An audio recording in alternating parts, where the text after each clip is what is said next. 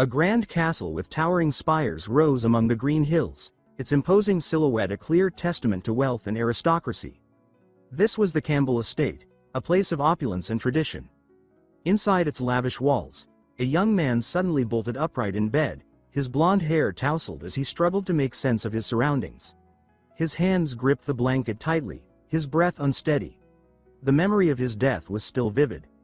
He stared at his hands, then at the extravagant Western-style room, something straight out of a historical drama. The realization hit him like a hammer. Either he was trapped in an elaborate dream, or he had been reincarnated in another world. He desperately hoped for the former. Stumbling towards a mirror, he examined his reflection. A young man, no older than 17 or 18, with a face that was both familiar and subtly different. And then it clicked. This was not his body. Panic crept in as he pieced together the horrifying truth. Seeking proof of reality, he grabbed a knife from the ornate dresser and pressed it against his finger, wincing as sharp pain shot through him. The stinging sensation confirmed his worst fear. This was not a dream. This was his new, unfortunate existence. If reincarnation had to happen, there were better choices. A hero, perhaps? A side character with potential? But fate had decided otherwise. He recalled a novel called The Strongest Heroine in History. A novel he had once read religiously. And within its pages existed a character doomed to failure. Moon Campbell. A useless, pathetic, womanizing fool who was exiled and forgotten by chapter 20. The mere thought made his stomach turn. The name alone was enough to make him want to scream. Bitterness settled in as he recognized his predicament. He had been reborn as a third-rate villain whose greatest accomplishment was making life slightly inconvenient for the protagonist. Before he could fully descend into despair, a knock on the door interrupted his spiraling thoughts. He responded with as much composure as he could muster, allowing entry. A maid, Anne, stepped inside with the poised grace of someone accustomed to handling privileged nobles. She informed him that his outfit for the upcoming banquet had arrived. Under normal circumstances, the old moon would have dismissed her with a lazy wave. But today, he was too preoccupied with his existential crisis to pretend. His response was short, barely acknowledging her words. Anne, however, was observant. Her sharp gaze landed on his hand, where a thin line of red still glistened. She noted his injury. He brushed it off as nothing more than a scratch, assuring her he could take care of it. She, however, stepped closer with an unsettling confidence. For a brief moment, he assumed she intended to bring a bandage. That would have been the logical course of action. But what actually happened defied all reason. Without hesitation, she took his hand, brought it to her lips, and licked the wound. His mind blanked. His body froze in place as he watched her, horror creeping into his expression. He could barely form a sound, let alone a coherent thought. She released his hand with a satisfied smile, remarking that not a drop of his precious blood should be wasted. The words sent a fresh wave of disbelief through him. His mouth opened and closed as he struggled to process the situation. Meanwhile, Anne remained entirely unfazed, advising him to take better care of himself before turning to leave. When the door closed behind her, he exhaled sharply, his heart still racing. And then, like a delayed impact, realization struck him full force. Heat rushed to his face as he buried it in his hands. His mind screamed at the absurdity of it all. Outside the room, Anne hesitated for a brief moment. That had been unexpected. The young master had actually thanked her. A rare occurrence, but she dismissed the thought quickly. Inside, however, Moon Campbell was on the verge of an existential breakdown. Why had the original Moon ever provoked the protagonist in the first place? He had everything: wealth, status, a mansion, and apparently, a disturbingly devoted maid. And if memory served him right, his downfall began when he drugged the third princess at the coming-of-age ceremony. Well, he thought bitterly, that could easily be avoided. A revolutionary concept, really. Smirking to himself, he made a decision. He would stay rich, keep his head attached to his body, and avoid exile at all costs. But then, a chilling realization struck him. When was the ceremony? His gaze darted to the outfit Anne had delivered.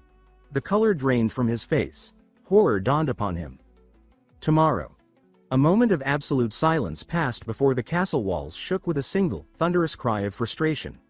Sprawled on his bed, Moon frantically searched for any clue, any sign of guidance in this new world.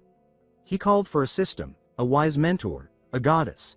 Anything that could offer him an advantage. But there was nothing. Just silence. Panic settled in as the realization struck him again. The ceremony was tomorrow. There was no time to rewrite history, no way to alter the course of events that would lead to his downfall. Would apologizing be enough? He doubted it. Another thought struck him. A far worse scenario. What if they forced him to grovel? What if he had to endure something humiliating, like licking the protagonist's feet in front of the entire nobility? A shudder ran through him. But then, a flicker of resolve. A real man, he told himself, wasn't afraid of a little humiliation. If it came to that, he would do it with dignity. His mind wavered for a brief moment on the condition that she at least wore black stockings, and then he steeled himself. He would fall to his knees before the heroine at the speed of light and bow 3 times if it meant survival. Before he could fully embrace his tragic fate, something hard smacked him right in the head. Stunned, he rubbed his forehead, scowling as he searched for the culprit. A book lay on the bed beside him, radiating a faint magical energy. At first glance, it looked like a simple tome, but as he held it, excitement surged through him. This was it. His cheat. His god hadn't abandoned him after all. Clutching the book to his chest, he felt a renewed sense of hope. He might still be cannon fodder, but at least now he had a fighting chance. Eager to unlock its secrets, he flipped it open, ready to embrace whatever power lay within. And then, nothing. The pages were blank. A long, painful silence filled the room. His eye twitched as he flipped through every page, searching for hidden text, an activation phrase, anything. But there was nothing. His fingers trembled as he muttered to himself, trying to rationalize the situation.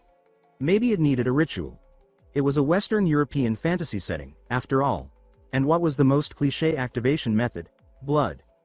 Without thinking too much, he ran his finger across his lip, creating a small scratch. A few drops of blood fell onto the pages, and for a moment, nothing happened. Then, the book began to tremble violently. Dark energy erupted from its pages, swirling around him in an ominous storm. Horror widened his eyes as an unbearable pain shot through his body. Blood dripped down his arms, and agony tore through his limbs. He barely had time to comprehend the situation before everything faded to black. When he awoke, he was no longer in his room. Chains bound him in a dark, cold space, his body aching from unseen wounds. His vision blurred, but as his surroundings sharpened, a figure emerged from the shadows, a girl with chilling red eyes. She smiled at him, sweet yet cruel, and whispered that she had been waiting for him to wake up. A surge of panic hit him as he struggled against the chains, but they held firm. Pain shot through his limbs, and she let out a disapproving sigh, remarking that pain was necessary. It was meant to teach a lesson. His mind reeled. What lesson? What was happening? She spoke again, her tone almost regretful. She said that this shouldn't have happened to him, but it was his own fault. His cruelty, his arrogance, his selfishness had led him here. His jaw clenched at the accusation. Ignoring his unspoken protest, she continued with eerie certainty. She claimed that his purpose had always been to hurt others, to make them despise him, to make them hate him. And in doing so, he would belong only to her. A deep chill ran down his spine as her lips curled into a grim smile. But then something in her expression shifted, her red eyes gleaming with dark devotion. She declared that it didn't matter. She would fix him, with her love, no matter how long it took. His breath hitched, stomach twisting as her voice softened with terrifying sincerity. She assured him that they would always be together, that not even death could separate them. And then, he screamed. Moon jolted awake, gasping for breath. His heart pounded violently, his body drenched in cold sweat. He clutched the sheets, struggling to convince himself that it had been just a dream. But had it? His muscles still ached, his arms burned where the chains had held him. It had felt real. His breath caught as his gaze landed on his arm. Dread slithered down his spine. If this book was supposed to be his advantage, then why did it feel like it was actively working against him? With shaking hands, he flipped the book open again. This time, ominous letters stared back at him, sending a shiver through his very soul. Do not try to change your destiny. Moon muttered the words aloud, feeling the weight of them settle over him. Dark energy seeped from the pages, a silent confirmation of his worst fears. If he tried to change anything, he would suffer for it. But if he did nothing, exile and disgrace were inevitable. He scowled, staring out the window. His initial plan, to keep his head down and stay out of trouble, had clearly been a joke. The book wasn't giving him a choice. He then remembered that in the original story, his character didn't die. He was simply exiled and became a beggar. If disappearing meant a fresh start, then that was exactly what he would do. As socialist proletarian fighter, he could still make a good living in this world with his knowledge. But first, food. With renewed determination and an empty stomach, he indulged in one of the finest meals he had ever tasted. The meat was so tender it melted in his mouth, the wine rich and smooth like liquid luxury. His mother, Duchess Noyce Campbell, watched him curiously, remarking that he looked rather pleased. His father, Duke Lon Campbell, chuckled over his wine, noting that tomorrow's banquet was an important event for him. Moon replied that he was looking forward to it, more or less. The Duchess beamed, commenting that her son was growing up so fast and that all the young ladies would surely be swooning over him. The Duke, however, had other concerns. He reminded them that Moon already had a fiancée, Princess Celia. If she became jealous, it could cause trouble. Moon blinked. Who? Then, memories resurfaced. Princess Celia. The third princess of the empire. Cold, reserved, mysterious. A woman who had countless admirers but seemed utterly uninterested in any of them. He held back a bitter laugh. Only his parents thought he was perfect. They were good people, too good. And thanks to the scandal that would unfold at the banquet, they would be exiled. But why? The book insisted that he couldn't change his own fate, but it never said anything about changing theirs. Everyone assumed his scandal at the banquet was what led to their downfall. But the truth was different. His father would be accused of treason, the victim of a political conspiracy among the nobility. Moon had a plan. It wasn't the best plan, but when the alternative was either uncovering the real culprit or getting exiled and dying as a beggar, he had to make do. He needed to either expose the mastermind behind his family's downfall or find someone else to take the fall. The crime he was supposed to commit, insulting the princess, wasn't as simple as slipping poison into her drink. Ordinary poison wouldn't work anyway. The third princess was a magical genius who could probably detect toxins with a single breath. No, he needed something special. Unfortunately, his memories of the mansion contained exactly 0 references to hidden stockpiles of rare poisons. That meant finding another source. Preferably one that didn't involve him getting shanked in a back alley. He recalled a place from the novel, who dealt in the kind of merchandise he needed. The problem? It wasn't exactly nearby, and sneaking out before a grand ceremony was asking for trouble. As he mulled over his predicament, a sudden clatter snapped him out of his thoughts. A servant girl carrying a tea tray had tripped after bumping into him, spilling the tea. She winced, rubbing her ankle, letting out a miserable whimper about the wasted tea. Still half distracted, Moon mumbled that it was his fault. He hadn't been paying attention. The reaction was unexpected. The maid stiffened as if he had just declared he was about to personally throw her out a window. In a panicked stammer, she begged for forgiveness, promising to clean up immediately and pleading not to be punished or dismissed. She swore she would do better. Moon blinked, caught off guard. Wait, what? She looked one step away from prostrating herself, which only drove home how terrible his predecessor must have been. Rubbing his temples, he sighed, telling her to relax. He wasn't going to punish her. The girl hesitated before hesitantly asking if he was serious. He confirmed it, then frowned as he took a closer look at her. She looked pale, feverish, on the verge of collapse. He asked why she was even working when she was clearly unwell. Noelle, the maid, introduced herself hesitantly, looking genuinely taken aback by Moon's concern. It was as if the idea of basic human decency was completely foreign to her. She quickly tried to brush off the issue, explaining that there weren't enough workers due to the upcoming banquet preparations. Moon responded flatly that it was a dumb excuse. Sick people shouldn't be working. The logical solution was to hire more servants. A thick silence followed, so heavy it could have been cut with a dull butter knife. Anne, another maid, exchanged glances with Noelle before replying cautiously. She reminded him that he had explicitly forbidden hiring outsiders, claiming they were filthy. Moon fought the urge to groan. His past self was truly the worst. Without hesitation, he announced that he had changed his mind and ordered them to bring in more workers. Anne nodded, ever composed, but Moon caught the way she eyed him, as if bracing for an impending disaster. It was obvious she intended to keep a close watch on him from now on. He ignored it. There were more important things to worry about. He needed something that could help him escape his fate, a VIP pass to the black market. His past self, despite being utterly useless, had at least managed to acquire one redeeming item. After ransacking his belongings, he finally found it. A sleek black card, practically radiating illegal activity. Twirling it between his fingers, he muttered aloud, wondering if his original self had been a complete scumbag. The answer was almost certainly yes. With his golden ticket in hand, he made his way to the Chessford trading house, using the excuse of purchasing jewelry for his parents. Then, slipping away unnoticed, he headed toward the infamous city of Belron. Finding the entrance to the black market was easy enough. It was hidden within the stinking, rat-infested sewers outside the capital. Lovely. Lighting a torch, he pressed forward until he reached a massive iron door, guarded by a brute of a man with the warmth of a slab of cold meat. The guard demanded to know who he was. Moon deadpanned, called himself a sewer rat. The guard snorted, and asked for his purpose. Moon answered that he was looking for carrion. That seemed to be the magic word. With a grunt, the guard stepped aside, allowing him through the towering doors. Inside, the underground black market sprawled before him, a chaotic maze of illicit goods and merchants hawking everything from magical creatures to human lives.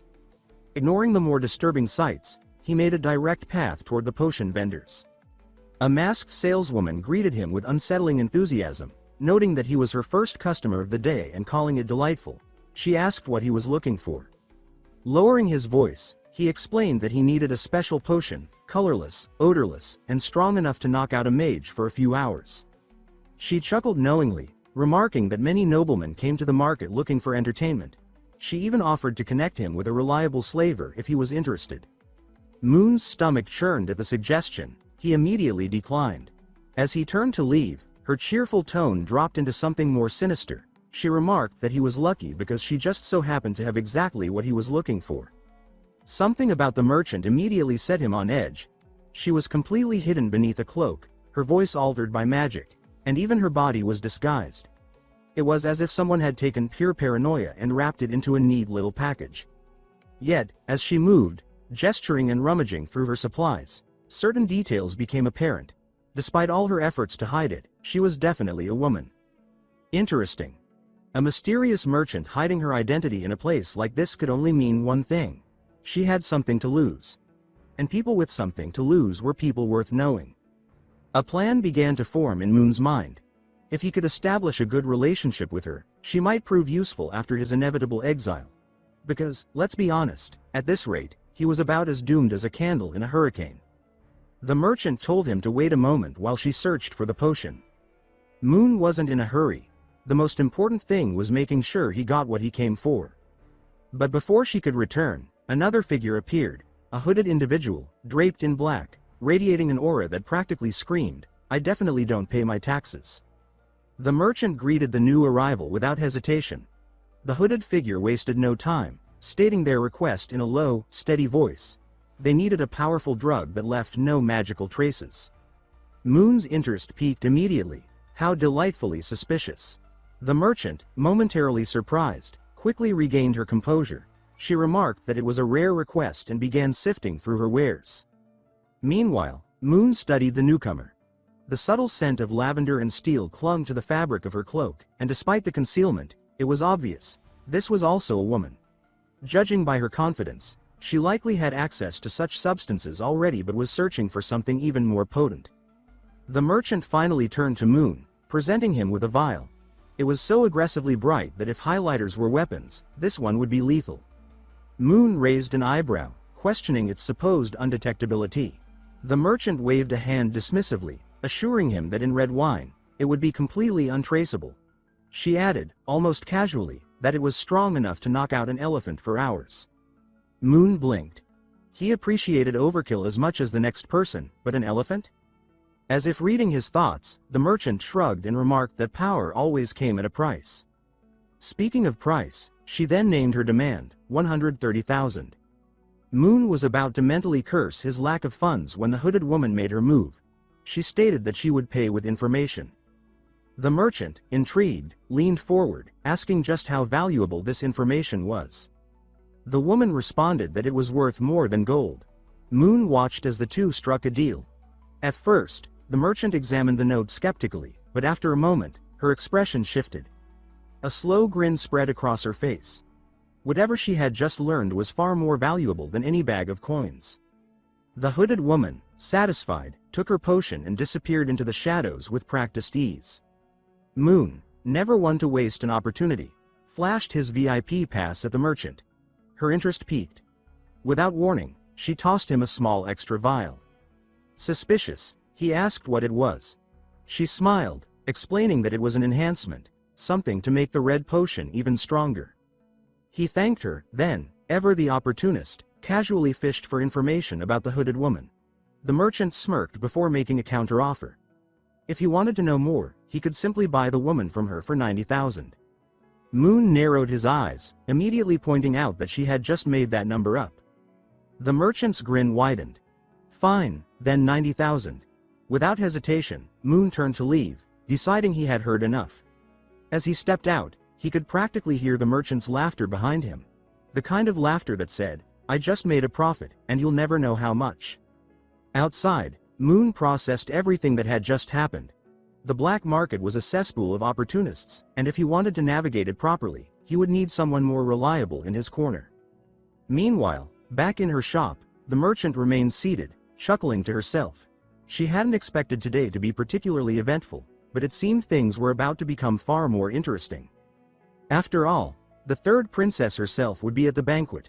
New servants were being hired at the Campbell estate, and an aristocrat was snooping around for undetectable drugs. The second prince, who despised his talented sister, might find this information worth purchasing. The duke, who had fallen out with the Campbell family, might also be willing to pay for it.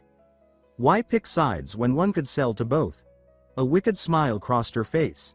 She was about to kill two birds with one stone, and make a fortune doing it. The grand halls of Campbell Palace shimmered with opulence, chandeliers casting a golden glow over the noble guests. They had nothing better to do than sip expensive wine and whisper judgments about each other behind forced smiles.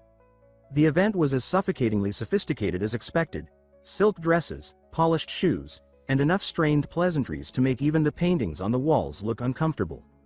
Moon stood at the center of it all, playing the role of a charming young noble. It was a drastic departure from his predecessor's usual arrogant persona. He had barely adjusted to his surroundings when a marquis approached, dragging along his daughter as though presenting an unwilling sacrifice. The marquis introduced her. Lady Evelyn. His tone carrying the enthusiasm of a man delivering bad news. The girl, however, seemed to have very different thoughts about this introduction. The moment her eyes met Moon's, her face turned the color of an overripe tomato. Beads of nervous sweat formed on her forehead as her hands fidgeted with the fabric of her dress. Her attempt at speech came out fractured. She stammered out an awkward greeting, her voice cracking like cheap porcelain. Moon raised an eyebrow, waiting for the usual pleasure to meet you or at least a half-hearted courtesy. Instead, her wide eyes darted around, frantically searching for an escape route. A moment later, she squeaked out that her mother was calling for her, before promptly spinning on her heel and bolting out of the hall with urgency. A brief silence followed. The marquis coughed into his hand, visibly embarrassed, before apologizing for his daughter's behavior. He explained that she was simply shy, though it was painfully obvious to everyone that shy wasn't quite the right word. Moon, keeping his expression composed, offered a diplomatic smile and assured the marquis that he understood completely. Internally, however, he was struggling not to laugh. Ah, yes. The original Moon Campbell. So insufferable that young noblewomen would rather fake parental summons than spend even a minute in his presence. If there were a competition for the most avoided aristocrat, Moon Campbell would have won by unanimous decision. His amusement was short-lived as he caught the suspicious glances of the other guests. It wasn't just Lady Evelyn. Many in the crowd were looking at him with the same wary, distrustful expressions, as if waiting for him to do something obnoxiously villainous. He supposed he couldn't blame them.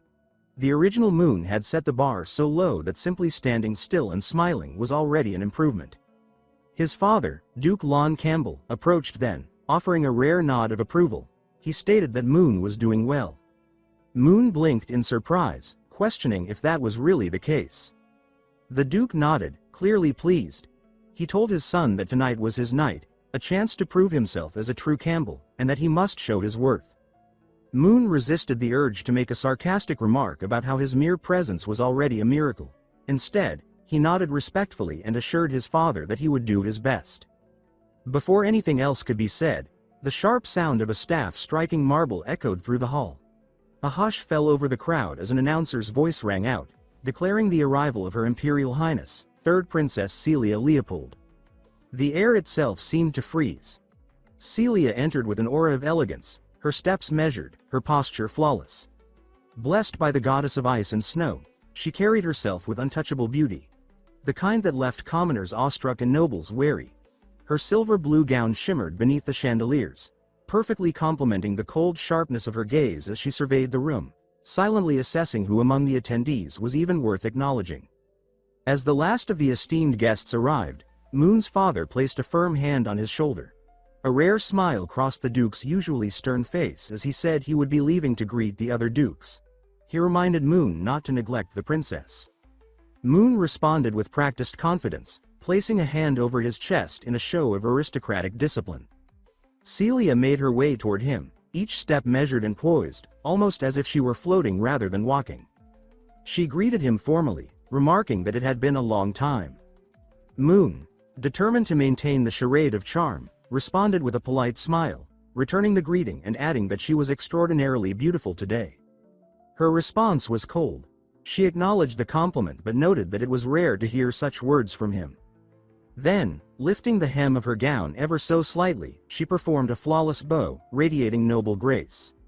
Moon, keeping up appearances, returned the bow with equal politeness, hand over his chest. With a lighthearted tone, he commented that her words made him seem like the kind of rude person who couldn't control his own mouth. He asked if that wasn't a bit unfair. Celia's piercing gaze met his, and for the first time that evening. With a light chuckle, he noted that the princess must be tired after traveling from the royal city and suggested that she take a moment to rest. The banquet wouldn't officially begin for a while. A pause. Then, without another word, Celia turned on her heel and walked toward the rest area, simply stating that it would be appreciated. As soon as she disappeared from sight, Moon let out a quiet exhale, rubbing the back of his head. He muttered to himself that she was finally gone. Beautiful, yes, truly beautiful, but also terrifying. No wonder she was the novel's first female lead. Meanwhile, Celia moved through the hall, exchanging the expected greetings with nobles, her poise never wavering. But her mind was elsewhere. Something about Moon seemed different. She stole a glance back at him, still standing among the guests. His usual arrogance had been replaced with something eerily close to politeness. Before she could dwell on the thought, a shift in the room's atmosphere pulled her attention elsewhere. A murmur spread through the crowd, quiet whispers carrying through the banquet hall. Moon, sensing the shift, subtly tuned in. Nobles always whispered behind one another's backs, but this was different. There was something sharper in their voices, something that carried weight. He listened. They spoke of an illegitimate daughter. Disbelief laced their words as they questioned why she was here. One mentioned a duel with her betrothed. Another remarked that Duke Bugart had just named her his heir. Disdain filled their tones as they expressed their outrage. Not only was she illegitimate, but a woman? How had she qualified to inherit earldom? Moon's gaze flickered toward the entrance. Sure enough, the subject of their gossip had arrived. Two girls stepped inside, walking side by side, one tall, one short. Moon had expected this night to be exhausting, but now it was beginning to look like an actual battlefield. His gaze locked onto the two figures entering the hall. He knew them all too well. The tall girl on the left carried herself with an overwhelming aura, the kind that could shatter a lesser man's ego on sight. The undisputed, battle-hardened, and absolutely terrifying true protagonist of this world, Ariel Bugart. Ariel showed no reaction to the judgmental stares or whispered insults from the noble crowd. Instead, walked forward then, with casual ease, she raised a hand in greeting and acknowledged Moon, remarking that they met again and asking how he had been lately. Moon, slightly caught off guard, was about to respond, perhaps even manage a passable polite greeting, when disaster struck. An obese nobleman wearing glasses suddenly burst forward, practically foaming at the mouth. His stubby finger jabbed in Ariel's direction as he bellowed in outrage, demanding to know how lowly, illegitimate daughter dared to address young Master Moon so casually. For a brief moment, Moon's soul left his body. This was exactly the kind of thing that got people killed. Without thinking, pure survival instincts kicked in. He lunged forward, slapping a hand over the nobleman's mouth before he could dig an even deeper grave. Through gritted teeth, he ordered him to shut up. Moon, still restraining the struggling nobleman, forced a stiff smile and responded politely, addressing Ariel by her full name and thanking her for her concern. Ariel blinked. The Moon Campbell she knew, the insufferable, sneering, pompous noble brat, had just spoken to her with perfect courtesy. By her full name, no less. Something was wrong. Very wrong. She lowered her head slightly, covering her mouth with her hand as she thought to herself. What is happening here? Has he come to his senses? Or is this some elaborate scheme? Meanwhile, Lee, standing awkwardly beside Ariel, remained thoroughly confused by the chaotic scene unfolding before her. Moon then turned to her, his expression warm. He greeted her gently, calling her by name and offering his hand in introduction. Lee's eyes widened in pure shock. She blurted out her surprise, noting that young Master Moon actually knew her name. Moon, maintaining his polite demeanor, slightly bent forward, his outstretched hand waiting for her to shake. He remarked that he could hardly be unaware of such an important guest at tonight's banquet. Before Lee could even consider taking his hand, it was slapped away, hard. Moon recoiled slightly, blinking in confusion. Ariel now stood between them. With cold precision, she demanded to know what he was up to. Moon stared at her, utterly baffled. As she leaned toward him, he instinctively leaned back, nervous sweat forming at his brow. He hesitantly addressed her, but she didn't let him finish. Ariel stated that she had only come out of respect for his father. She then made it clear that she didn't know what game he was playing, but she wouldn't tolerate it. With a hard jab to his shoulder, she narrowed her eyes and warned him, if he tried anything against Lee, she would personally make sure he regretted it. She didn't wait for a response. With that, Ariel spun around and strode toward the hall's interior. Without looking back, she instructed Lee to follow. Lee hesitated for a moment, glancing at Moon with uncertainty before hurrying after Ariel. And just like that, they were gone. Exhaling sharply, Moon closed his eyes for a moment before forcing an awkward smile. It seemed the original Moon Campbell had left him a truly terrible history with her. Shaking off the thought, he turned on his heel. Looking straight ahead, he thought that there is no point in dwelling on it. After tonight, their paths would diverge. Two parallel lines, never meant to cross again. She would be this world's great savior, and he would play the role of a diligent noble heir, bound by his family's expectations. A beautiful future for both of them. The ceremony commenced in no time. Moon stood on the observation deck of the second floor, his parents beaming with pride behind him, basking in the glow of their well-bred son. Below, nobles gathered. Taking a deep breath, he bowed to the crowd. The room fell silent. With as much dignity as he could muster, he began. His voice rang clearly through the hall, each word carrying the weight of an 18-year-old noble forced into adulthood too soon. Under the guidance of his dear parents, he declared that he had come of age. Finally, he reached the grand closing line. He declared to the gathered nobles that from this day onward, he would officially be considered the heir of the Campbell family. His parents clapped proudly. The nobles followed suit, their polite applause echoing through the hall. Moon stood there, smiling like the perfect heir should, but inwardly, he knew the truth. It was a lie. Yes, he had said the correct lines. Yes, he had played his role well. But after tonight, everything would shift. His so-called heir status was nothing more than a limited-time promotion. Still, the speech ended with enthusiasm, and at last, he was free to loosen his tie and exhale. Under his breath, he muttered that it was finally over. With that, the ballroom truly came alive. Nobles paired off, twirling across the floor like elegant marionettes. Laughter and polite conversation filled the air. Moon, standing to the side, took the moment to strategize. Now for the main task. His gaze swept across the ballroom, searching. Celia, where was she? His eyes landed near the grand French windows. There she was, Princess Celia, untouched by the festive atmosphere. She stood alone, a glass of red wine in hand, gazing silently out at the night. The golden light from the chandeliers softened against her profile as she admired the view. Moon sighed. He had abandoned the imperial princess at her own banquet. Truly, he was a flawless host. Walking up to her, he bowed slightly, adopting an air of exaggerated regret. He remarked that he had made a terrible mistake. Leaving the esteemed princess alone was highly disrespectful of him. Celia turned to face him, one eyebrow arched. She addressed him plainly, calling him by name. Moon, ever the picture of noble charm, elegantly extended his hand. His other hand rested behind his back as he gave a slight bow. He mused aloud, wondering if he might be fortunate enough to have this dance with her. Celia blinked, briefly caught off guard. She questioned whether he was truly inviting her. Moon's smile remained warm, perhaps too warm. He assured her that of course, he was. For a moment, she hesitated. But then she sighed, shutting her eyes briefly before reaching forward. With delicate grace, she placed her hand in his. She murmured that since it was his coming-of-age ceremony, she supposed she had no reason to refuse.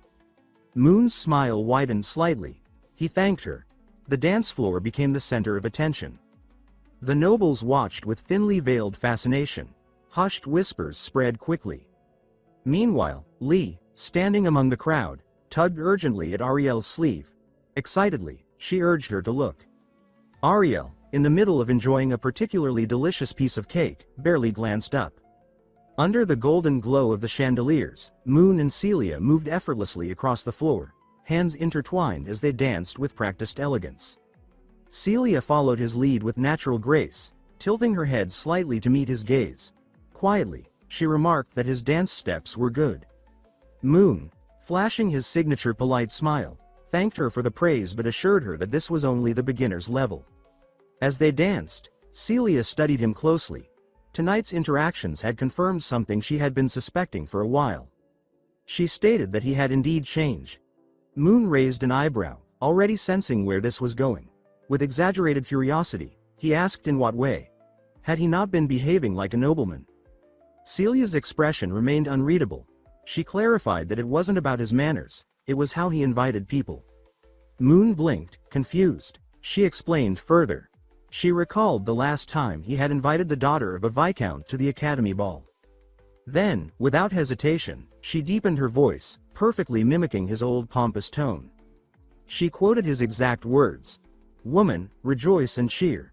I have mercifully rewarded you with a dance with me." Moon physically recoiled. His soul momentarily left his body. Avoiding eye contact, he turned his head slightly, struggling to come up with a response. Celia, however, showed no mercy. Her smirk faded, her tone turning cold as she asked if she had imitated him well. Moon forced a smile, the picture of strained politeness. He admitted it was his mistake and suggested, with clear desperation, that they pretend it never happened. Unfortunately for him, Celia had a sharp memory and an even sharper tongue.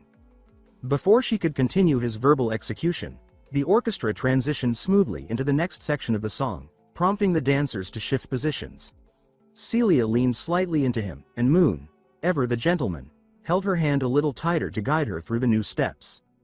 Then, lowering his head, he whispered in her ear. He asked if, after this dance, he might invite her to his room. Celia instantly stiffened. Her expression darkened, and she prepared to reject him outright.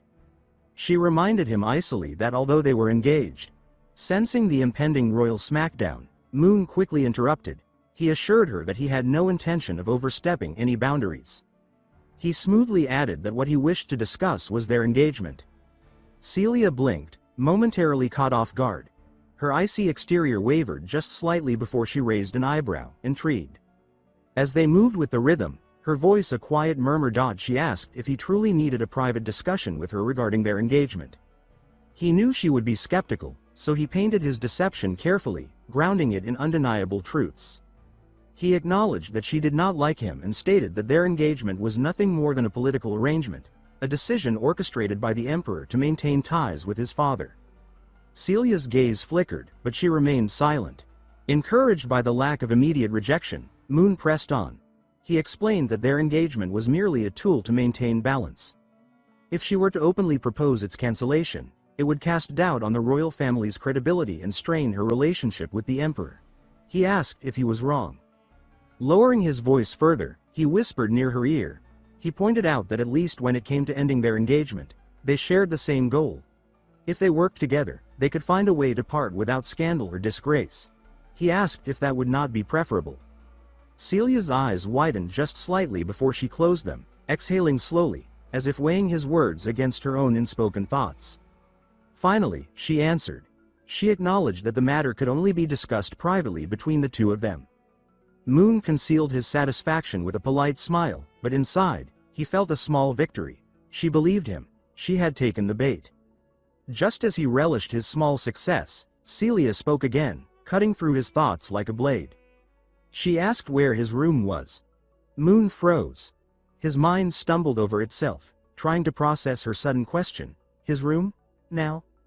Before he could formulate a response, Celia had already made her decision. Without hesitation, she took his arm and began leading him out of the ballroom, her grip firm and unwavering. Moon barely managed to keep up as she strode forward with purpose, paying no attention to the curious glances thrown their way. He called out to her in alarm, but she did not slow down. At the far end of the hall, where the golden light of the chandeliers faded into shadows, two figures watched in silence.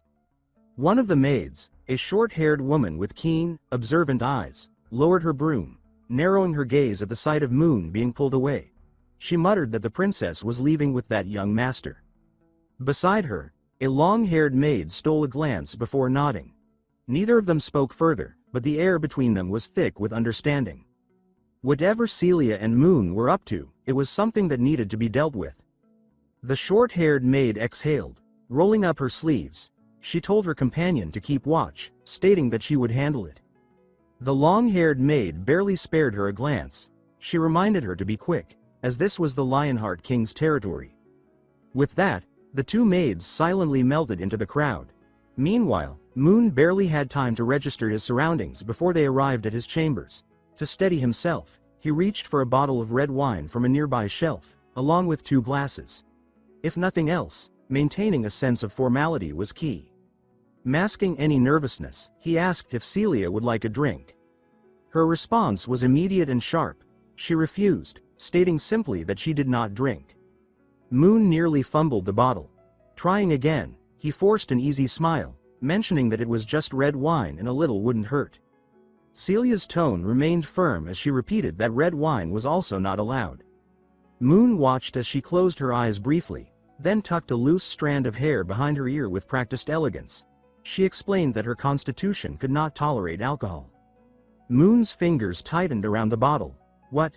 His face remained neutral, but internally, alarm bells rang. She doesn't drink.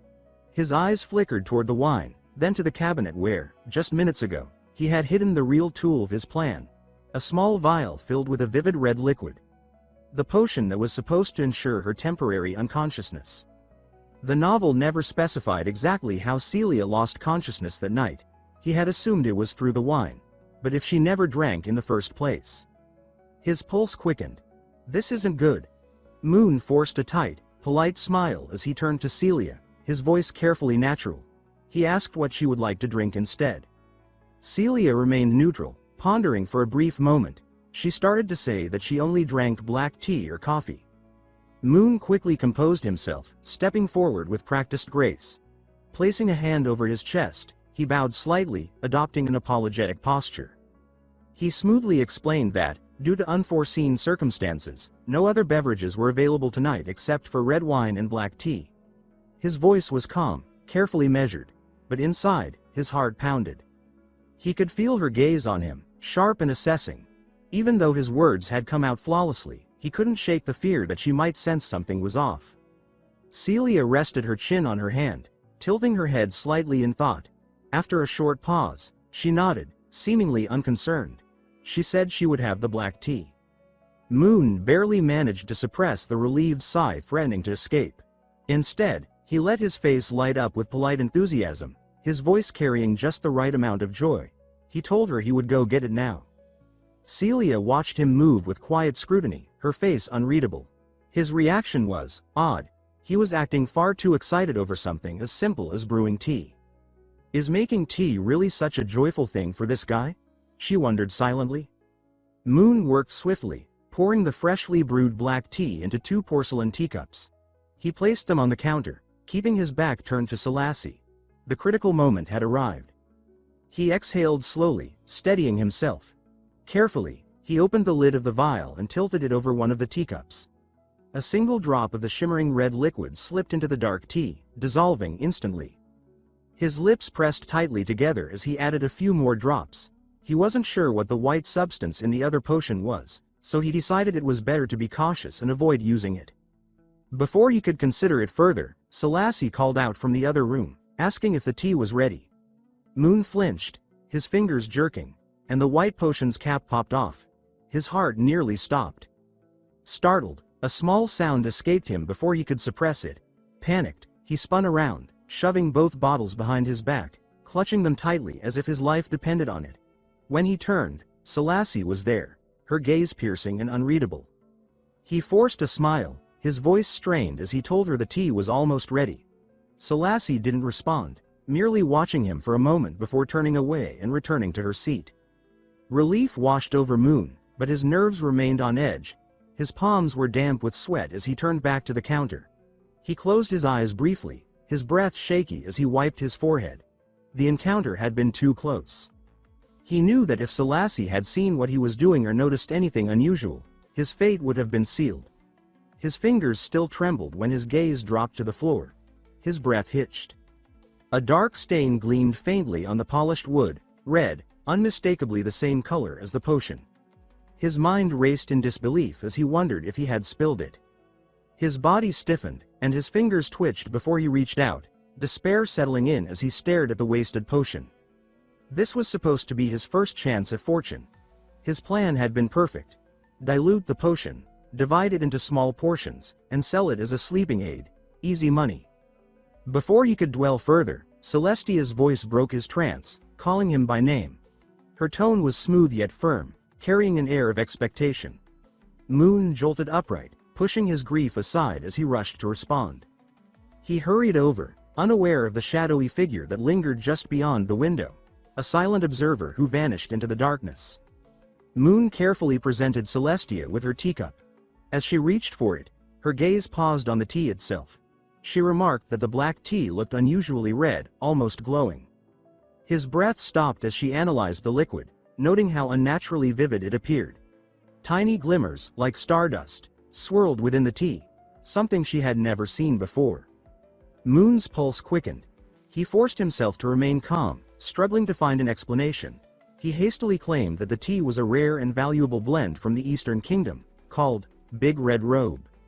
Celestia traced the rim of the cup with her fingers, her lips curling slightly. She remarked that if the tea was so rare, then surely Moon should drink first. His throat went dry. He tried to dismiss her suspicion with a nervous smile, weakly joking that he would never attempt anything dishonest. Celestia, unimpressed, sighed and stated that proper etiquette required the host to drink first. Knowing he had no choice, Moon reluctantly agreed. Just as he raised the cup to his lips, Celestia's voice stopped him. She quietly instructed him to wait. His heart clenched as he turned back to face her, only to watch in horror as she reached out and took his cup for herself. For the first time that night, Khaleesi smiled, a small, knowing smile that made Moon's heart stop. She suggested that they swap cups. Moon tried to speak, but his voice faltered between a protest and sheer panic. He struggled to form words, but before he could react, Khaleesi had already lifted the cup to her lips and taken a delicate sip. The room fell into absolute silence. Moon watched in horror as she remained frozen, motionless. His heart pounded violently, and his hand reached out instinctively as he shakily addressed her. He noticed her expression shift, her eyes turning hazy, her breath unsteady. A faint red flush crept across her face. Before she could say another word, her body swayed, and the teacup slipped from her fingers, shattering on the floor. She collapsed onto the sofa, unconscious. For a moment, Moon stood frozen, his heartbeat thundering in his ears. Then, slowly, he exhaled. He muttered to himself that the potion had worked. His eyes scanned her still form, and he realized the mixture was far stronger than he'd expected. Seeing it take effect so quickly, especially on someone as powerful as Khaleesi, was unsettling. He wiped the sweat from his brow and tried to gather his thoughts. The plan had succeeded, but now what? He remembered what was supposed to happen next. According to the novel's plot, Ariel, the Overlord girl and the last person Moon wanted to deal with, was supposed to arrive soon. He knew he had to prepare the scene exactly as it was described in the story. He carefully adjusted the folds of Kalisia's gown, nothing improper, just enough to create the illusion of disarray that matched the novel's details. He ruffled his hair, loosened his collar, and ensured he appeared just the right amount of disheveled. Everything had to be perfect. Glancing at the door, he took a deep breath. Everything was set. Now, all he had to do was wait for the misunderstanding to unfold. Moon remained in the dimly lit room, fingers tapping anxiously on the wooden table as he stared at the door. Any minute now, Ariel was supposed to arrive, sword drawn, ready to expose him and turn this moment into a chaotic climax. But time kept passing. He glanced at his silver pocket watch, his brow furrowing. Too much time had gone by. He whispered to himself, wondering why Ariel hadn't arrived yet. By now, she should have been here, confronting him, rescuing Kalisia, and turning this whole staged scenario into a predictable mess. But half an hour had passed, and nothing had happened. Unease began to build inside him. Moon retraced the events in his mind, piecing together the timeline. Then, a memory surfaced. Noelle, the maid. He recalled that in the original novel, a blonde maid had accidentally spilled tea on Ariel's dress, forcing her to leave for the bathroom, where she was supposed to stumble upon his staged scene. But yesterday, Moon had dismissed all the sick maids, including Noelle. A cold realization settled over him. He had changed the plot. His gaze shifted to Kalisia's unconscious form. The glow of the lanterns flickered across her face, illuminating the unnatural flush in her cheeks and the faint crease in her brow. His hands clenched tightly. If the story had already veered off course, what else might change? He told himself to stay calm. There had to be a way to fix this. But before he could think further, something shifted in the room. The air felt colder, sharper, a creeping chill that slithered through the space. It wrapped around him like an unseen force, seeping into his skin. Before he could finish the thought, hands reached out toward him. His eyes widened in alarm as a surge of glacial energy exploded behind him. A powerful wave of cold magic tore through the room, splintering chairs, cracking wood, and coating every surface in a layer of ice. The once warm room transformed into a frozen abyss in seconds. Moon barely had time to react before something heavy crashed into him.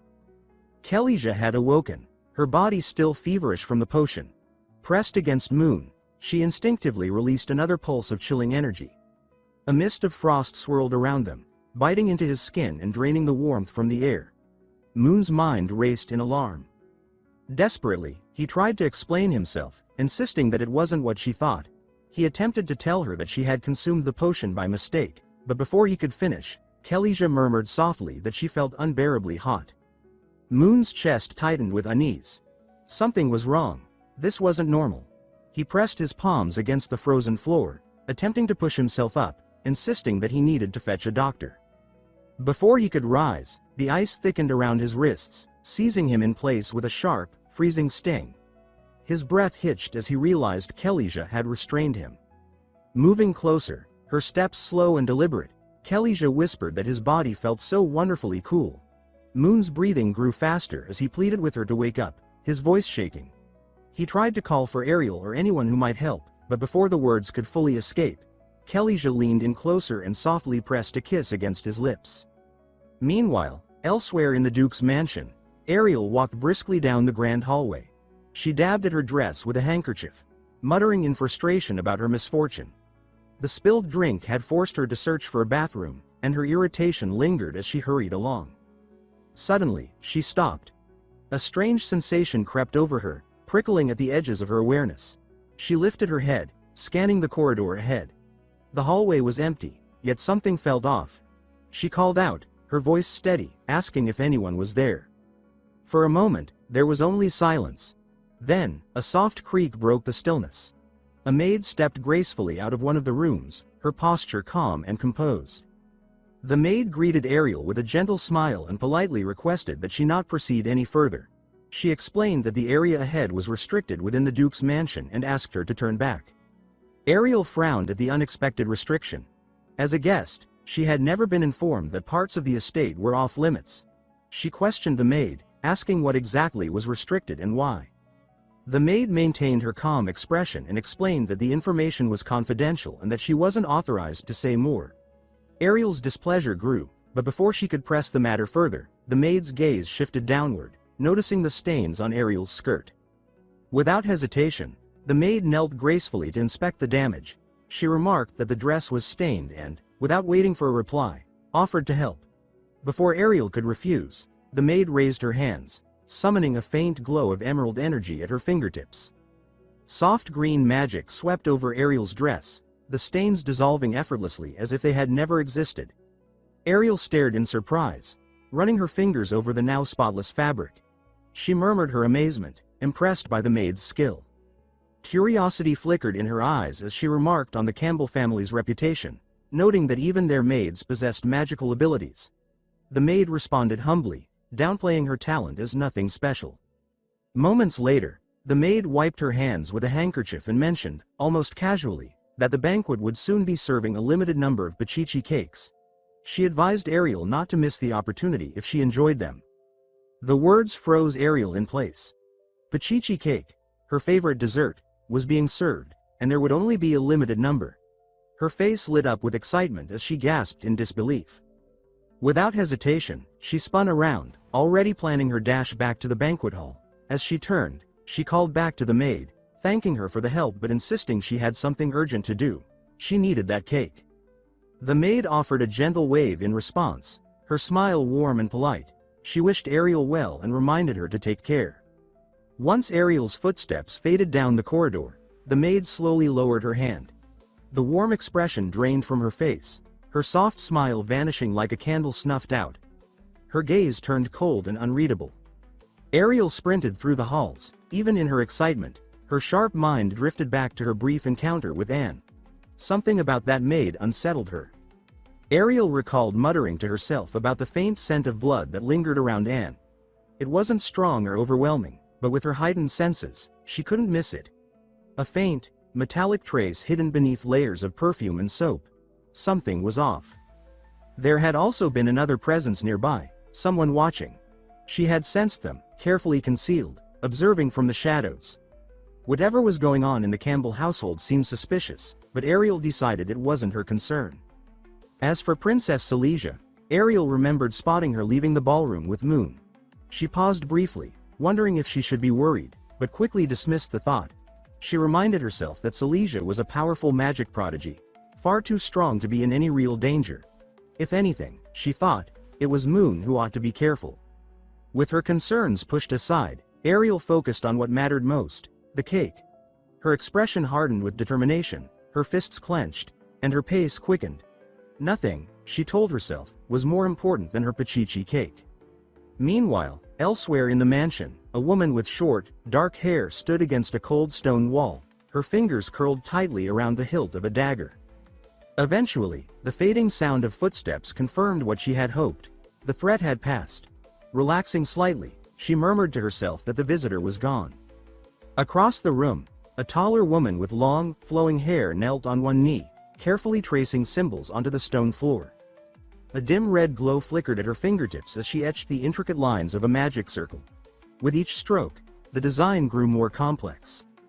The short-haired woman glanced at her with suspicion and asked if the visitor had been one of her targets. The long-haired woman didn't pause in her work. She explained calmly that the visitor had originally been targeted by number 9. Hearing that name made the short-haired woman tense. Her fingers twitched against her dagger's hilt. She repeated the name, her voice hinting at unease. The memory of a past mission, one that had ended poorly, lingered at the back of her mind. The long-haired woman continued speaking, explaining that the girl had managed to surpass her opponent by 2 whole realms, yet had still been defeated in the end. Silence stretched between them before the short-haired woman clicked her tongue and dismissed the thought. Her eyes returned to the glowing array, and her frown deepened. She warned that the process was taking too long. The long-haired woman, still focused on her work, replied that this was no simple spell. She explained that the enchantment had been originally crafted by Lionheart King Ron Campbell, covering the entire duchy. Quietly breaching it without drawing attention, she added, was no easy task. The short-haired woman's frustration mounted. She warned that time was running out. If Moon Campbell or Princess Silesia suddenly appeared, their mission would be ruined. The long-haired woman remarked quietly that there was no need to worry. While scouting earlier, she had seen something that suggested their targets wouldn't be a problem. In a dimly lit room, she recalled spotting Silesia atop Moon. Moon had been pinned beneath her, his face frozen in shock, helpless and unmoving. The long-haired woman believed they wouldn't be interrupted anytime soon. Moon closed his eyes, letting out a weary sigh. He had no idea how to fix the mess he was in. As he struggled for answers, a sudden chill swept the air, prickling his skin with a sharp, dangerous cold. His eyes snapped open. A sword of shimmering frost hovered inches from his face. Silesia stood before him, her expression a turbulent storm, her grip steady on a blade made entirely of ice magic. The frigid aura around her was suffocating. She said coldly that he should speak his last words. This was his final chance before death. Moon swallowed hard. This was bad, very bad. Slowly, he braced his hands on the ground and inched backward, forcing a shaky smile. He joked that if he said nothing, maybe he could survive. But before he could finish, the room's temperature plunged further, frost crackling along Silesia's blade. She declared icily that since he had no final words, she would finish it now. Moon's mind screamed in panic. Wrong move. He scrambled backward, waving frantically, pleading that he did have something to say. He just needed a second. Silesia didn't lower her sword. Her piercing gaze locked onto him, magic radiating lethal intent. He knew if he didn't act fast, he was finished. Desperately, he gambled on the wisdom of his past life. Taking a breath, he placed a hand over his chest and stared at her with as much sincerity as he could fake. He spoke solemnly about once having a sincere love he failed to cherish, regretting it only after losing it. Silesia narrowed her eyes but listened, the frost around her blade lingering. Encouraged, Moon continued, saying that if God gave him another chance. He didn't finish. An icy blade slashed the air, slicing strands of his hair. Moon yelped and clutched his head. Silesia demanded furiously if that was supposed to be his excuse. Moon laughed nervously, scratching his head, saying that sincerity came in many forms. Wrong answer. Silesia's fury surged. Ice crackled along her sword and fingers. She snapped that trickery wasn't sincerity. Moon flinched. Silesia's voice trembled with more than just rage. She accused that if he truly liked her, he would have faced her openly, honestly, with strength and sincerity, not through deceit. Her voice broke slightly at the end. Moon finally saw it, the trembling hands, the stiff shoulders. She was barely holding herself together. Then she looked away, a single tear sliding down her cheek. Guilt stabbed him. Moon apologized, forcing himself to confess that he never meant to offend her. He just wanted results and couldn't think of a better way. Before he could say more, Silesia slashed at him again, screaming for him to shut up and kneel. Tears streaked her furious face. Just as her blade nearly struck, a sharp knock echoed at the door, freezing the moment. Silesia tightened her grip on her sword. Moon, still kneeling, turned toward the door, torn between hope and fear. After a tense beat, Silesia shoved her sword down but replaced it with something just as dangerous. She grabbed Moon by the neck, lifting him effortlessly. She ordered coldly that he tell whoever was knocking to leave. Moon gasped, struggling under her grip, and managed to explain that the room was soundproof, only knocking could be heard outside. Silesia's eyes darkened in frustration. With a scoff, she released him, shoving him roughly to the floor. She stated icily that he would live for now, he should get dressed and open the door. Moon coughed, rubbing his sore neck, and hurried to obey, his mind racing through grim outcomes. Death by Silesia, execution by the king, or torture in some dungeon. Every option ended the same. Dead. Sighing grimly, he opened the door, bracing for Ariel's arrival. Her timing was supposed to save him according to the original plot. But the voice that greeted him wasn't hers. A polite, unfamiliar maid stood there, carrying a tray of desserts and tea. She said sweetly that the madam had noticed the long conversation and thought they might be hungry.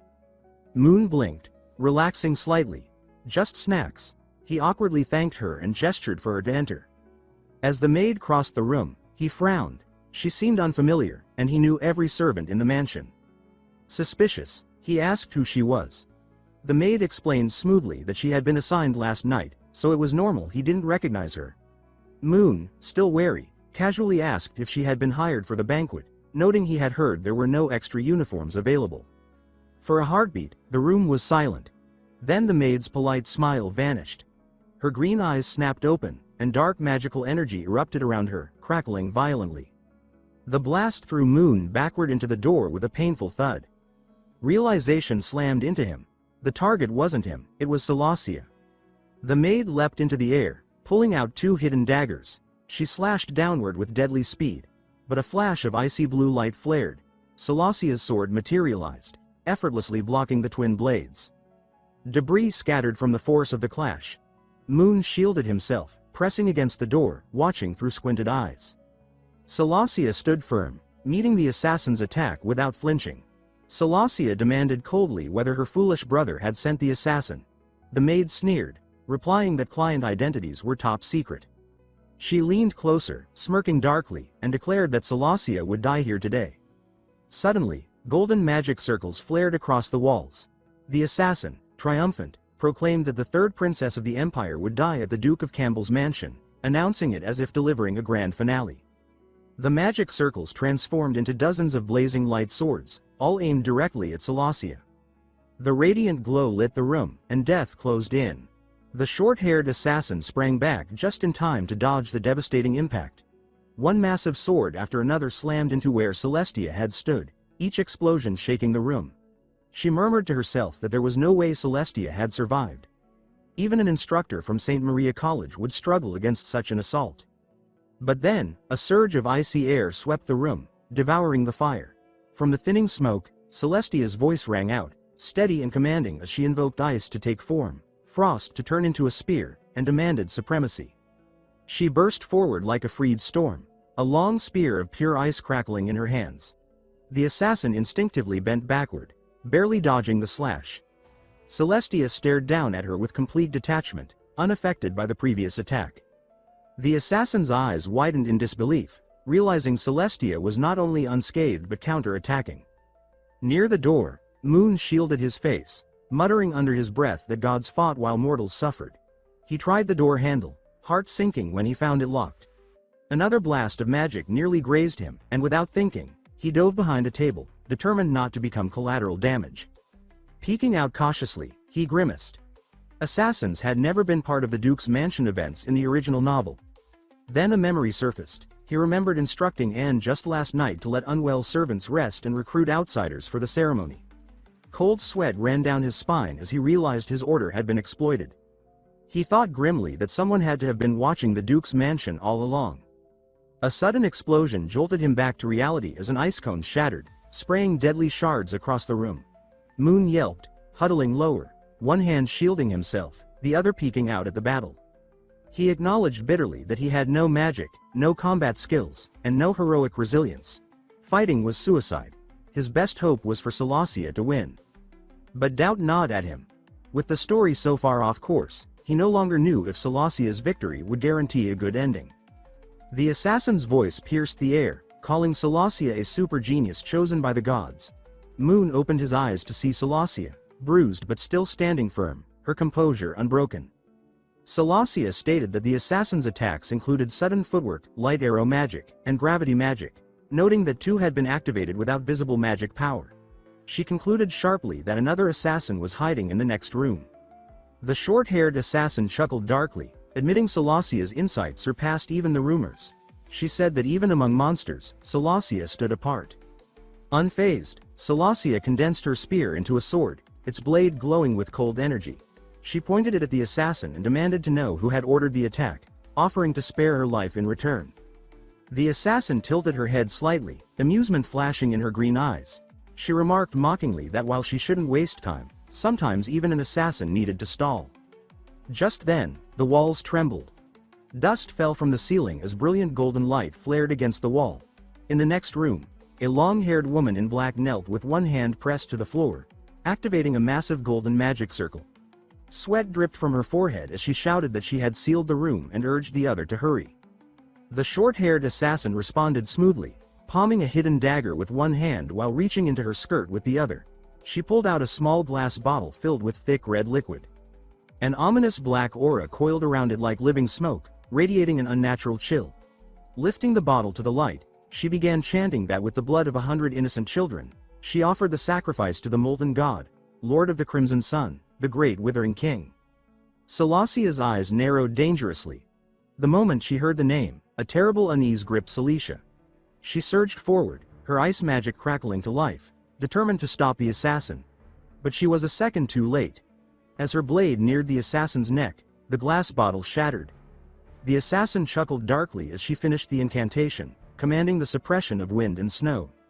A storm of crimson tendrils burst from the broken bottle, swallowing Celicia's icy energy and slamming into her with brutal force. She was hurled backward, crashing into a bookshelf as an avalanche of books rained down. Glaring through the chaos, Celicia spat breathlessly that evil priests had dared to crawl into her presence.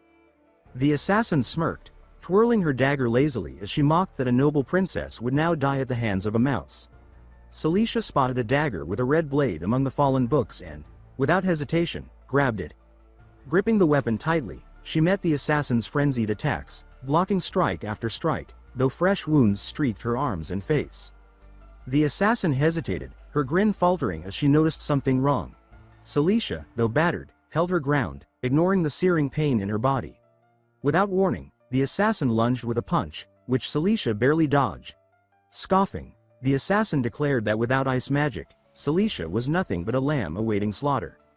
A brutal kick slammed into Celicia's waist, launching her into a wooden cabinet with a violent crack. Splinters scattered, yet Celicia, bloodied and gasping, forced herself upright, gripping her arm to steady herself. The assassin sneered that it was a good look for her and said it was time to end it. She stepped forward, promising to take Celicia's head, her voice dripping with satisfaction. Her dagger drove straight for Celicia's heart. A sharp, wet sound ripped through the room. Blood splattered across the floor, but it wasn't Celicia's. The assassin's eyes widened in shock. Celicia stood frozen as Moon appeared between them, golden hair catching the dim light, blood dripping from the dagger embedded in his side. His hands trembled slightly as he looked at her, confused. He coughed violently, a mouthful of blood hitting the floor. Just moments earlier, as Moon had hidden behind the table, the door had creaked open. A low voice had whispered that their goal was only Celicia, and he was free to leave. He could have walked away. Instead, he had sprinted toward Celicia, grabbing the assassin's dagger with his bare hand, sacrificing himself to shield her. His body barely held together, but his will refused to collapse. Through blurred vision, he shouted at Celicia, demanding what she was waiting for. Snapping out of her daze, Celicia saw her opening. The assassin thrashed, screeching in fury at Moon, calling him a useless playboy. But Celicia had already moved. A flash of blue sliced through the air. Moon released the assassin's arm as Celicia's strike landed. The assassin staggered back, choking on a strangled gasp, crimson gushing from the deep wound at her throat. Celicia passed her without a word, her face unreadable. The assassin collapsed, blood pooling beneath her. Celicia exhaled softly and turned to Moon, stating that it was over. Moon lay sprawled on the cold floor, too weak to move, his breathing shallow and ragged. Celicia informed him that the second assassin had escaped. Moon could barely react, thinking bitterly how fantastic that was. Her gaze flickered toward him, suspicion mixed with something else. She asked if this assassin had been someone he hired. Moon let out a weak, wheezing chuckle, managing to deny it between gasping breaths. Celicia hesitated, then spoke again, her voice quieter. She asked why he had saved her, pointing out that if she had died, no one would have known what he had done to her. From a rational point of view, she said, her death would have been the best outcome for him. Moon whispered that it didn't matter anymore. Trembling violently, blood trickling from his mouth, he murmured brokenly, asking if he still looked like a man to her. Astalasia exhaled softly, closing her eyes for a moment. She stated that in 10 breaths, he would have no blood left, and gave him 3 sentences to say his final words, promising to pass them on to the Duke and Duchess. Moon, voice hoarse but tinged with amusement, refused. He said his curse was gone and that it was the best outcome, no words or legacy needed. Still, if he had to say something, his trembling, blood-stained hand reached up, brushing Astalasia's cheek. She stiffened, caught off guard by the gentleness. Moon whispered an apology, then confessed that he really liked her. His fingers lingered a moment longer before falling lifelessly to the ground. His breathing faded, his body going still. Astalasia stared at him, expression unreadable. After a long silence, she muttered that an apology and a life were not enough to make up for what he had done. Her body trembled slightly, emotion she refused to name boiling under the surface. She declared that she would not accept his apology. Ice formed beneath her fingertips as she poured magic into him, insisting he must live to atone for his sins. Moon blinked, his eyes open, expecting pain but feeling only warmth. He floated weightlessly in endless nothingness, his clothes gone, but it didn't seem to matter. He mused that death wasn't bad, cozy, even. Closing his eyes, he replayed his final moments, proud that he had chosen to die protecting someone as beautiful as Celicia. Not a bad way to go, he thought. Sitting up, he muttered that maybe he had made a mistake. He had a clear shot at rebirth, and he threw it away trying to be a hero. He wasn't the original Moon Campbell, the arrogant scumbag who would have walked away. With a sigh, he looked down and noticed swirling black energy forming before him. A book materialized from the mist, the prophecy book. He glared as it flipped wildly, spewing dark energy. A black mist formed into a screen, flickering incomplete words. Keep struggling, Moon Campbell, and, for the sake of this world, before he could process it, black-purple energy surged from the book. Moon shouted in frustration, demanding why it appeared only now, when it was too late. But the book gave no answer. With a final burst of light, it absorbed him completely. Meanwhile, in the sewers beneath the Duke's mansion, the long-haired assassin ran, boots splashing through murky water. Their mission had failed, ruined by Moon's interference. She cursed under her breath, furious that she hadn't eliminated him first. Intent on escaping, she sprinted through the tunnels, until a deep voice echoed around her. She skidded to a stop. A tall figure emerged from the darkness, his crimson-red aura illuminating the tunnel, suffocating the air. Behind him, a massive lion-shaped spirit blazed, red as molten fire. She instantly recognized him. Lionheart King Ron Campbell, Duke of Campbell, Moon's father. Ron stepped forward slowly, one hand resting on his sword hilt. He mused that he hadn't expected the assassin to know his name and then demanded she tell him, in detail, what she had planned for his precious son. The red lion behind him roared, shaking the tunnels. The assassin gritted her teeth, every muscle tense. She knew she wasn't facing just any opponent. She was prey now, and her hunter was Ron Campbell, a man feared across the continent. Moon lay unconscious, his breathing steady as Anne sat quietly by his bedside, watching over him. Sunlight crept across his pale face, a warm contrast to his stillness. Slowly, Moon's eyes cracked open, dazed and unfocused. Anne leaned forward, her voice filled with relief as she called to him. Blinking a few times, Moon's vision sharpened. He recognized her and murmured hoarsely that it was Anne. She nodded, leaning closer to check on him, asking if he felt any discomfort and offering to call a doctor. Moon exhaled weakly, refusing the doctor and insisting he just needed to use the restroom. He tried pushing himself upright, but a sharp pain shot through his chest. His weak muscles gave out, and he collapsed backward. Anne caught him instantly, steadying him gently and warning him to be careful. Moon chuckled awkwardly, embarrassed by his helplessness, scratching his head and apologizing. Anne reassured him that taking care of him was her duty. She then mentioned there was no need to walk, there was a chamber pot in the room, and offered to assist him. Moon blinked, baffled, as she retrieved an ornate, gold-embedded urinal, presenting it seriously. She explained that Madame had ordered her to personally handle all of his care, feeding him, giving him medicine, helping him sit up, and attending to his needs. Moon, stunned, asked if she had truly been caring for him all this time. Anne confirmed it without hesitation, saying she had even been able to tell when he was uncomfortable. Before he could process this, Anne crouched and placed her hands on his knees, asking if he needed help standing. Moon, flustered, waved his hands frantically, insisting he should manage on his own now that he was awake. Respecting his wishes, Anne bowed politely. Yet before he could react, she wrapped her arms around him and, with effortless grace, lifted him into a cradle carry. Moon stammered in protest, but Anne calmly stated this was the fastest way. Cradled helplessly, Moon could only stare, mortified. Meanwhile, down a mansion corridor, Noelle and other maids were sweeping when hurried footsteps echoed toward them. Noelle looked up, only to see Anne sprinting by, carrying Moon like a princess. Blinking in disbelief, he muttered in shock that the young master was awake. Quickly, he turned to the others, announcing he needed to inform Madame immediately. Anne stayed focused, determinedly carrying Moon toward the restroom, while Moon prayed for the floor to swallow him. Reaching their destination, Anne gently shifted him to his feet. Moon, red-faced, cleared his throat and asked if she could step outside. Anne blinked, stating that Madame had ordered round-the-clock personal protection. Moon, growing desperate, pointed out that her standing there made things difficult. Anne helpfully offered to assist him further. Panicking, Moon hastily shoved her out and slammed the door shut. Outside, Anne waited patiently, unfazed. After a while, Moon emerged, a little more composed, and Anne helped him back to bed. As he settled, a thought struck him. He asked how long he had been asleep. Anne calmly answered that he had been unconscious for 3 days. Moon's eyes widened in disbelief. Worried, he asked about his injury. Anne, setting down a tray beside him, explained as she lifted a bowl of medicinal soup. She said it had been Her Highness Kalisha who summoned the chief physician of the Royal Mage Corps to treat him personally. His wound was healed that same night, but due to excessive blood loss, his brain suffered temporary hypoxia, causing his prolonged unconsciousness. Moon lowered his gaze to the faint, star-like scar on his chest, a swirl of complicated emotions stirring within him. It was Kalisha who had saved him. He hadn't expected her to go that far. Turning slightly, he asked if Her Highness had said anything. Anne answered calmly that she had not.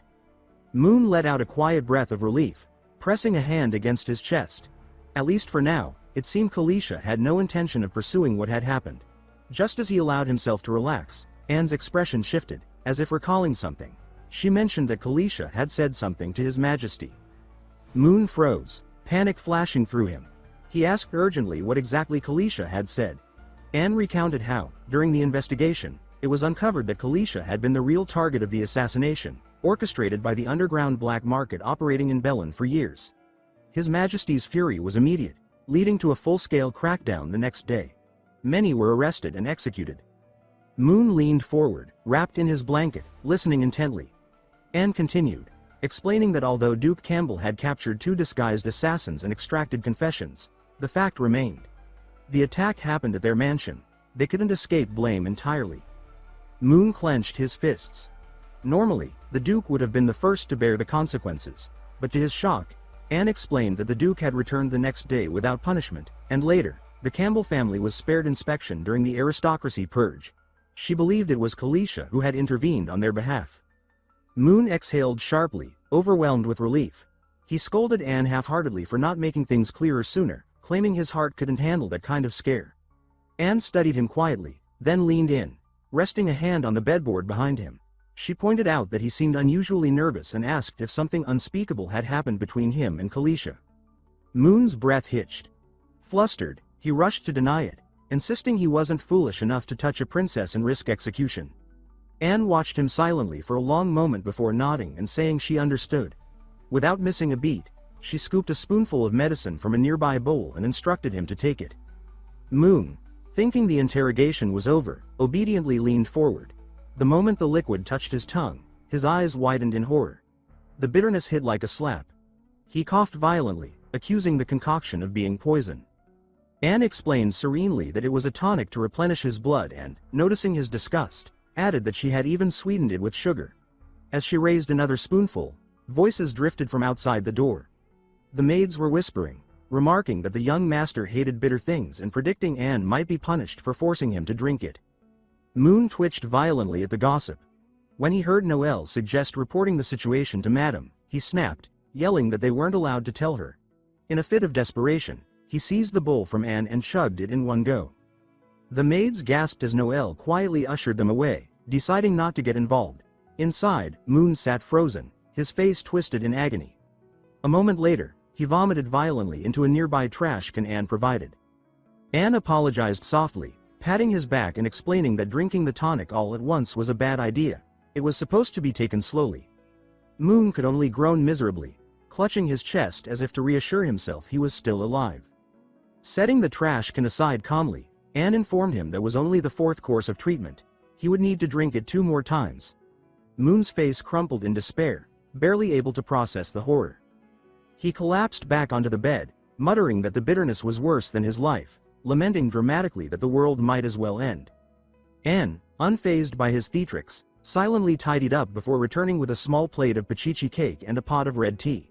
She poured the tea neatly and offered it, saying there was still some time before dinner and that if he needed more, he could call her or Noelle outside. Moon accepted the plate reverently, touched by the sight of Anne fussing so diligently around him. Between bites, he said softly that she had been working hard these past few days and promised to ask his mother to give her a raise. Anne curtsied politely, explaining she would report his condition to the Duke and Madame to ease their worries. With that, She excused herself and left the room quietly. Moon, cradling the pachichi cake like a precious treasure, nodded enthusiastically and praised how good it tasted, marveling at its expensive quality. As Anne reached the door, she paused to mention that the palace had sent a letter that morning, now placed in the cabinet beside his bed. She advised him to read it when he had time. Moon, still chewing, muttered thoughtfully about the palace sending him a letter, vowing to check it later. But as Anne was about to leave, he suddenly called out, asking her to wait. She stopped without turning around, asking if he had more to say. Moon, fork halfway to his mouth, confessed he had a strange question. He wondered aloud how Anne had managed to get that unbearably bitter medicine into him without any visible tubes or tools. He admitted, awkwardly scratching his cheek, that he was oddly impressed. Anne turned her head slightly, maintaining her calm composure. After a pause, she lifted one hand to her lips with quiet elegance and answered without emotion that she had put a lot of sugar in her mouth, just as he had guessed. Without another word, she briskly exited, the door clicking shut behind her. Moon blinked, replaying her words. He mumbled that it made sense, she had added sugar.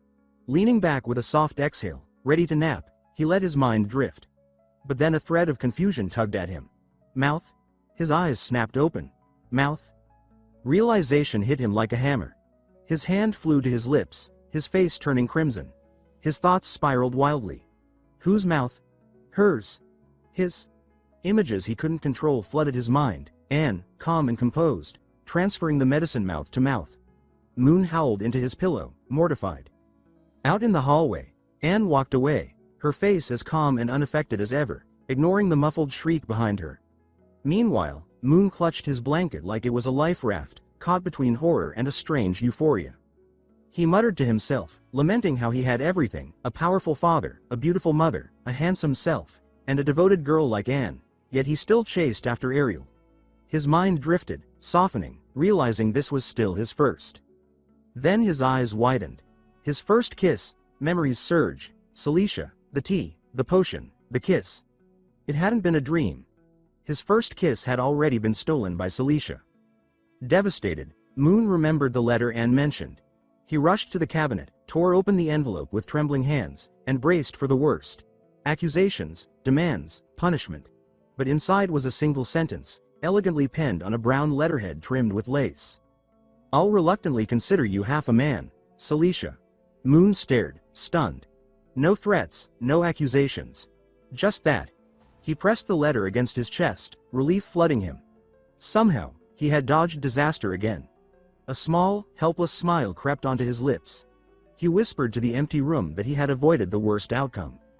Later, Moon shuffled toward the dining room, moving slower than usual but determined to enjoy a meal with his parents.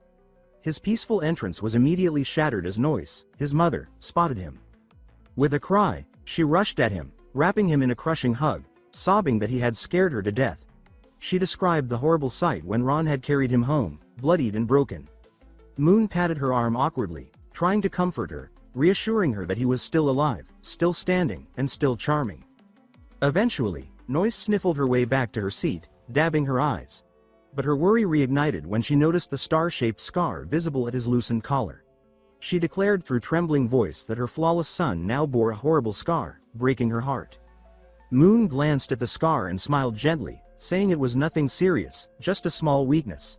Ron, steady and proud, placed a hand on Noyce's shoulder and said that scars were a man's badge of honor. He added that if not for Moon risking his life to protect Her Highness, they'd be facing a far worse crisis with the king's wrath. Moon's light smile faded at that, his expression turning serious. The word assassination echoed in Moon's mind, sobering him more than any medicine. He turned to his father and asked about the incident. Ron, stabbing his steak with casual precision, explained between bites that there had been 3 assassins. One eliminated by Her Highness on the spot, another who broke through a barrier, and a third hiding in the mansion's sewers to aid in the escape. He said he had captured the last 2 and sent them to the palace. They weren't professional killers, he added, but bounty hunters from the Bellin black market, loyal to an evil god called the King of Wither. Moon frowned at the unfamiliar name, realizing it hadn't appeared in the original story. The world was filling in gaps the novel had left blank. Ron's tone grew grim as he spoke of their crimes, murders, arson, kidnappings, committed for the right price. He described their symbol. A giant eye surrounded by red flames, a fire-aligned cult. Noise chimed in brightly, assuring Moon not to worry, because his father had already led a full sweep, eradicating the black market within days. Moon, blinking in surprise, barely touched his salad as Noise, proud, reminded him that Ron had been the first Grand Duke promoted purely through military merit since the country's founding. Ron dismissed her praise with an amused smile, saying he had just been following orders, clearing out rat nests. Moon humored their conversation with a nod, saying his father was amazing, but pressed further, asking if they had discovered who hired the assassins. Ron, dabbing his mouth with a napkin, answered grimly. They hadn't. Every captured hunter had combusted instantly when trying to reveal anything, cursed to silence. Ron added that His Majesty was furious. Despite wiping out the market, they found no solid proof, meaning the real masterminds remained hidden, buried deep within the nobility. He said that the most likely suspects were high-ranking nobles, including the crown prince and a few dukes and marquises. Moon's eyes widened slightly. A conspiracy among the elite. It all felt eerily familiar. He had read this scene before, but something was off. The destruction of the Berlin black market wasn't supposed to happen yet. In the original story, it occurred 2 years later, triggered by the assassination of the king's favorite concubine. That led to the Blood River incident, a brutal purge that stained the city's sewers red for months. Without that assassination, without the Blood River, the entire chain of events leading to Ariel's transformation would unravel. Moon's mind raced as he realized Ariel wouldn't be thrown into chaos. She wouldn't become the warrior shaped by survival. Everything was already off track. He stared at his salad, appetite gone, while across the table, Ron and Noise exchanged concerned glances. They could sense something had shifted in their son, something heavy. But Moon was no longer in the room with them. His thoughts spun through rewritten futures, broken character arcs, and missing battles. The Blood River was never going to flow now, and Ariel's future was slipping away with it. Later that night, the manor lay silent, save for the soft scratch of quill against paper. In the dim glow of flickering candles, Moon hunched over a blank notebook, deliberately avoiding the harsh light of the lamp. Panic, he decided, was only useful if organized. Everyone else had urged him to rest, but rest was a luxury for people who weren't watching a story collapse. With a sigh that seemed too heavy for someone his age, Moon dipped the quill again and wrote. The story had derailed. From this point on, nothing was certain. Moon's expression hardened as he sat up straight, the candlelight sharpening the lines of his face. After a brief silence, he began to write. The plot of the original novel was useless now. Whether he survived depended solely on himself. He needed goals, simple, logical, achievable. He listed them under the flickering light. 1. Stay alive. 2. Avoid the death by 1,000 cuts ending. 3. Get stronger. 4. The black book cannot be trusted. Pausing, he placed one hand over his chest, the other tapping the quill against his lips. The fourth line didn't sit right. After a moment, he crossed it out harshly. Muttering to himself, he reasoned that just because the black book terrified him didn't mean it was lying. It was trying to help. Probably. Below the crossed out line, he scribbled a new rule. Black book prophecy must be guarded against. A compromise, uneasy but necessary. Leaning back, he stared at the notebook, thoughts spiraling. He still had no idea what triggered the catastrophe the black book warned about. No solid leads. No trustworthy allies. Only vague dreams, cryptic warnings, and the growing suspicion that either Ariel or Celicia, or both, might turn against him. Too many questions. Too few answers. Moon raked his fingers through his hair, frustration boiling over. He shouted at the ceiling, demanding a revelation. None came. Only silence. Defeated, he slumped from the desk onto the floor, sprawling gracelessly across the blanket. Eyes unfocused, arms limp, he whispered that thinking too hard wouldn't save him. Focus on what he could control. One thing was certain. Strength was survival. He had family resources, training, weapons, secrets. But none of that was enough against a group of protagonists capable of defying fate itself. The original Moon Campbell, after all, had been painfully useless. A whole year at St. Maria College of Magic, and his only reliable spell was illumination, a basic orb of light. No fireballs. No shields. Not even a simple magic hand to cheat at cards. Moon remembered it vividly. Standing in a dusty corner of the academy, dressed in his crisp uniform, extending 2 fingers with theatrical focus to conjure a glowing sphere. His 2 loyal followers had gasped in over-the-top awe, as if he had summoned a comet, not a nightlight. The memory soured his mood further. He needed real power, and fast. Moon watched the embarrassing memory play through his mind like a bad school play, then sat up and buried his face in his hands. This was beyond ridiculous, he muttered, gritting his teeth. What had this idiot version of himself even been doing in class? Sleepwalking.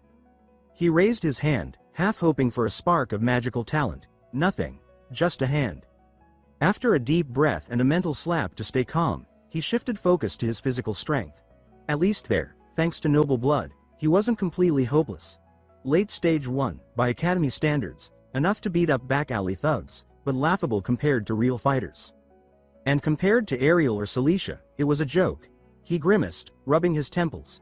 Celicia, bonded to an ice goddess at birth, manipulated frost like breathing.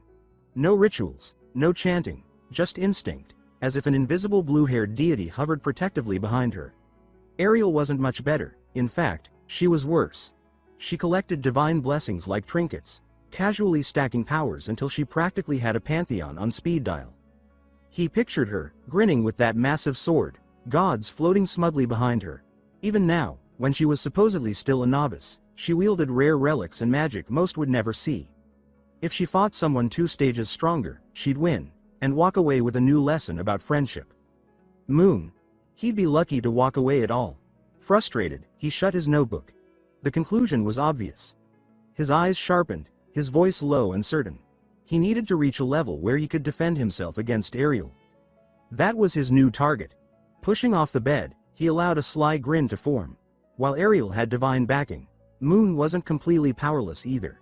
He remembered the assassination attempt, the fear, the blood, and more importantly, the strange power that had stirred inside him.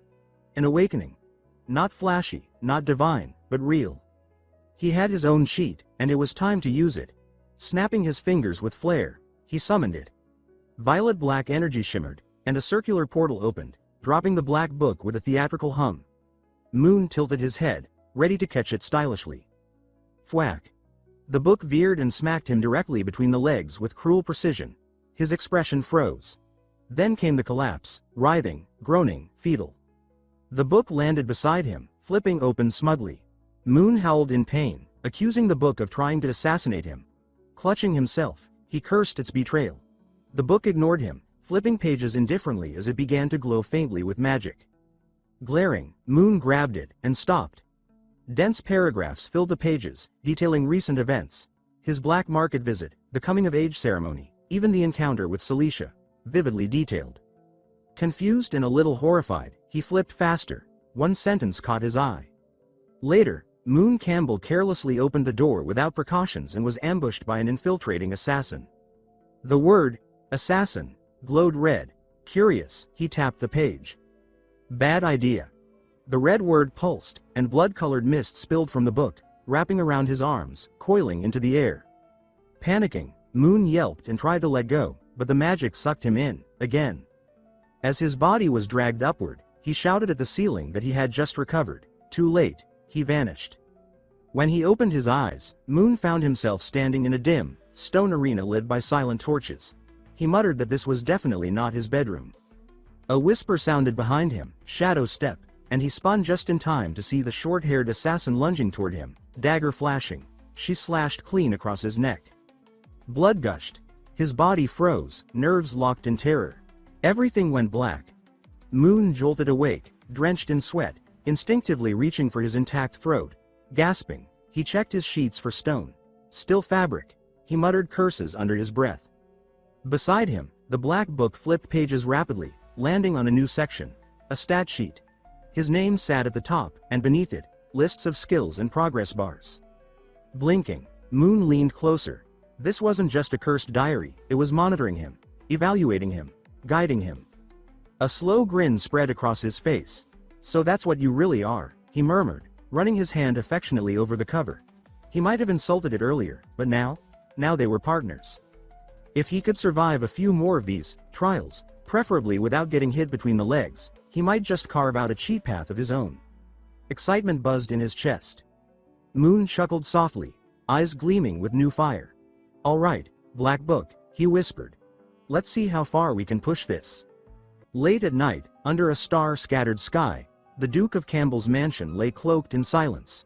In one of its quiet rooms, Moon sprawled on his back, arms flung wide. In one hand, he held a black book. In the other, a pocket watch. He stared at the ceiling, as if expecting answers to fall from it. He said he was made it out, his voice flat, mechanical. Lifting the watch to his face, he noted the hands had barely moved. 3 seconds. That was how long he had lasted inside the black book's illusionary world. A grueling 3 seconds. But even that was a victory. He opened the book again, scanning his skill progression. Dagger combat, up to 1.5%. Shadow step, 1%. He chuckled. Fighting inside the book's realm was tough, but it worked. Every enemy move became a free lesson recorded in the book. No lectures, no tutors. Just pain and results. He thought of the short-haired assassin he'd faced and grinned. Her spells and speed had scared him, but soon, those techniques would be his. He tossed the book onto his face. As if on cue, the magic pulled him in again. Back in the book's world, the assassin struck instantly. A high heel crashed into his throat. Crack. No mercy. Determined, he returned, and was immediately hit with a twin strike of dark magic, collapsing in a burst of blood. Third attempt. He reappeared, filled with foolish hope. The assassin responded by calmly slicing him clean in half. As he fell, he barely managed a choked, before darkness took him again. In the real world, Anne knocked softly on Moon's door, a tray with steaming medicine balanced in her hand. When there was no reply, she stepped in quietly, whispering that it was time for his medicine. The bed looked odd, lumpy in the middle. What she couldn't know was that Moon was locked in yet another brutal battle, oblivious to everything outside. Seeing him bundled like a child made her smile. She whispered that he still slept just like he did as a boy, cheeks flushing at the thought. She set the tray on the bedside table and warmed the bowl with a gentle spell. He must have just fallen asleep, she murmured, deciding not to disturb him. She left as quietly as she came. Suddenly, the blanket shot upward. Moon bolted upright, gasping, clutching between his legs with a tortured groan. He cursed the assassin's dirty tactics. Even in an illusion, a crotch kick hurt like hell. Trembling with rage, he vowed through clenched teeth that he'd at least land one hit on her. Then, with grit and a muffled growl, he dove under the covers again. The night dragged on. The sky turned soft blue, the sun creeping above the horizon. Inside, Moon lay sprawled in bed, drained and pale. Bloodshot eyes stared blankly at the ceiling. He whispered, brokenly, that on the 185th attempt, he finally lasted 30 seconds. The realization hit like lightning. He shot upright, too fast. His legs gave out. The tray Anne had left clattered to the floor, spilling hot medicine in a steaming puddle. He collapsed beside it. Lying in a heap, he weakly pounded the floor. He cursed under his breath, but after a few minutes, the pain dulled. Sitting up with effort, he checked the book again. His shirt clung to him with sweat, and his arms shook, but his eyes were hopeful. The skill list confirmed it. Dagger combat was now 35%. Shadow step, 11%. His lips curled into a grin. He whispered that he'd succeeded. Tears pricked his eyes, but this time, they were from joy. Eager to test his new power, he cleared space on the floor. He whispered the spell, Shadow Step, and in a blink, he zipped across the room, leaving a ghostly blur behind. Elated, he clenched his fists and grinned wide. Then came the pain. A sharp stab through his foot. He collapsed again, writhing, groaning that it hurt. He cursed the world, wondering how the assassin ever fought like that without flinching. After several minutes of theatrical suffering, he froze. Realization dawned. He muttered that his level was too low. Shadow Step required battle aura, something only second-stage warriors had. Without it, his body couldn't handle the strain. He needed a teacher. Someone to help him build real strength, not just flashy moves. Flipping through the book, he muttered that magic dominated this world. Martial artists were rare. Even if he waved around a sack of gold, finding a decent teacher would be nearly impossible. Then it hit him. He remembered the most powerful warrior from the novel, the man who stood at the peak of the world. He whispered that the man already lived under the same roof, his father. Downstairs, Duke Ron Campbell sat in his pajamas, enjoying breakfast. As he idly munched a shrimp, his gaze flicked toward the ceiling, sensing that his son was up to something. Back upstairs, Moon reminisced. Ron Campbell, Imperial Marshal by 25, Lionheart King by 32, undefeated in battle, legend of the century. And somehow, Moon had spent his life completely ignoring the mountain of treasure right under his nose. He muttered that he was pathetic, then grinned. He said there was no need for colleges or impossible to find teachers. He had the best one at home. A knock at the door. Anne's voice asked if he was awake. Surprised, Moon opened it to find her standing calmly. She said the Duke wanted to see him. His eyes lit up. Perfect timing, he said. He gently pushed Anne aside, practically glowing. He had something to discuss with his father too. Anne blinked at his odd enthusiasm but followed quietly. As they walked down the corridor, they passed Noelle and another maid. Noelle bowed awkwardly, calling out to Anne and correcting herself mid-greeting. Anne simply waved it off, saying it was fine and they should continue working. Moon raised a brow, surprised. He asked if Anne had been promoted. She replied plainly that the former headmaid resigned, and the Duke appointed her not long after Moon woke up. Moon's smile faltered. He looked away, rubbing his forehead. He muttered that it was his fault, remembering his earlier orders. His father had mentioned the old headmaid had been like family.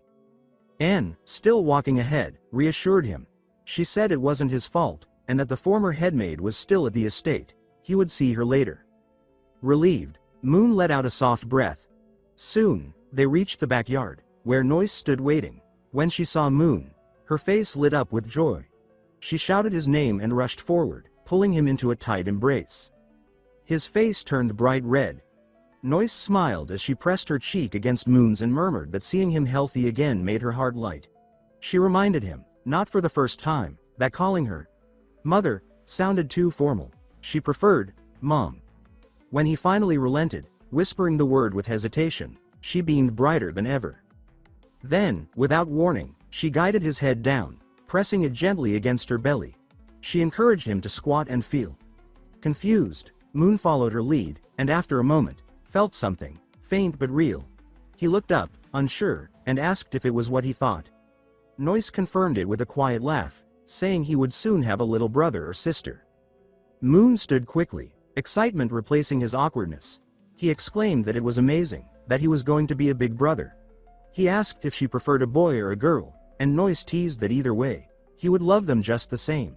She added that she had already told Ron, and said proudly that their Moon was the best. Ron sat nearby, arms crossed and smiling softly. He said nothing, simply watching the moment with rare warmth in his eyes. Moon hugged his mother again, and she stroked his hair with a calm, content expression. The quiet lingered until Ron eventually cleared his throat. He reminded them that Moon was still recovering, and the baby was delicate. No need for too much excitement. His voice was firm, but kind. He invited Moon to sit. There was something important they needed to discuss. The three of them sat at the backyard pavilion, the breeze light, the weather perfect. A butterfly drifted past as Moon took his seat. The shift in Ron's tone was immediate.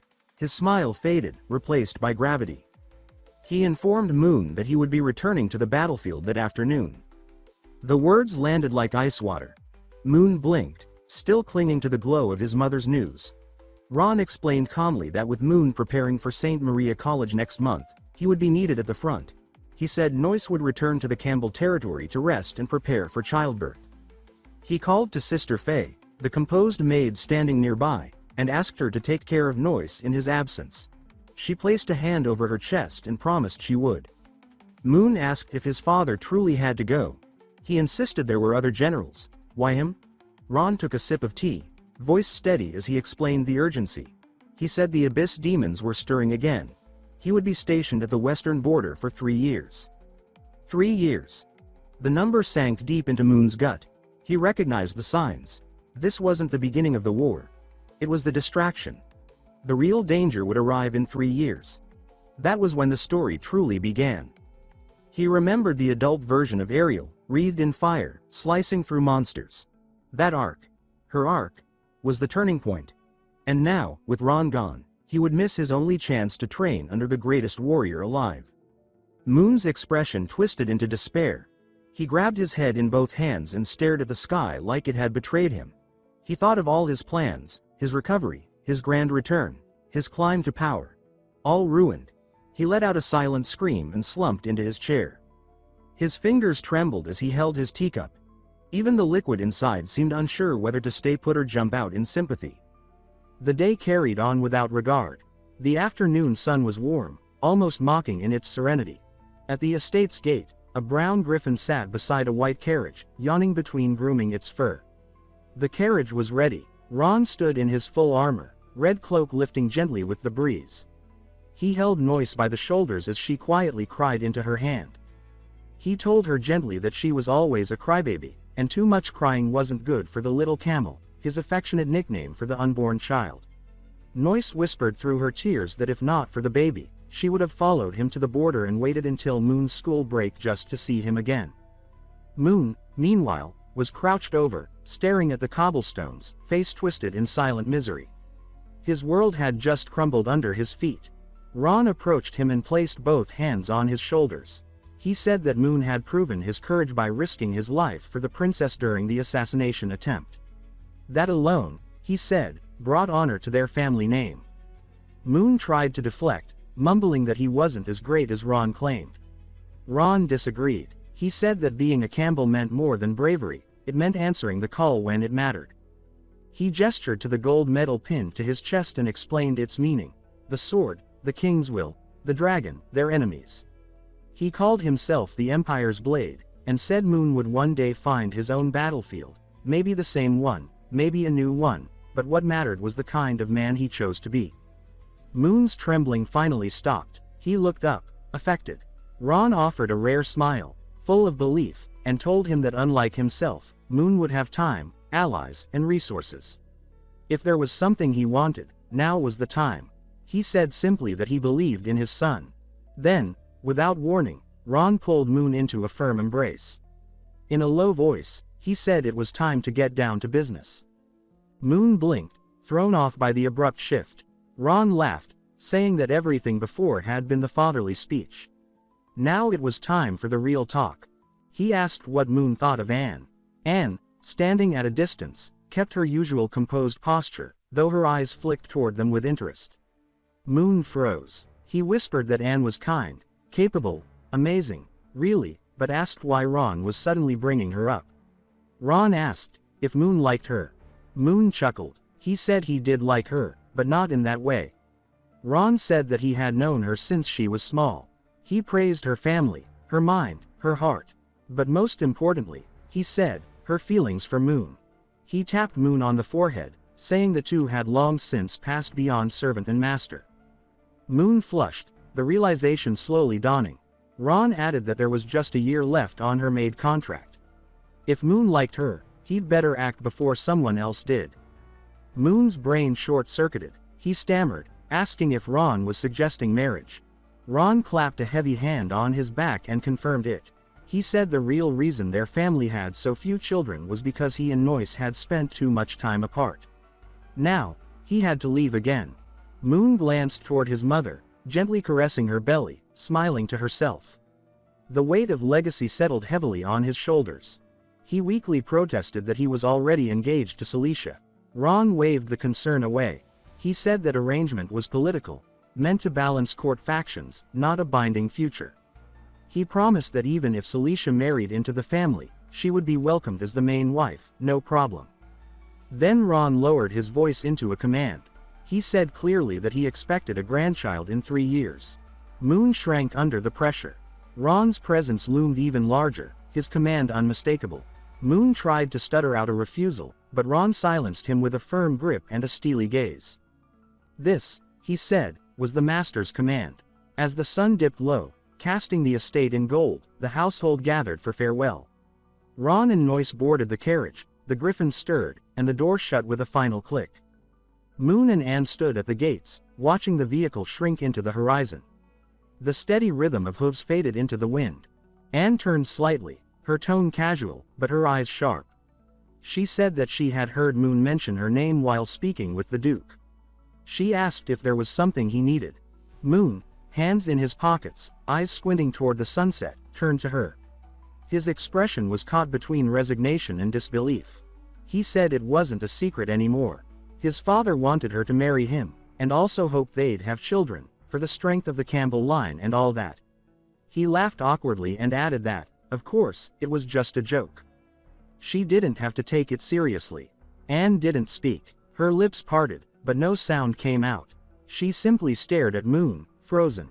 He stepped closer and gently rested a hand on her shoulder, bathed in the fading glow of the sun.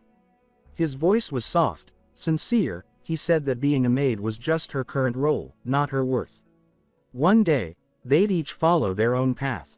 He added that she deserved better than someone like him.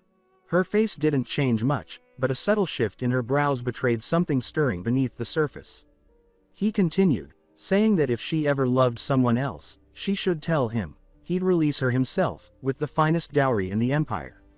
He patted her shoulder and smiled, claiming that anyone leaving the Campbell family should walk away with pride. With that, he turned and walked toward the mansion, satisfied. The golden sunlight traced his back as he walked.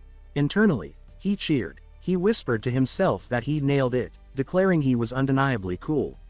He even did a small celebratory shuffle out of sight. But Anne didn't move. Her hands trembled at her sides, her face masked in shadow. She stood still, silent, but not calm. Her fingers clenched so hard they drew blood, drops falling unnoticed. Her voice, cold and quiet, repeated his words, "Let me go."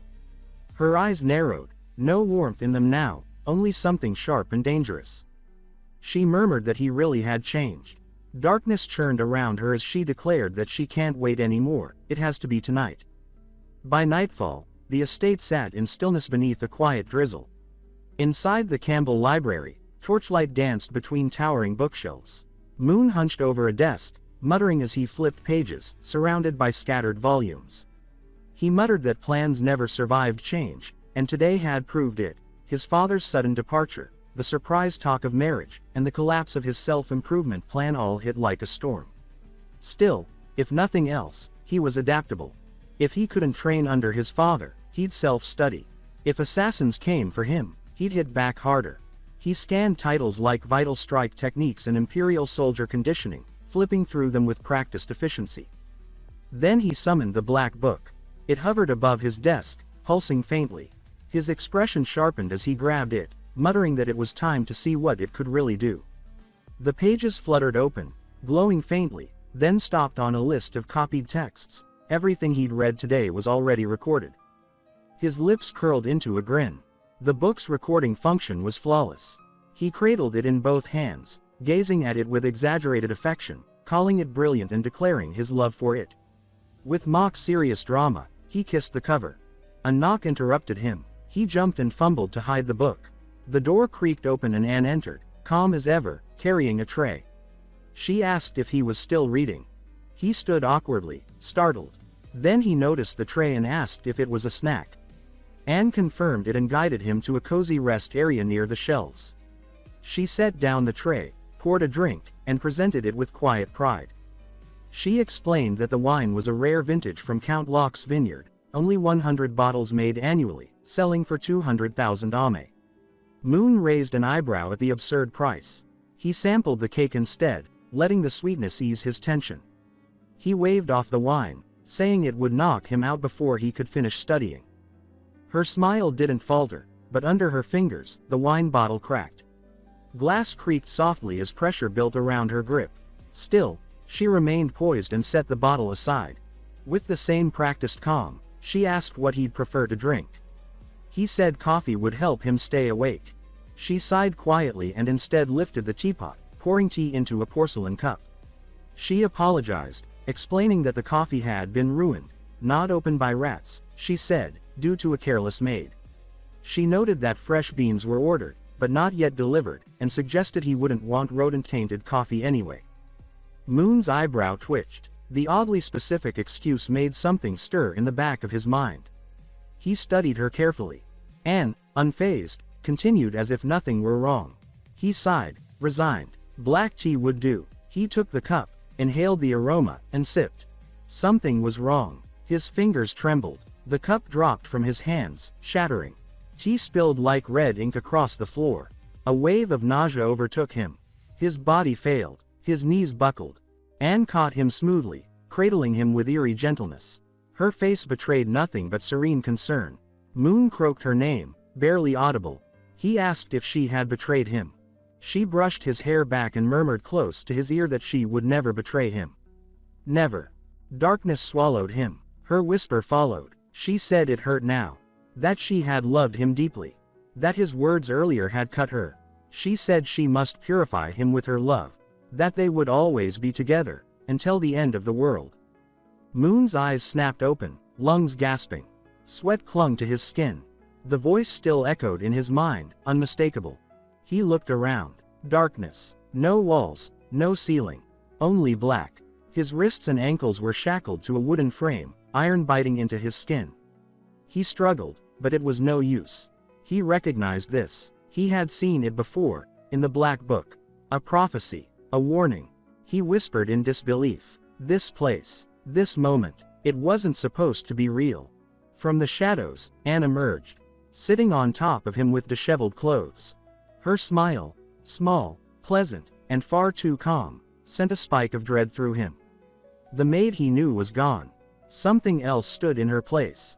Moon's heart pounded. He asked what she was doing.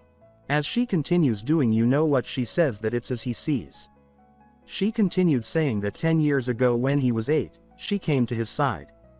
From that moment on she existed only for him and belonged only to him. In return he must also only belong to her. What she's doing, she claims she is merely putting the young master back on the right path. He shouts in panic, asking what path is she talking about. He begged her to let him go first and talk it out. She pressed 2 fingers on his lips and replied that it's too late, he doesn't need to do anything and can just leave everything to her. Then she declares madly that after tonight, his everything will belong to her. And then, she continued for God knows how long. When she finally finished, he looked like a man who had been through war. His face was pale, his eyes hollowed by exhaustion. He thought that he didn't even remember how many times she did it. After a certain point his consciousness started to fade. He never imagined that his 30-year career as a virgin would end like this. And what he expected even less is the culprit who pushed the original Moon to become a human scum and eventually imprison him and then cut him into pieces would be Anne. He recalled their earlier battle where she continued even when it hurt. He told her that she could stop and unshackle him, but she refused, saying that compared to the long 10 years of waiting, this bit of pain is nothing. She confessed that all these years she doted and pampered him. She made him arrogant, conceited and ignorant. She turned him into a useless scum that everyone fears, detests and avoids. All, in order to make him hers and hers alone. She worked hard for 10 years, so no matter what he says, she won't let him go tonight. Back to the present, Moon could only sigh at his fate. Who could have guessed that she'd not only be a super yandere but also the reason he became a scumbag?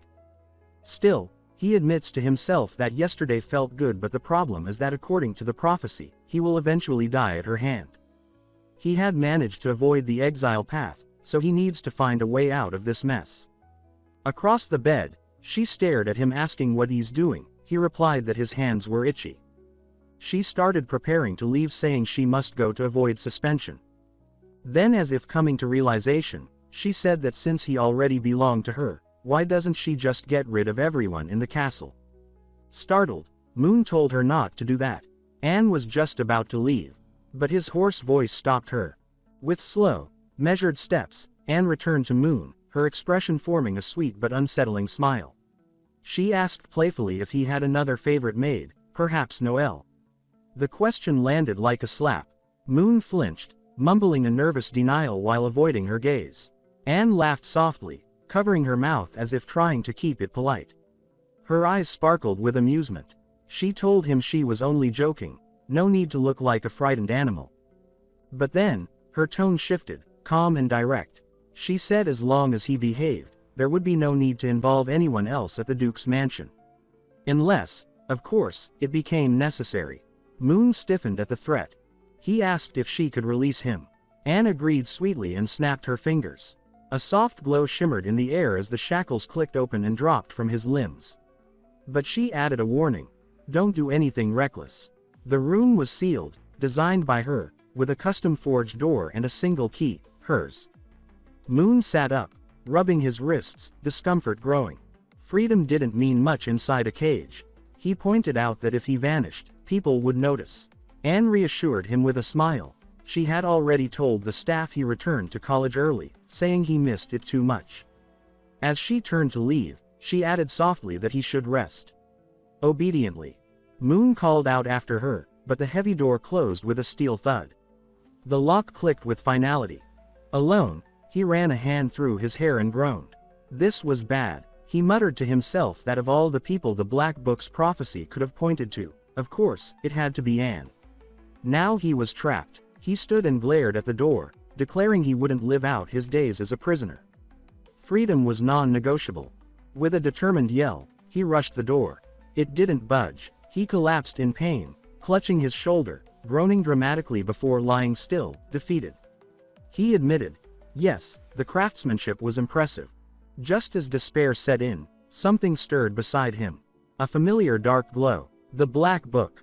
Moon groaned. Not now. He muttered that Anne was on another level, maybe even rivaling Celicia. Even with training, he wouldn't beat her. Still, curiosity got the better of him. He picked up the book and flipped through the pages. Then he stopped. One page stood out. An equation, something from the night before. It wasn't just a technique. It was a formula, a strategy, a way to win. His lips curled into a grin. He said he was ready. He started training. 198, 199, his voice echoed in the quiet, his palms pushing against the cold floor. At 200, he collapsed, gasping. Sweat streaked down his chest, his breath ragged. He raised one hand, whispering that at least his body was still holding together. Skills were the book's domain. Strength, though, that was earned. He clenched a fist. He was done being stepped on. A single tear slid down his cheek. He vowed to rise. A voice responded from behind the door, Anne's. She said she was relieved to see him so spirited. The door creaked open. Anne entered, floating dishes in a steaming metal tub in soft magical light. She remarked, amused, that he sounded like a husband welcoming his wife. The bathwater was perfectly heated, the food still warm. Moon lit up. He hadn't bathed in 2 days. Before she could finish, he dropped his sheet and jumped into the tub, splashing water onto the floor. Anne blinked, then said softly that bath time had clearly taken priority. He rinsed his hair, then called to her, saying he could handle things himself. He wasn't a child. Anne nodded, smiling faintly. Understood. She lifted a silver lid to reveal a steaming plate of meat and vegetables. Holding a fork, she approached. If he wouldn't let her wash him, she joked, at least let her feed him. Moon hesitated, but she made no move to hurt him, so he relaxed and agreed.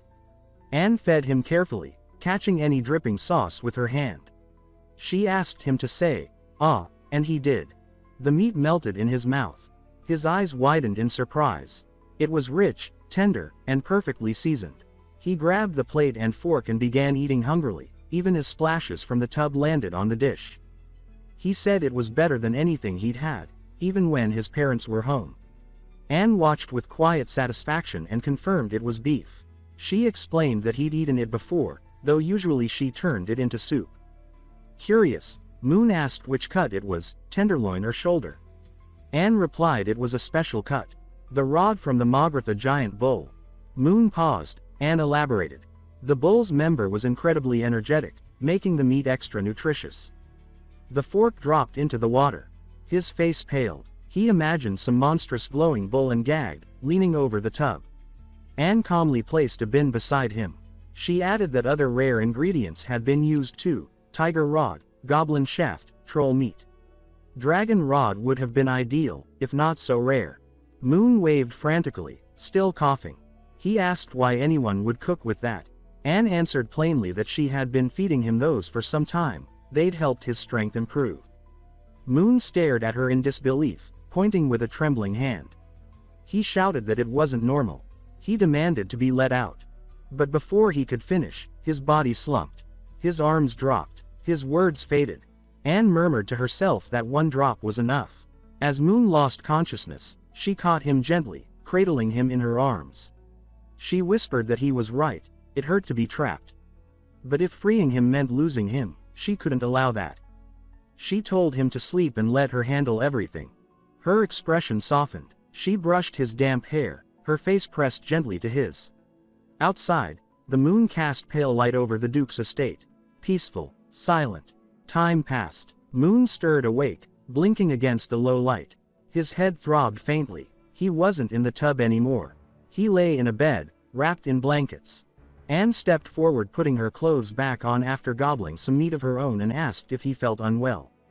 He didn't reply. He turned away and stared at the wall, his silence heavy and deliberate. Anne crouched beside the bed, her tone light. She asked if he was still angry. Moon didn't answer, just frowned, face tight with quiet resentment. Anne paused, then offered a small concession. She said that since the young master had been cooperative lately, she would allow one small request.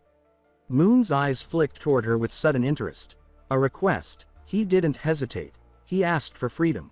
Anne denied it instantly. He asked for clothes, but she denied this as well. Moon sighed, frustrated. Anne tapped her lips thoughtfully and suggested something more manageable. Perhaps he could choose his meals. Moon perked up. He asked if she really meant it. She smiled and confirmed. It was small, but still something. Encouraged, she leaned in and asked if he already had something in mind. Moon didn't answer right away. He closed his eyes, coughed gently, and changed the subject, asking if autumn was near. Anne, puzzled, nodded. Moon went on, reminiscing about autumn's past, how he'd ride a boat on Beaver Lake, sipping Count Locke's wine and eating freshly caught fish while surrounded by red and gold maple trees. In his mind, the lake shimmered, still and endless, a floating mirror for the season's fire-colored leaves. Anne hesitated before asking gently if he wanted fish from Beaver Lake. He nodded. She started to protest. The lake was far, and delivery would be difficult. But then she heard it. Moon's soft sobbing. Startled, she turned to see him clutching his chest with one hand, the other raised dramatically as if performing a tragedy. He said that only last year he'd been like nobility, drifting on calm waters, and now he was trapped in a tiny room, abandoned by the world. He declared it unjust, unbearable. He flopped over, pulled a blanket over his head, and continued wailing that he couldn't even eat Beaver Lake fish anymore. What was the point of life? Anne hesitated, face softening with guilt. She took a step forward, unsure. But behind the blanket, Moon grinned. He wasn't crying anymore. Anne exhaled and closed her eyes. She said she understood. The second she spoke, Moon shot up, eyes gleaming, hands clasped in joy. He asked if she really meant it. She blinked at his sudden recovery, then nodded. Yes, she would get the fish. No matter what. Moon leaned back, tossed her a dramatic imaginary kiss, and told her she was the most dependable maid in the entire house. He would wait patiently. She shouldn't let him down. Anne froze, hand rising to her mouth, cheeks flushed red. Her heart raced. She stepped forward suddenly and gently touched his shoulder. Moon blinked, confused. Without a word, Anne closed her eyes and gave him a brief kiss on the lips, soft, warm, and fleeting. Moon froze, stunned. Anne turned away silently, walking toward the door. At the threshold, she said calmly that Beaver Lake was far, but she'd be back by noon tomorrow. She asked him to wait. Moon replied weakly, still dazed. Okay. Anne nodded once, opened the door, and stepped out, closing it gently behind her. Outside, her pace was quick, her face hidden beneath her bangs. She lowered her head, breath unsteady, cheeks blazing. She thought she'd lost control. The young master was just too much. Trying to hide a small nosebleed, she wiped it away with her sleeve and told herself she had to hurry. The fish came first, and after that, more reasons to make him smile. Back in the room, Moon exhaled in relief. She was gone. One more day of chaos survived. His expression shifted. He raised his left hand, summoning a swirl of dark energy. The black book appeared in his palm, pulsing faintly. With Anne gone, he finally had time to execute his real plan. He asked the book if it could generate training realms beyond the assassin simulation. The book responded with a subtle float, a yes. Perfect, Moon said. He instructed it to recreate the training method from a book he'd read earlier, A Realm of 1,000 Locks. He wanted to master that technique before Anne returned. The black book opened, flipping through its pages. A burst of energy engulfed Moon. He sat cross-legged, eyes closed, fists clenched. This time, he wasn't afraid.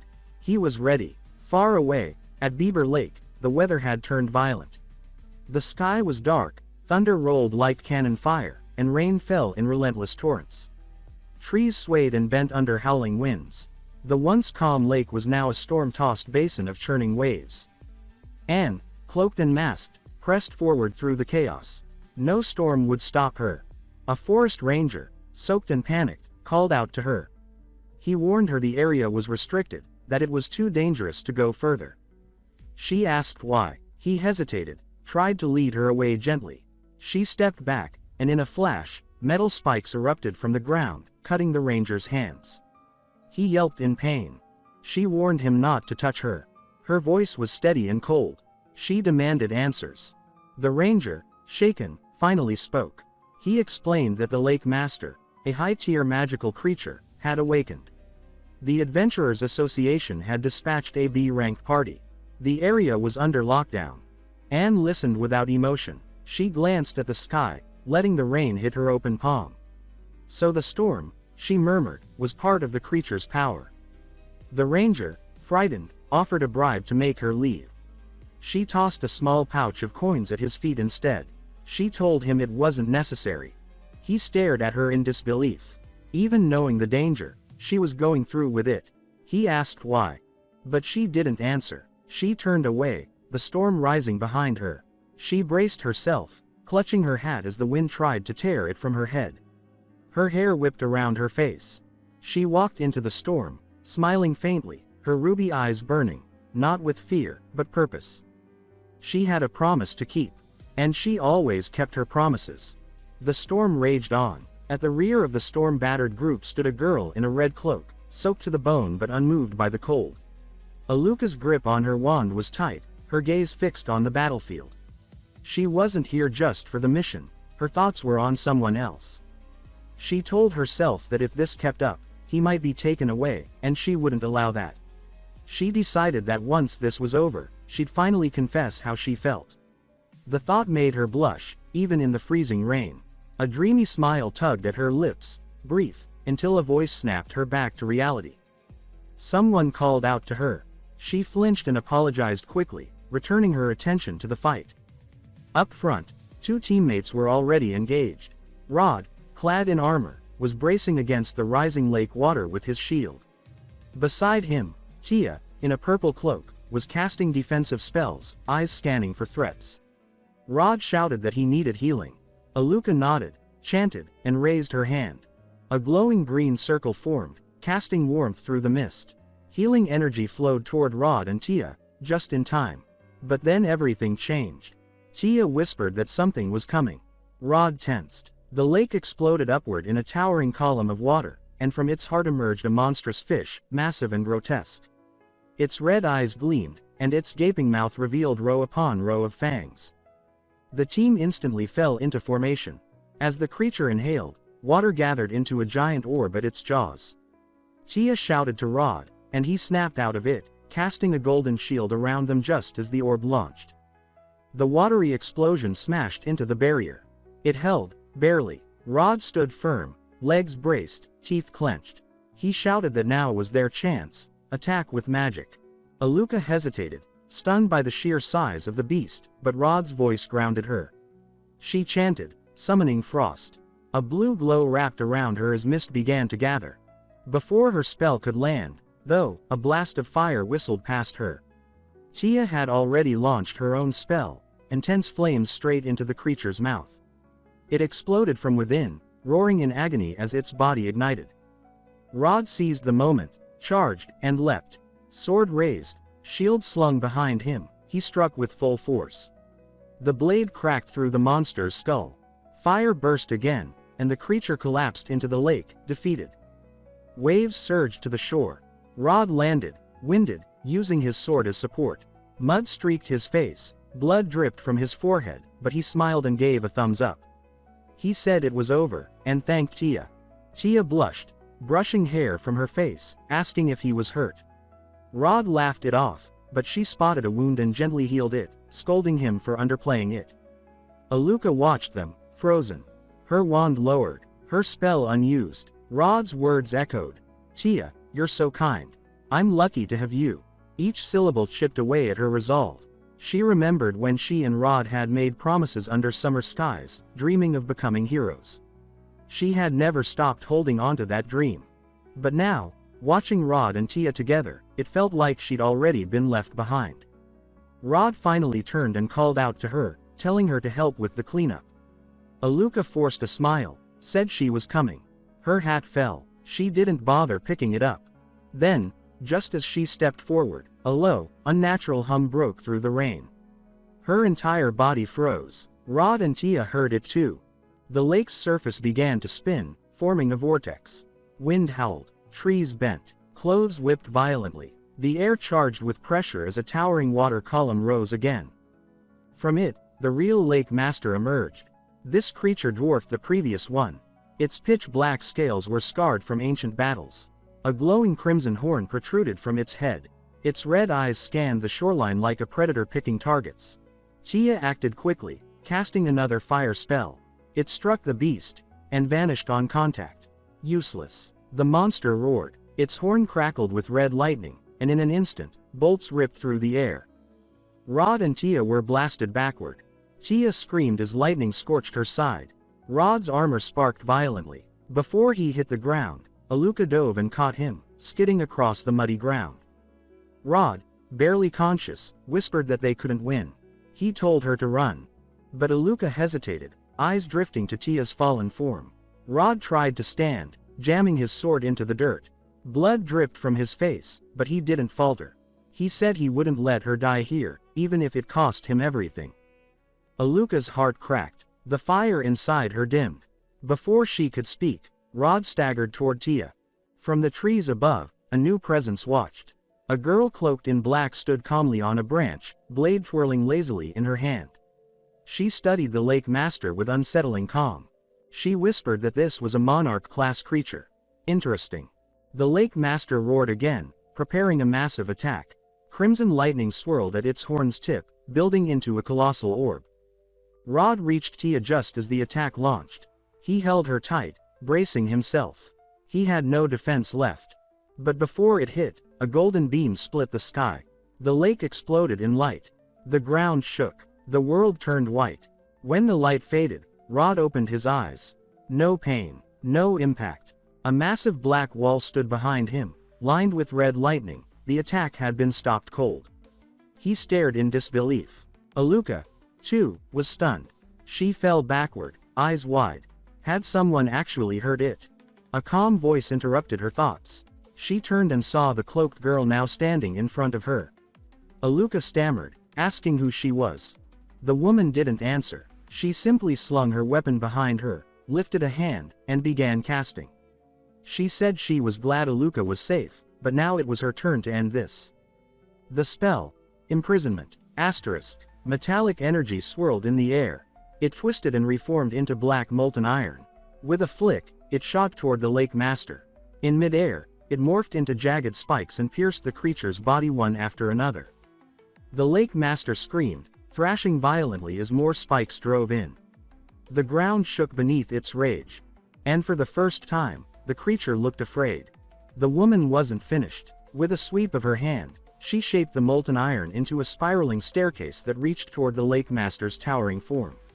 Each step she took echoed with quiet, deliberate intent.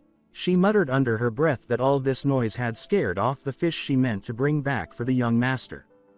At the summit, she raised her black scythe. Magic surged into the blade, expanding it with a menacing glow. Her voice dropped into a whisper, calm, cutting, that for such a sin, the beast would pay with its life. Her eyes snapped open, cold, unwavering. She brought the scythe down in a single, brutal arc. A roar tore through the sky as the monster was split clean in two. Blood exploded outward in a violent cascade as the halves crashed into the lake with a thunderous splash. Water surged, trees trembled, and mist soaked the hills. Even Rod and Tia, far from the center, were drenched. A fish landed on Rod's head and flopped once before sliding off. Rod, stunned, simply stared at the ruined lake. That was the lake master. And it was gone, just like that. Aluka came running toward him, voice laced with concern. Rod reassured her that he was okay, But Tia, unconscious and pale, wasn't. Her bruises had worsened. Rod held her close, pulled a healing potion from his pouch, and began treating her. Then, turning to Aluka, he asked for a favor. He wanted her to find out who that woman was, the one who just soloed a dominant level beast with a single blow. If she wasn't part of a guild, he wanted her on their team. Meanwhile, Anne crouched near a puddle, holding 2 flopping fish and frowning. She couldn't remember which ones were edible. She quietly scolded herself for forgetting something so basic. What kind of maid forgets the fish her master likes? Behind her, a gentle voice chimed in. A girl approached, kneeling beside her and pointing out that both fish Anne held were inedible, the red one too tough, the colorful one toxic. But the pair nearby, perfect. Anne raised a brow, surprised by her knowledge. The girl nodded, saying her village was across the lake. Every autumn, they fished here for nobles who paid well for Beaver Lake's famed catch. Anne stood and asked if the girl would teach her how to prepare the fish. Grilling or steaming, the girl explained, worked best. Just salt, ginger, and a splash of wine to cut the smell. Anne scribbled it all down in a notebook, thanking her sincerely. The girl blushed and said it was nothing. Anne had just saved everyone, after all. Then, after a moment's hesitation, she asked a quiet question. Had Anne come all this way, just to catch fish for someone? Anne answered without pause. Yes. The young master wanted fish from this lake, and she was going to deliver. The girl smiled, touched by the gesture. Anne gathered the fresh fish, nodded politely, and said she would return home now. But as she turned, the girl called out hesitantly. She said she had a small question. About love. Anne stopped and turned. The girl's cheeks turned crimson as she asked if someone like Anne could answer something personal. Anne, calm as ever, said she would try. Emotions had no perfect answers, but she'd help if she could. The girl said it was about a friend. Someone who had liked a boy for years, but never confessed. He was kind to everyone, so she couldn't tell if he saw her differently. And now, another girl had appeared. Closer to him. Her friend didn't know if she should give up. Anne listened, then asked simply, how much did she love him? The girl tried to deflect, but then gave in. It was her. She admitted she'd loved him since they were kids. Over 10 years. Anne asked if she would give her life for him. Without hesitation, the girl answered yes. She'd do anything, even things others wouldn't understand. Anne nodded. Then, she said, the answer was already there. If her feelings ran that deep, she didn't need anyone's permission to act on them. Still uncertain, the girl, Aluka, asked what that meant. Anne didn't elaborate. She raised her hand, lifting the bucket with a simple spell. It floated behind her as she turned to go. She left Aluka with one last piece of advice: follow your truest feelings. If you choose to love, then love completely. Make no choices you'll regret. Good luck, Miss Aluka, she said softly. Then she walked away, and continued along the path. Behind her, Aluka stood still, eyes locked on her fading silhouette. She whispered Anne's final words to herself. Give everything for the one I love. Follow my innermost thoughts. Asterisk. No exact answer had been given. But her heart, confused as it was, had been moved. She wondered, could she really confess to Rod? Was she ready? Then something stirred inside her. A flicker of warmth, red and black, ignited in her chest. Her eyes widened as it swirled, growing stronger. She dropped to her knees, clutching her chest, trembling. A faint flame rose briefly along her skin. A voice echoed in her mind. Soft, insistent. It asked if she was truly giving up. If she, who would give anything for him, would just stand by and watch. She gasped, unable to answer. The heat clouded her thoughts. The voice continued, pressing her. Will you let them be together? Asterisk. Rod, not far away, turned, concern in his voice as he saw her falter. He reached out. Tia stirred beside him, hand over her chest, sensing something but not knowing what. Neither of them saw the flicker of light wrapping around Aluka. And neither heard the voice still whispering inside her. The voice in Aluka's mind persisted, coaxing her deeper. It asked if she really wanted Rod to end up with someone else, especially her, the girl in his arms. Aluka's breath hitched as tears streamed freely. She clenched her shirt, whispered through her teeth that she didn't want to lose him, not to anyone. Her eyes shimmered red, the flame inside her growing. A small flickering spirit, warm and glowing, appeared beside her.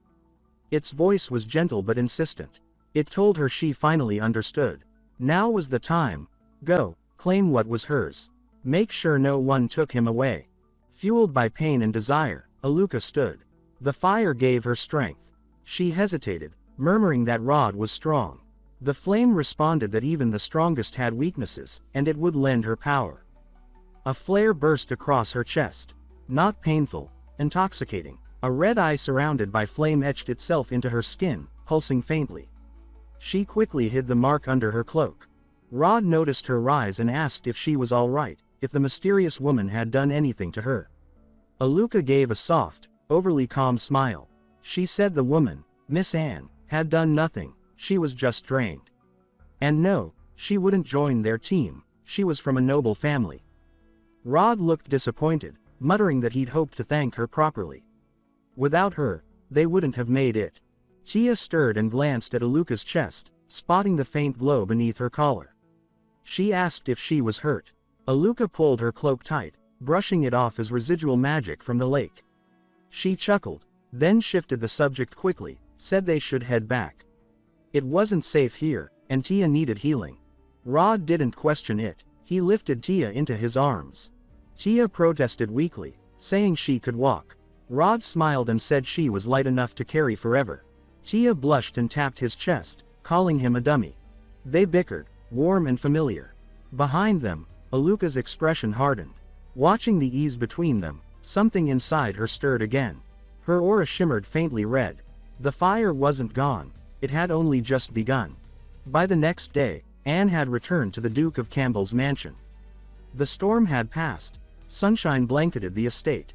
In the basement she had meticulously prepared, Moon stirred awake, groggy from oversleeping.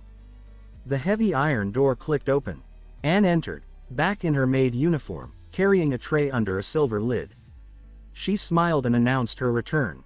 Moon sat up dramatically, waving his arms and pretending he was on the verge of starvation. Anne laughed, brushing his cheek as she teased him. Was he finally so moved that he was ready to give her his heart? Moon flinched, muttering that he just didn't want to die of hunger.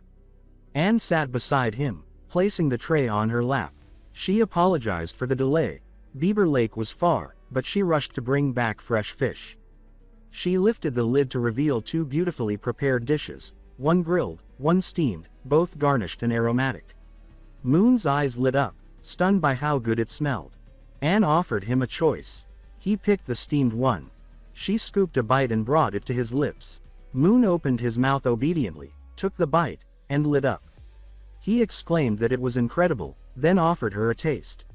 She declined with a smile, reminding him the fish was for him alone and warning about small bones. He brushed it off, then froze mid-bite. Something scratched his throat. His hand shot to his neck. A bone. Anne, entirely calm, remarked that there was only one solution. Moon tensed. She set the tray aside and leaned in. He asked what she was doing, voice rising with panic. She said she'd kiss the bone out. Her lung capacity, she added, was quite impressive. Moon protested, eyes wide, but Anne pressed forward. Her lips met his. It wasn't romantic, it was efficient. But Moon, clearly overwhelmed, trembled all the same. Then it was over. Anne leaned back, panting slightly, and playfully stuck out her tongue. The tiny fishbone sat neatly on its tip. She teased that she just couldn't help herself after being gone so long. Moon, blushing furiously, turned away and muttered a quiet thanks, demanding the plate so he could finish the rest himself. He devoured it like a starved squirrel, cheeks puffed with each bite. Anne watched, smiling softly. When the food was gone, Moon flopped back onto the bed, groaning with satisfaction. He mumbled that now he understood why the Empire worshipped this dish. Anne cleared the tray and fishbones, but her tone grew more serious. She reminded him of their duty, securing the future of the Campbell line. Moon froze. His eyes widened. He scrambled backward on the bed, insisting it wasn't a good time. Anne tilted her head, asking if he was rejecting her. He quickly explained it was just bad timing. They'd just eaten, and overexertion after a meal was unhealthy. Plus, she had just returned from a long journey. Anne blinked, then placed her hands over her mouth, touched. She asked gently if he was worried about her health. He nodded awkwardly. Sure, let's say that. Composing herself, Anne said she had something to report. On her way back, she passed through a city renowned for royal tailoring. Moon nodded, curious. Anne leaned close, voice dropping to a whisper. She bought something, tailored in his favorite glossy black silk, a bodysuit.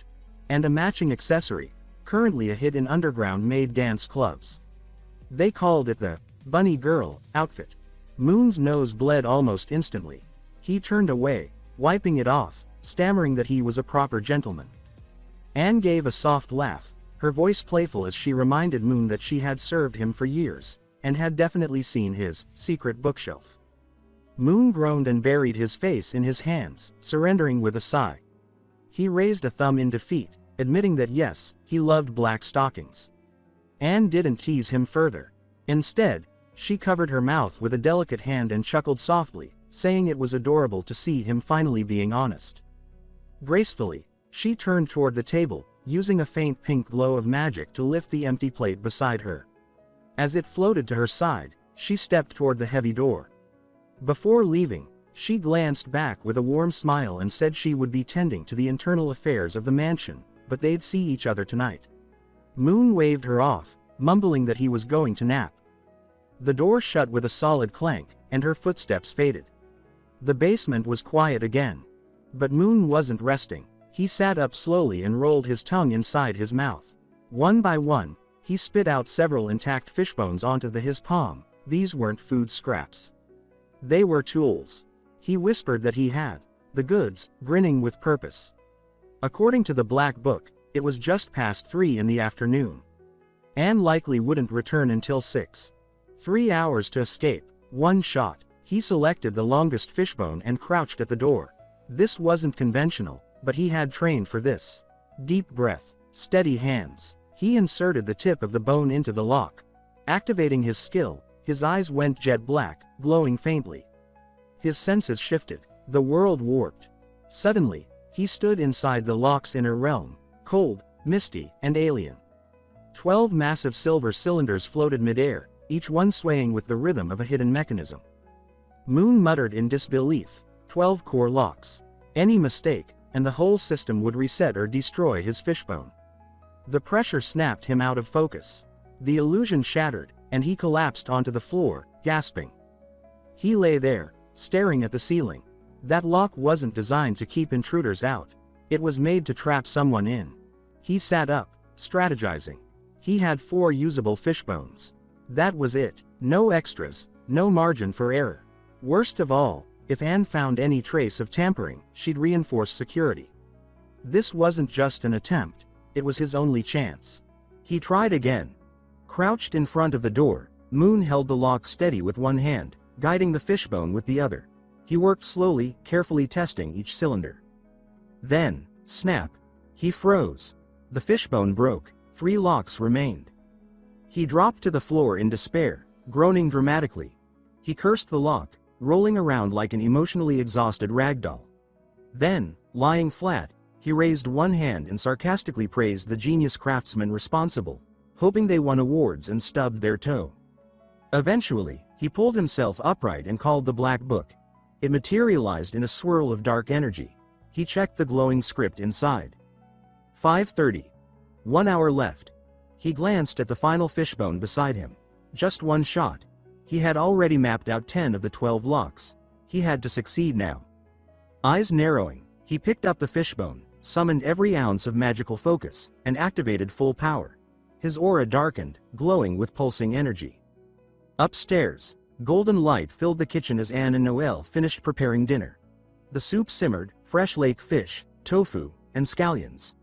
Noelle tasted it and sighed happily, declaring it divine. Anne smiled, bottling the soup into a magical heat jar.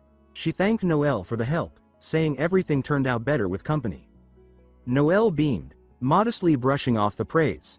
Then she tilted her head curiously, noting how Anne had been learning new recipes constantly, even though the mansion had fewer people now, and they'd been eating fish every day. Anne froze briefly. The floating knives by her cutting board paused mid-air, her voice stayed calm. Noelle leaned in playfully. She asked if Anne had secretly adopted a cat, maybe that explained all the food disappearing. Still silent, Anne finally turned and pressed a finger to her lips, asking Noelle to keep a secret. Noelle saluted with a grin, claiming she loved cats and had grown up with 12 at her grandmother's. But before Anne could slip away, Noelle added one more request. Could she come see the cat sometime? Anne paused, then gave a soft, regretful smile. She said the little one was still shy, but promised Noelle would be the first to meet it when the time was right. Once alone, Anne opened a hidden passage within the mansion. The soup wasn't for a cat, it was for Moon. She walked the secret staircase in silence, her mind replaying Noelle's words. Maybe the young master was growing bored down there. Still, she felt relief. Noelle hadn't suspected the truth. If she had, things might have gotten complicated, too complicated. Meanwhile, in the hidden basement, Moon crouched, drenched in sweat and stress, the final fishbone trembling in his grip. The air was tight with tension. As Anne made her way back through the mansion, she pressed a hand to her abdomen and whispered that no strange feeling has come so she wasn't pregnant yet. There was still time. Still, her mind wandered. Perhaps she should get a pet for the young master. Something comforting. A fluffy golden cat? A sleek black one?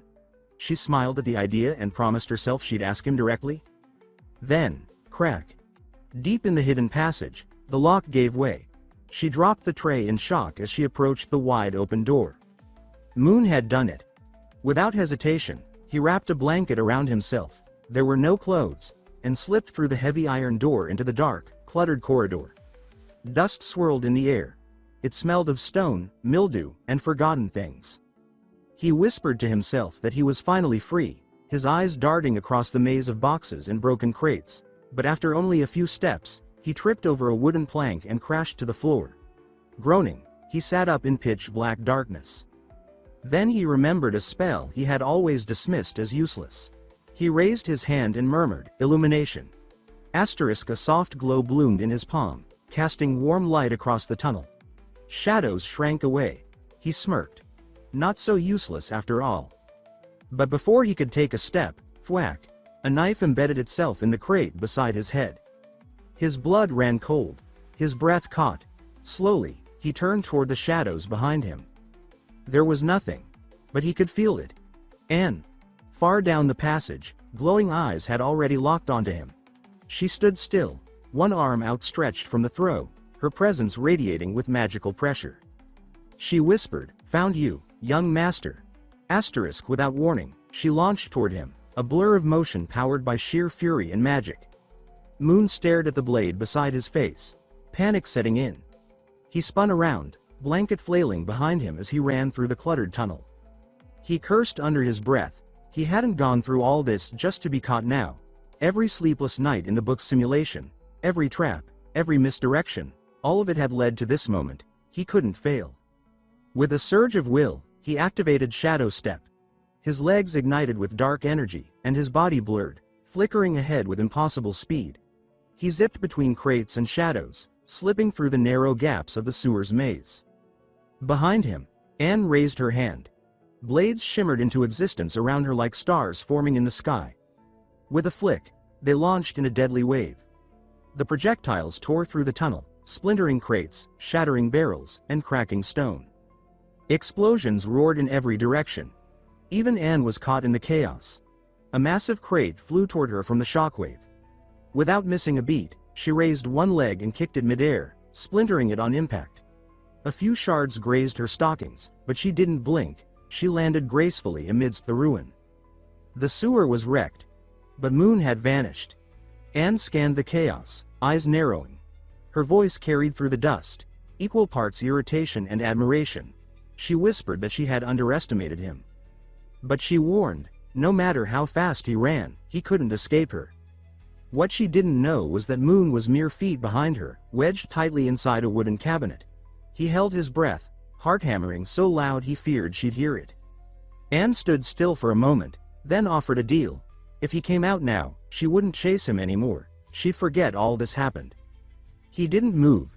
She turned sharply, firing a blast of energy into a crate nearby. Boom. Wrong one. Inside his hiding spot, Moon flinched. The explosion sent dust into the cracks, choking the air. His hands trembled, eyes burning with unshed tears. Maybe, he whispered to himself, maybe he should just give up. At least in the basement, he had food. Safety. Anne took care of him. But even as she hovered in the air, searching for signs, Anne found nothing. No shift in wind. No magical signature. Was he really gone? With a flick of her hand, she summoned her wings again and lifted off, vanishing down the tunnel in search of him. 10 minutes passed. The dust began to settle. Silence returned. Moon hadn't moved. His breath was shallow, body tense, every muscle waiting. Still no footsteps. No energy spikes. No movement. He finally exhaled. Looks like she really left, he whispered. He reached for the cabinet door, hand trembling with relief. But the moment his fingers touched the handle, he froze. His eyes widened in horror. A chilling presence swept through the tunnel, followed by a deafening boom. Anne stood before a shattered crate. Magic still crackling around her. Her red eyes glowed faintly as she scanned the wreckage. Empty again. She stared at it, disappointed, and quietly questioned if she had imagined something. Then, conjuring a thin blade of magic into her hand, she decided it didn't matter. She stated that she must find the young master before anyone else did. Moving quickly, she worried the other maids, especially Noel. Might uncover the secret she had worked so hard to hide. She had to bring him back, discreetly and fast. Meanwhile, Moon hadn't moved.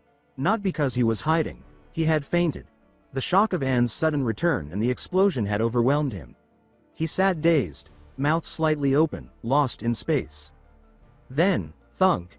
A light tap on his head. He blinked. A second knock, softer. He gasped awake and panicked instantly, convinced she was back. In a frenzy, he burst out of the cabinet, tripped on a wooden shard, and landed face first on the ground. When he looked up, he saw it. The black book, floating calmly in the air.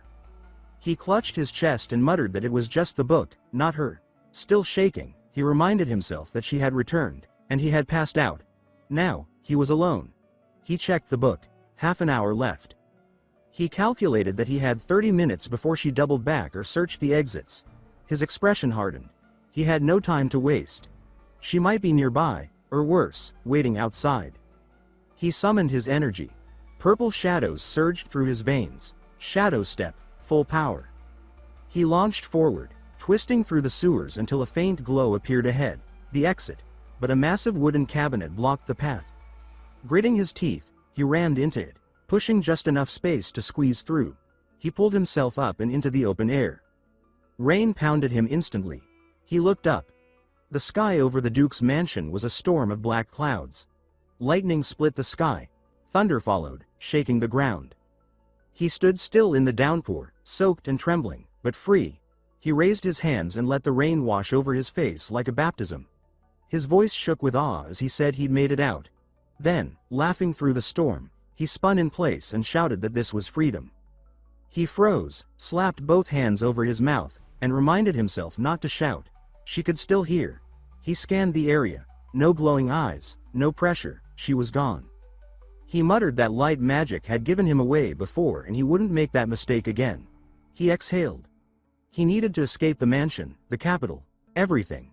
He hadn't risked all of this just to be dragged back. And so, he ran. Into the rain. Into freedom, or whatever was left of it. The sky over Belland Plain began to clear. Early rain faded, and a stretch of blue slowly pushed through the clouds. Moon lay sprawled on the grass, arms and legs stretched as if gravity had finally shown mercy. His chest rose slowly. He whispered that after 2 days and 2 nights, he had finally escaped the capital. The wind brushed his cheek gently. After so much tension, the quiet felt unreal. Too peaceful. Tempted by the calm, he considered a nap, but reminded himself he wasn't safe. Anne was still out there. With a breath, he stood, dusted off, and looked toward the horizon. He thought about the distance. Either Campbell Territory or Santa Maria College. College was closer. Without delay, he moved to Lake Belland's edge. He knelt, splashed the cold water on his face, and jolted his senses awake. He scrubbed away the dirt clinging to his skin and hair. He whispered to himself to keep the momentum going and head straight for Santa Maria. Then, voices. Rough. Across the lake. One man shouted, demanding to know if they thought he was dead. Moon turned sharply. On the far side stood 3 men and a girl. The men wore mismatched cloaks, visible weapons, and the kind of swagger that screamed bandits. The leader, wearing a red cloak and a scar over one eye, smirked confidently. A braid dangled from his shoulder. His 2 flanks, one with a red ribbon over his eye, the other bald and built like a boulder, stood beside him. The bald one carried a sword the size of a door. In front of them stood a girl, young, calm, and composed. A burgundy cloak draped over her shoulders. A basket of vegetables in one hand. A wand in the other. She looked like she just returned from the market. She declared that she was an adventurer and asked if they were ready to face the consequences. The scarred man scoffed and said that while she might be a magician, she was alone. No backup. No muscle. As he taunted her, she quietly stepped back. Her grip on the wand tightened. She was calculating, not afraid. She pointed out how bold it was to rob people in broad daylight and asked if they weren't worried a hero might show up. The scarred man laughed and said that no hero was coming. They'd already scouted the area. He then proudly explained their process. The man in the white cloak raised his hand dramatically and said they made a plan in advance. The bald one added that they always cleared the work route. Then, in sync, they proclaimed that they identified the target and made sure everything was foolproof. That, they said, was professionalism. They looked smug. Too smug.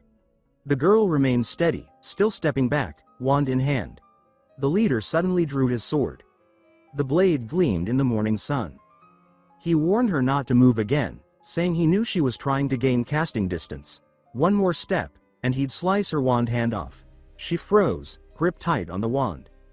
The leader flicked his fangs and mocked the idea of a hero. He told her no one was coming. They had made sure of it. Then, a splash. A figure shot across the lake like a dart. Messy blonde hair, tattered clothes, but a posture full of reckless purpose. Moon had arrived. He shouted across the water, telling the bandits to back off. Water streamed down his arms as he scrambled ashore, chest heaving and hands planted on his hips. His arrival startled the 3 men. The 2 subordinates yelped and ducked behind their leader. The one in white squinted and pointed out that he recognized the hair and clothes. He exclaimed that it was the blonde mermaid. The bald one corrected him irritably, saying that it was clearly a guy. Moon stepped forward and called out the obvious. 3 against 1? If they were really so bold, he challenged them to try him instead. To his surprise, the scarred leader smirked and agreed without hesitation. Moon blinked, confused by how fast things had shifted. The leader waved his hand, signaling the girl was free to go. His 2 henchmen exchanged confused glances, not understanding the change in plan. But the girl didn't budge. She stayed where she was, silent under her hood. Moon grew nervous. He gestured to his ragged appearance, explaining he had nothing of value, not even spare change. He half-joked that he could get their contact info and wire money later as a gesture of goodwill. The scarred man laughed and calmly sheathed his blade. He said he wasn't interested in money. With a dark glint in his eye, he explained that Moon wasn't just some wanderer. He was a rarity. Then he declared that he had changed his mind. He ordered his men to capture him instead. His henchmen hesitated for half a second before moving in. Moon's eyes went wide with panic. This was not how it was supposed to go. He turned and ran, yelling that he was only trying to help, demanding to know why this was happening to him. The 3 men gave chase, their laughter echoing through the field. Behind them, still and silent, the girl watched. Her grip on the wand in her hand tightened. Then she closed her eyes, whispering a chant under her breath. She called upon the spirits of fire. Red sparks crackled around her wand as the air shimmered. Then, without warning, flames exploded outward in a roaring wave, consuming the field ahead. A deafening boom followed. The bandits' laughter turned to screams. Moon skidded to a stop at the lake's edge and turned around. His eyes went wide at the sight of a wall of fire lighting up the landscape behind him. Heat brushed his face as awe set in. The girl stepped calmly forward and announced that the bandits had been dealt with. She called out to him, referring to him cheekily as Mr. Mermaid. Moon blinked, surprised by the nickname, and the fact she had just saved him. She nodded and thanked him, saying his interference gave her the opening she needed. Moon scratched the back of his head, flustered by the praise. He said there was no need to thank him, her magic had been incredible. She looked at him curiously and asked if wandering the wilderness dressed like that was a city dweller's hobby. Moon froze, realizing how ridiculous he looked. His clothes were torn, soaked, barely holding together. He stammered that it wasn't like that, he hadn't had time to change before escaping. Trying to shift the mood, he smiled and introduced himself. He said his name was Moon and that he was currently between jobs. The girl replied evenly.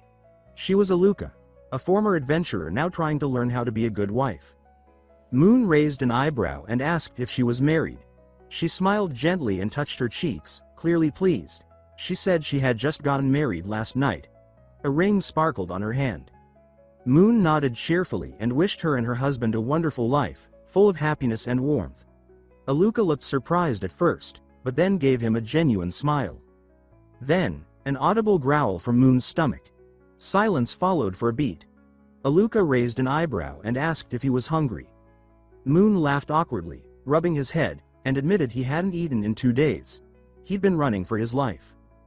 Before he could finish, Aluka told him to come with her. She said she had food and was heading home to cook anyway. He'd catch a cold in those clothes. And her husband had extras in his size he could borrow.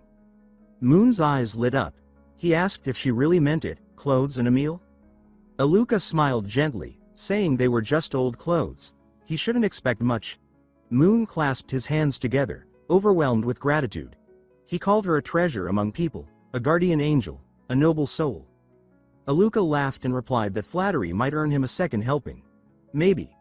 As they walked through the rain together, Moon looked up at the sky and whispered that maybe, just maybe, things were finally starting to turn around. Moon, curious about Aluka's presence in such a remote area, asked her why she was out here so soon after getting married. He couldn't understand why she wasn't at home with her husband, especially given the risk of encountering bandits. Aluka explained that she was simply running errands in town, tasks related to her husband's work, as well as picking up groceries. Since both of them had been adventurers, she and Rod had recently decided to retire from that life after getting married. She mentioned needing to report the decision to the guild, as remaining inactive too long could lead to them being marked as deceased. With the subject shifting to dinner, she suggested they have fish. Moon immediately brightened at the idea, revealing that fish was his favorite. But in the midst of that warm moment, something strange happened. A soft, chilling whisper reached his ear, just barely audible, carrying words that unsettled him. He froze and looked around, but there was no one. When he mentioned it to Aluka, she seemed genuinely unaware, claiming she hadn't heard anything at all. Moon tried to brush it off as a trick of hunger and fatigue. They soon reached the village, and Moon was surprised by the size of the house Aluka led him to. It was far more spacious than he expected for a young couple. Aluka clarified with a gentle smile that the house wasn't theirs. It belonged to the village chief. She and Rod were only staying there temporarily. That lingering unease pushed Moon to ask another question. The village was eerily quiet. There hadn't been a single person on the road, and every home they passed had its door left wide open. He asked if no one was concerned about thieves or intruders. Aluka paused, lowering her gaze for a moment, before offering an explanation. The silence, she said, was because the entire village was currently occupied. A nearby lake, Lake Beeple, just 5 li from the village, was the key to their livelihood. The soil here was too poor for farming, so the villagers depended entirely on the autumn fish harvest. The fish they caught were sold to nobles, and the profits from that single season were enough to sustain the village through the year. She explained that Rod, her husband, now used his adventuring skills to escort the fishing parties and transport the catch to the city, a journey that took several days. While he was away, she remained behind to manage the village in his absence. Moon now understood the silence and the open doors. Everyone was out working. It was hard, demanding labor, but it made sense. Yet even as that explanation settled his curiosity, the whisper returned. This time, it came with a presence. Cold, intimate, and closer than before. He turned again, certain someone or something was there, but once more saw nothing. Doubt crept into him. Was this just imagination, or was something else at play? Inside the chief's house, Aluka handed him a clean set of clothes and a cup of boiled water. She mentioned there was water outside if he wanted to bathe and that dinner would be ready soon. Moon, still cautious from past experiences, examined the water carefully before drinking. He checked for any unusual residue or scent and even tested a bit on his skin. There was no sign of poison, it was just water, plain and safe. Everything Aluka said and did fit together logically, yet something still felt wrong, even if he couldn't say what. When dinner was served, Moon ate the fish eagerly and complimented Aluka's cooking. He compared it favorably to meals prepared by his maid at home, adding that Aluka would surely make a wonderful wife. Aluka responded modestly, brushing off the compliment as too generous for a simple meal. Still, she picked up on his mention of a maid and remarked that he clearly wasn't an ordinary traveler. Moon decided it was time to reveal who he was. He told her he belonged to the Campbell family, one of the Empire's great ducal houses. His full name was Moon Campbell, son of Duke Ronan Campbell. At present, he was a fugitive, being hunted for reasons he didn't yet want to share. He asked if she could help him, using her guild status to secure a horse or carriage and deliver a letter to his family. Aluka was amused at the request and joked that she'd expected something far grander, perhaps even a demand for a fortune to reclaim a noble title. Moon responded with complete seriousness, offering her 20,000 emeralds once the task was done. She teased again, questioning if he planned to name her Lady of Belrand too, but his expression never changed. He was sincere. He told her this was urgent and needed to be taken seriously. Aluka had already planned to let him stay the night. With beasts roaming the forests at night, it was too dangerous to travel after dark. She told him she'd show him to his room shortly. Before she left him to rest, she issued a strict warning. He was not to wander the house, and under no circumstances was he to open any doors. Especially not the last door at the end of the hallway. Behind it, she said, were freshly butchered animals hanging to dry. If that door were opened now, the scent of blood would fill the house and possibly attract predators. She also noted that the other rooms weren't hers to enter, so she expected the same respect from him. Moon gave his word that he wouldn't go exploring. She wished him good night and left, but once she turned away, her demeanor changed entirely. Her pleasant expression vanished, replaced by something far colder. In a low voice, she muttered that it was unfortunate he wouldn't live to see tomorrow.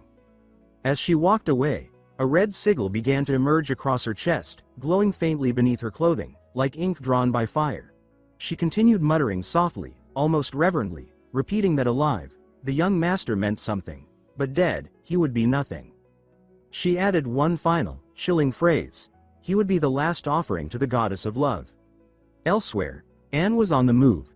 She had been tracking Moon for some time and now had proof the trail was still fresh. A scrap of cloth caught on a branch still carried the scent of its owner. That scent belonged to the young master. Anne noted how far the boy had run, but didn't seem impressed. Escape was impossible. This hunt was already over. The target simply didn't know it yet. Back in the village, inside the chief's house, Moon had finally drifted into a deep sleep, unaware that every move he'd made had already been accounted for. Every choice had led him exactly where someone wanted him to be. Unaware that the next day might never come. In the dead of night, Moon woke suddenly, his bladder protesting the amount of water he'd drunk earlier. As he sat up, a sharp barking sound reached his ears from outside. For a moment, he wondered if Aluka kept a dog, though he didn't recall seeing one during the day. Curious, he stood and started to check. Before he could take more than a few steps, a voice behind him made him freeze. Aluka was there, asking why he was up so late. He explained that he had just woken with the urge to use the toilet. She acknowledged it casually, then responded to his question about the barking by claiming it was indeed her dog.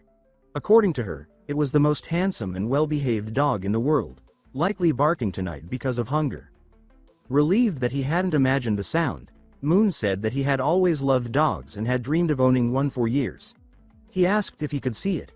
Aluka turned him down gently, saying that her dog was shy around strangers and preferred staying hidden in its room. Accepting the explanation, Moon made his way toward the toilet. As he left, she reminded him not to mix up the doors. The toilet was right next to the well. Once he was out of her sight, her demeanor changed entirely. Her expression sharpened, her eyes cold and unreadable. At the toilet, Moon wrinkled his nose. The stench was intense, overpowering. He couldn't help but wonder if this place had ever been cleaned. Then the barking came again, louder this time, and from just ahead. The sound drew his attention to a nearby window, where he assumed the dog must be kept. Driven by curiosity, he edged closer, peering through a narrow gap. He expected to glimpse fur or paws, perhaps even a tail wagging. But what he saw instead made his blood run cold. Aluka was inside, speaking sweetly to someone kneeling on the floor. She told the person to eat up and stop barking. She added that Moon was still useful and urged him to endure a little longer. She would let him out tomorrow. The man she spoke to was chained, his eyes vacant and hollow. His posture was limp, more animal than human. Moon stepped back instinctively, horrified, but a twig cracked beneath his foot. Aluka's voice rang out sharply, demanding to know who was there. She opened the window with a jolt but found no one. It seemed she believed it had been her imagination. In truth, Moon had silently leapt above the window frame, heart pounding as he watched her from the shadows. She had appeared so gentle, so harmless, yet here she was feeding a man like a dog. And not just any man. The face was identical to the photo displayed in the hallway. This was her husband. He realized then how much danger he was in. Escaping from one obsessive captor only to land in the grasp of another, even more unhinged. The village's silence now took on a more sinister meaning. Everything felt wrong. The way Aluka spoke, the whispers in the dark, the god of love she mentioned. Staying here was no longer an option. Without hesitation, Moon activated Shadow's step and vanished from the house, slipping into the night. Back inside, Aluka walked calmly to his room and knocked softly, asking if he was there. When there was no response, she pushed the door open and found it empty. A surge of power rippled through her. She punched the nearby cabinet, shattering it into splinters. Anger flared. She cursed, wondering when he had figured things out. Before she could act further, another knock came at the door. Her expression narrowed. Could it be him returning? She opened the door with hope, but froze. Standing there was someone unexpected. She quickly recovered and smiled, greeting the visitor warmly. Inside, Anne, dressed in a maid outfit, was addressed as Master, and Aluka commented on the choice of attire, calling it adorable. Anne explained that she had left the estate in a hurry and hadn't had time to change. She also questioned why Aluka referred to her as Master, insisting she had never taught her anything. Aluka responded enthusiastically. She said that it was those very words from Anne that had given her the courage to become her true self. Because of her, she dared to confess to her beloved Rod. Aluka then brightened, asking if Anne would like to see the result of her efforts. Anne agreed to wait, but her nose twitched. There was a faint trace of Moon's scent lingering in the air, mixed with something darker, blood. Soon, Aluka returned, leading a man by a chain. Anne raised an eyebrow at the sight. Aluka introduced him proudly as her beloved husband, telling Rod to say hello. The man gave a low, submissive bark and blinked up at them. Anne chuckled at the scene, commenting that apparently some couples lived like this.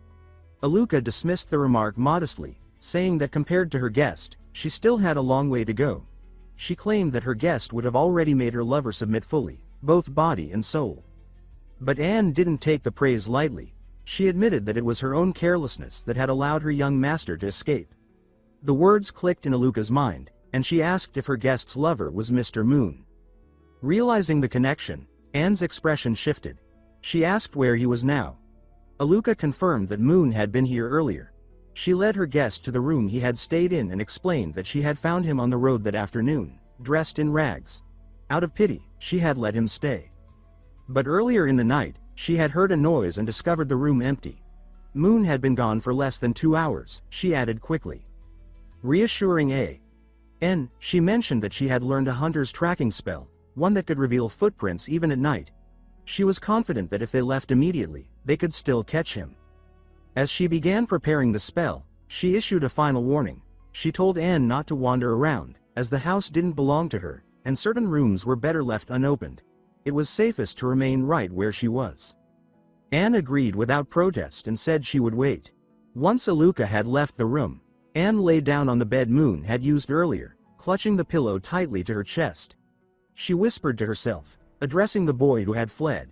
She questioned whether he truly despised her that much, to have crossed 3 cities just to escape her. The scent on the pillow still lingered, and the weight of his absence hung over her like a curse. Then, from the corner of the room, a low sound caught her attention. Aluka's husband, Rod, was still there, slumped in the shadows like a forgotten relic. A faint cry escaped him, as if his broken mind was briefly resurfacing. He mumbled, trembling, repeating that everything was gone. His voice shook with fear and something deeper, awareness clawing its way back to the surface. Anne hurried to his side, asking if he was all right. Rod's grip tightened around her hand with sudden intensity. His voice rasped a warning. She needed to leave. Now. And under no circumstances was she to go near the last room. His gaze then drifted into emptiness again, as if whatever sanity had returned was now lost once more. Anne felt her stomach twist. The way he'd spoken made it clear.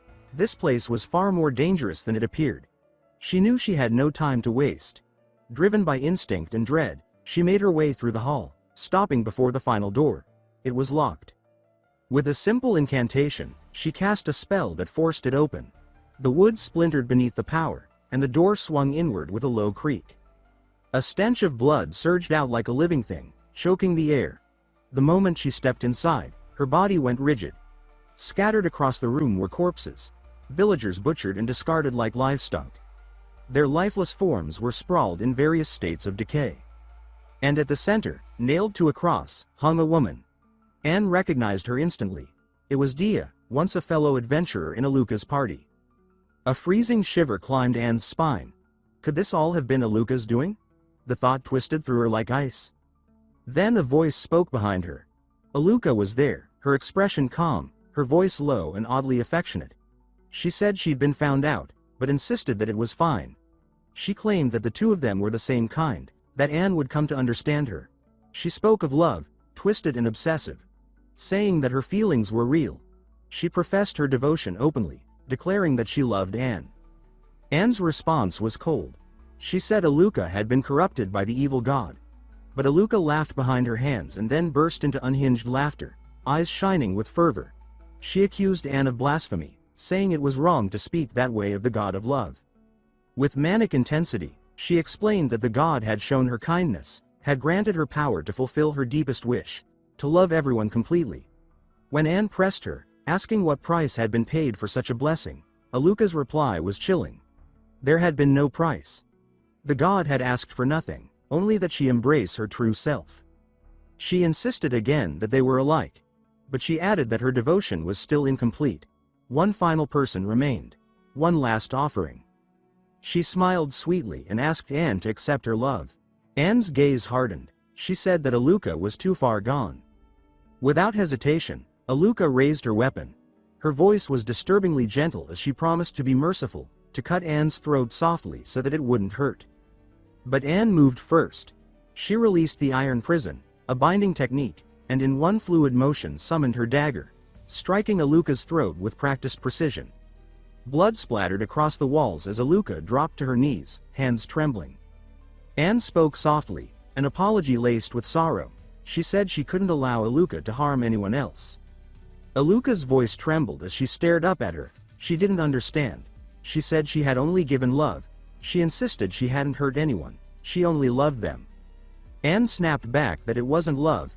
Aluka seemed to falter. She asked what it was then, if not love. She claimed that taking everything from the ones she loved was exactly what love meant. Wasn't that what Anne had taught her? Anne could only whisper another apology. The truth weighed heavily on her.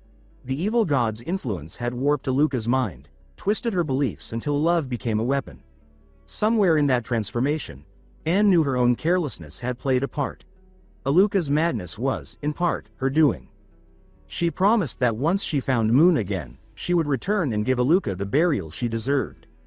Then, a voice echoed through the chamber, low and slow, repeating the same phrase again and again. I love you.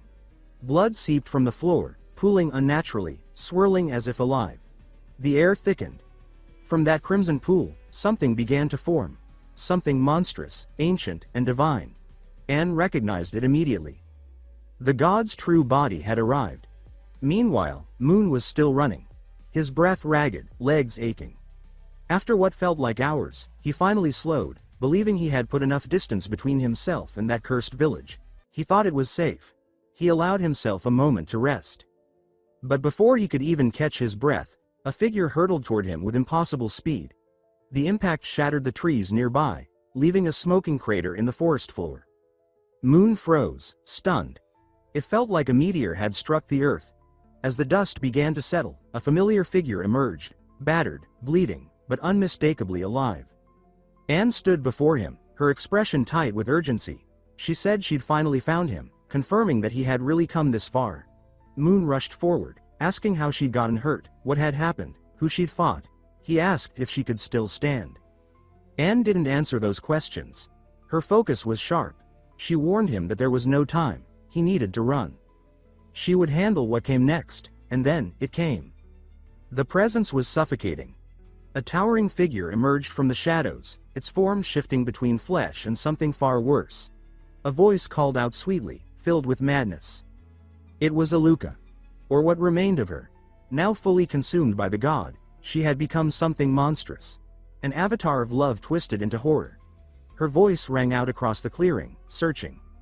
She asked where her master was. She said she loved them. And as she stepped forward, eyes glowing and inhuman, she called to Moon directly. She told him to come. She asked him to accept her love. And she promised that they would become one. He stared up at the pulsing mass sprawled across the ceiling, an obscene, blood-red tangle of tendons, veins, and twitching eyes. The thing writhed like something half-formed and wholly wrong. He voiced his confusion aloud, wanting to know what exactly he was looking at. In response, the fleshy blossom peeled open, revealing a grotesque maw of blinking eyes and quivering muscle. A voice oozed from within, syrupy and bright with madness. It greeted Mr. Moon warmly, saying it recognized him, and added, almost as an afterthought, that it loved him too. The thing stirred as if delighted by his presence. A sudden rain of scarlet limbs hurled down like spears. Moon staggered back, heart pounding, breath torn from his lungs. He fled into the open night, only one name rising to his mind, Aluka. Then, from the side, a blur of motion. Anne surged into view. She shouted for the young master to take cover, flung an arm around his waist, and yanked him aside just as a shockwave of crimson energy tore the ground where they'd been standing moments before. The impact sent them tumbling, grit grinding beneath her boots as heat licked her back. A sharp sting bloomed along her calf. Flying debris had sliced her. He forced himself upright, cursing under his breath. Of course there had been something wrong with Aluka. He hissed that it hurt.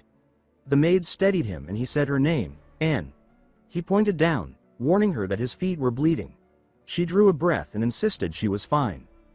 She stepped ahead of him, eyes hard. She said she would stop the enemy here and that the young master must escape, immediately. He began to object, but she cut him off, promising she would finish the battle and return to his side, bringing him safely back to the Duke's mansion when it was over. The forest ahead rippled as if something massive breathed through it. The darkness burst open in a tide of living red. A voice emerged from the crimson swell, purring that it had found its master again in Mr. Moon. The monstrous form expanded, tendrils rearing high as if eager for an embrace. It murmured that the timing was perfect. Then it screamed, demanding that they accept its love together. Anne stood firm, exhaling through clenched teeth as silvered shadow pooled at her feet. Moon thought that his shadow step had reached 200% and vowed to unleash his full firepower. The world blurred as the attack rushed at them. Moon dashed behind her, reaching out and pulling her away just before another bladed limb could reach her. Mid-dash, she turned her head and asked why he had come back. His voice was tight, his answer sharp. He said she couldn't lie. If she truly could defeat the monster, she would have already done so. The fact that she told him to run proved she had doubts. As another wave of red slammed down around them, he planted his feet and swept her into his arms. He told her plainly that even if she'd wronged him in the past, she was still his maid, and he wasn't about to stand by and watch her die. With a grim spark in his eyes, he added that, when it came to running away, he was a professional. He turned and burst into motion. Anne held tightly in his arms. Red spears sliced the air behind them, missing by inches. The ground erupted in jagged waves as the two of them wove through the chaos, darting through collapsing trees and fractured stone. Breathless, the sound of his breathing cracked and uneven. He gasped out fragments of words, trying to speak between wheezing chuckles. Anne caught his arm to steady him and called him young master. He met her gaze and told her they were almost safe. Just a little farther. But then, from over the next ridge, the crimson horror rose again. It screamed that they must accept its love, bellowing once more that it loved them. Moon pulled Anne close and instructed her to hold on and not let go. She stiffened, alarmed by his sudden tone, and questioned his intent, but before she could say more, he took off running and dove forward. They hit the water hard. Submerged beneath the surface, he watched the scarlet tide churn along the shoreline above. His mind raced. If his instincts were correct, the creature's body couldn't maintain cohesion underwater. That ability, it came with a weakness. He scanned the writhing form at the water's edge. Just as he suspected, it was unraveling, its shape no longer stable. He glanced at Anne beside him. She was struggling. His eyes narrowed with confusion. She couldn't swim. Without hesitation, he wrapped an arm around her. He hadn't expected things to go sideways now, but there was no helping it. He pulled her closer and pressed his mouth to hers, sharing his breath to keep her afloat. The two of them clung together in the blue stillness beneath the surface while the monster above slowly fell apart, unable to hold its form. On the shore, the creature's eyes scanned the water. It muttered that the scent of blood had vanished. It wailed that its love was so pure. Why wouldn't they accept it?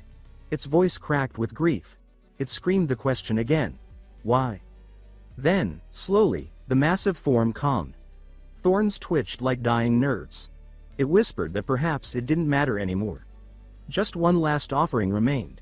A sacrifice to the god of love. And though it admitted it was reluctant, it promised to go through with it. Its voice softened into a croon as it spoke to the pair beneath the waves. It told them to wait, to be patient. It would return. And when it did, it vowed, it would become a true god. And then they would have no choice but to accept its love. Moon tore a sleeve from his own clothes and crouched at Anne's side, saying that it might hurt a bit and asking her to bear with it. Anne nodded, but when the cloth pressed against her wound, a soft sound escaped her lips. She quickly covered her mouth with her hand, embarrassed to let him hear. Moon then said that this should hold, finally lifting his gaze. He explained that her Achilles tendon needed proper treatment once they returned, but for now at least the bleeding had stopped.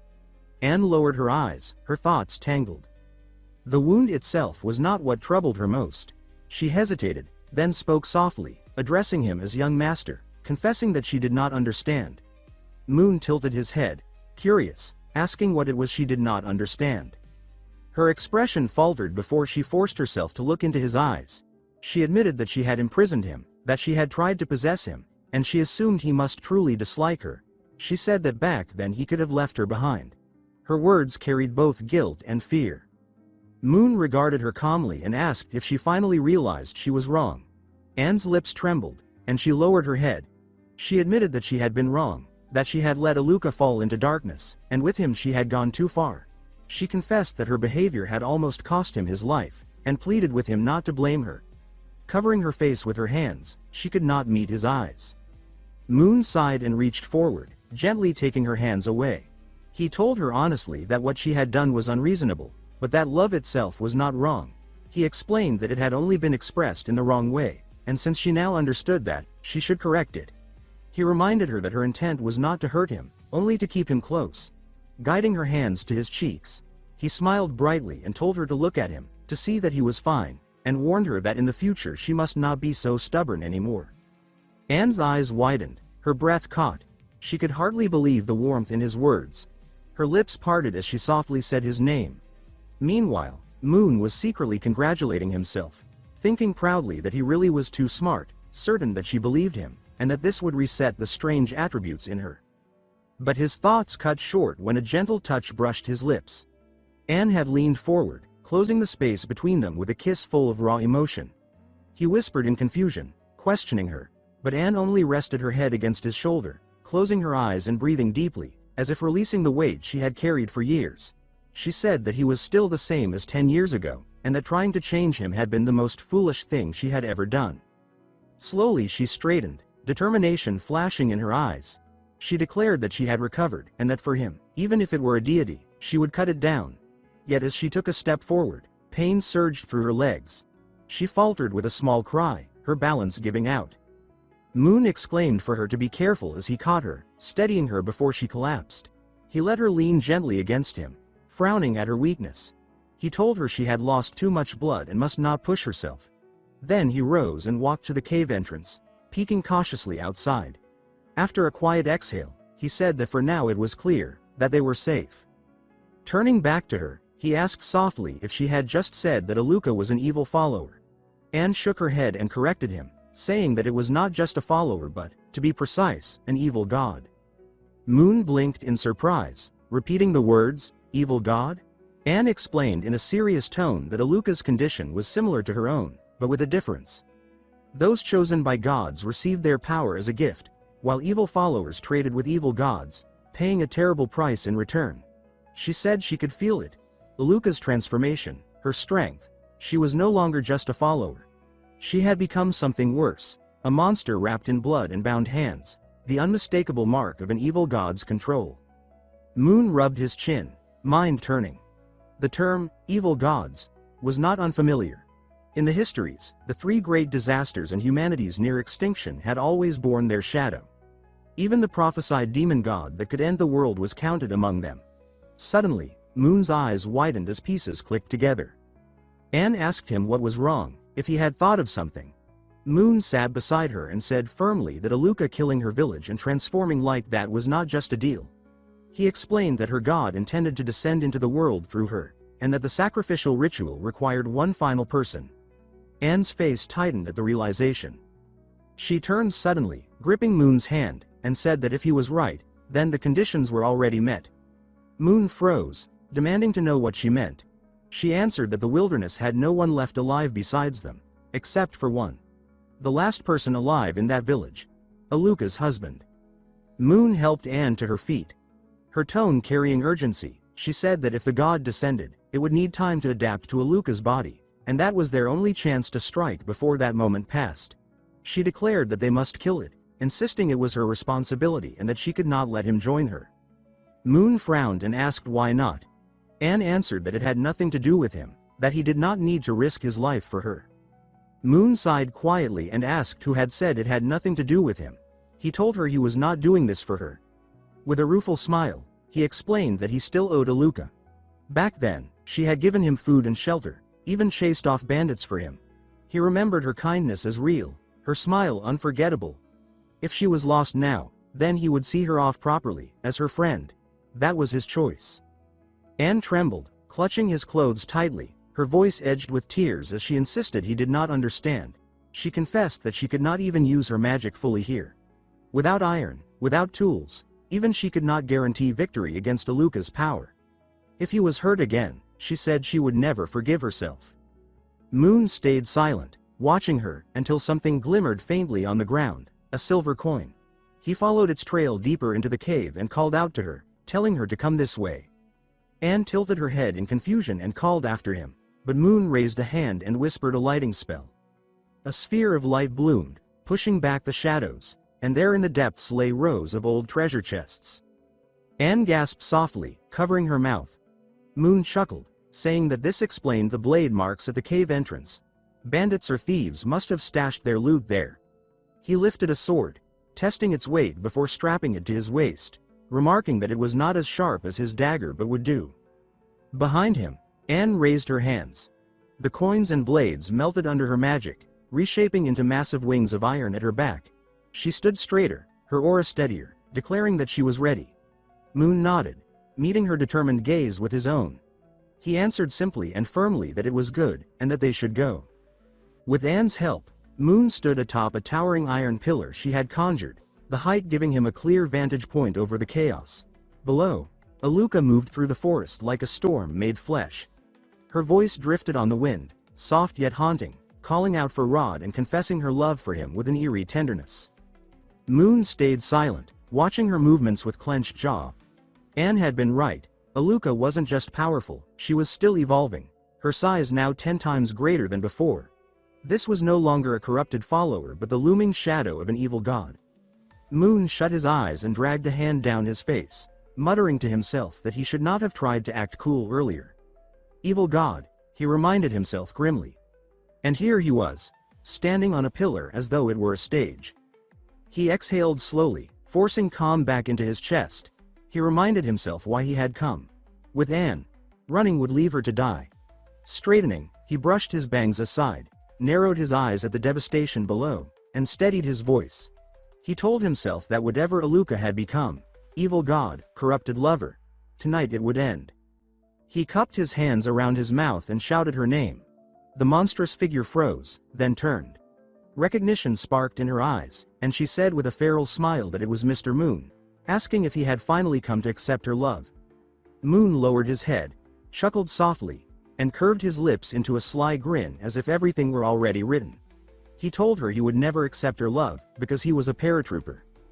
With that bizarre declaration, he leaned forward and jumped. The iron pillar shrank above him as the air roared past his ears. Mid-fall, he shouted that Paratrooper 1, Moon Campbell, was ready. Aluka tilted her monstrous head, confused. She opened her jaws and unleashed a flood of blood, surging upward like a tidal wave to catch him, while she lunged forward, arms wide, eyes glowing with feverish adoration as she cried his name. But Moon's smile only deepened, not with fear but with confidence. He thought to himself that she was coming, just as he had expected. Because before this dive, he and Anne had prepared. Their goal was not to kill her and not to awaken her either. What they needed was to find the source of the contamination. The object binding the evil god to her. A ring, a necklace, some kind of charm.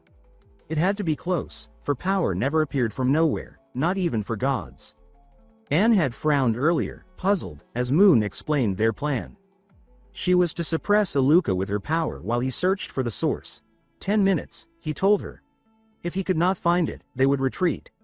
Anne had hesitated, admitting that even with more iron she might not be able to hold Aluka down.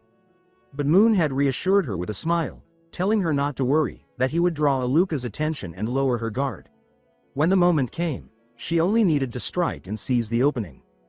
They landed in a clearing where the forest hushed as if holding its breath.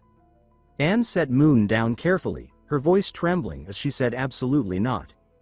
Aluka might not yet be fully sacrificed, but she was still an evil god, and if someone had to take the risk it should be her. Moon's reply was calm yet firm. He told her that he knew how dangerous Aluka was, but there was no one else.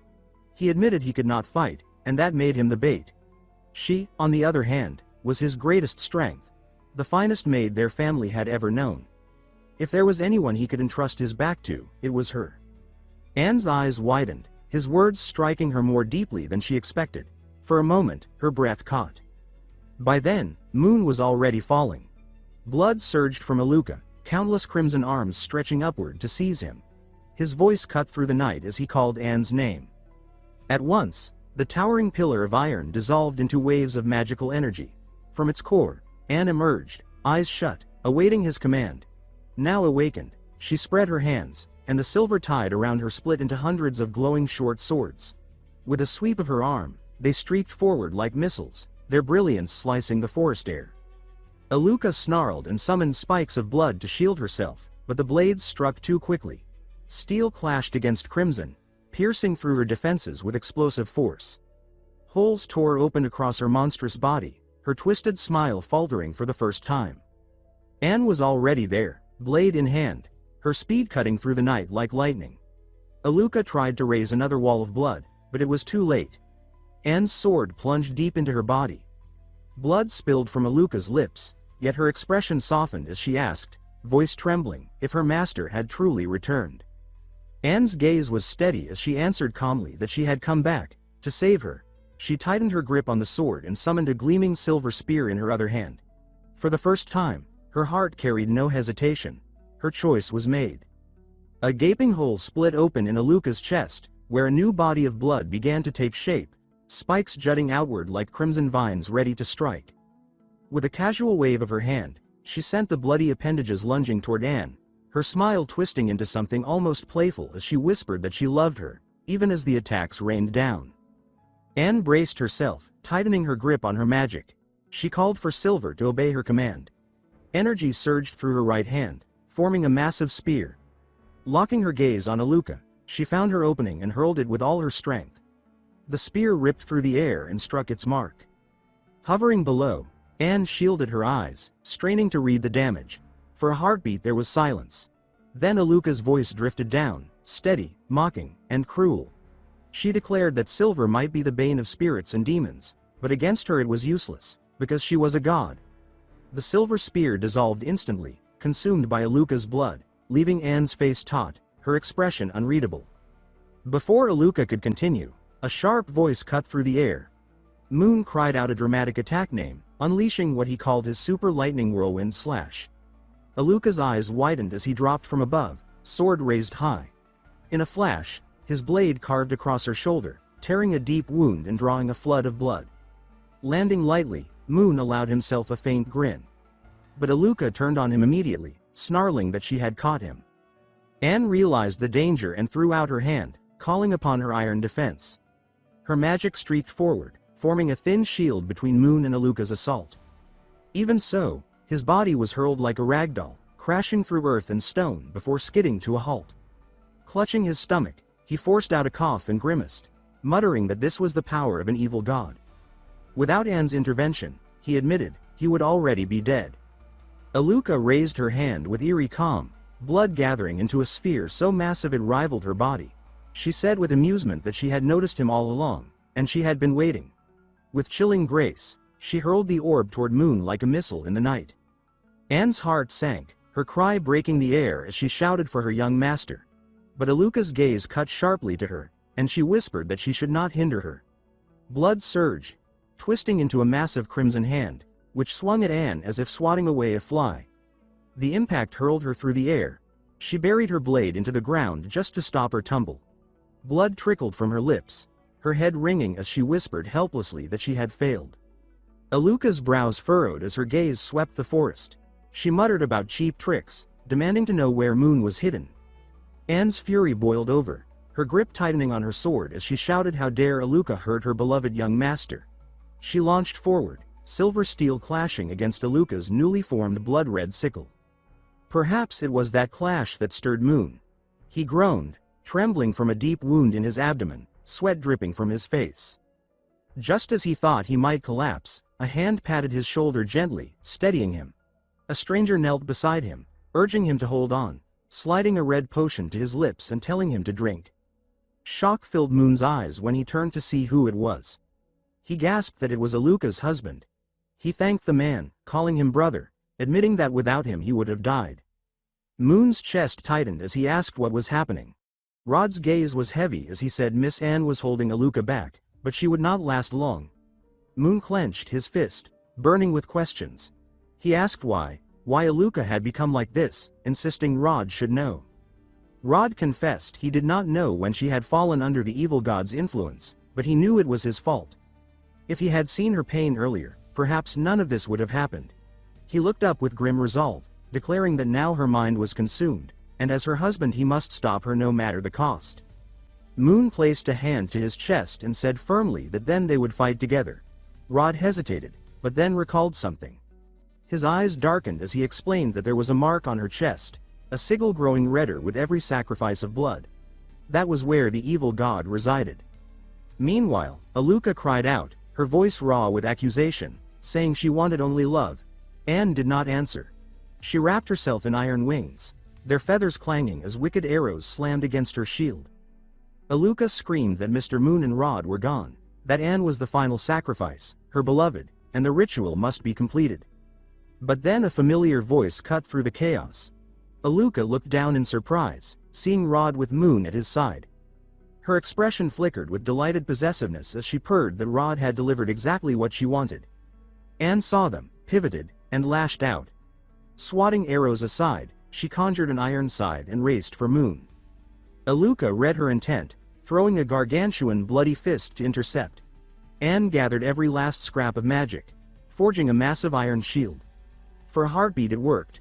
The fist slammed, the shield groaned, before shattering under the weight. The force pinned her into the earth as dust roared upward. Aluka drifted down in her human form, moving with the softness of a lover reunited. She crooned to Rod, her voice sweet, victorious, and deluded, promising a future where the god of love would undo everything so they could live together forever.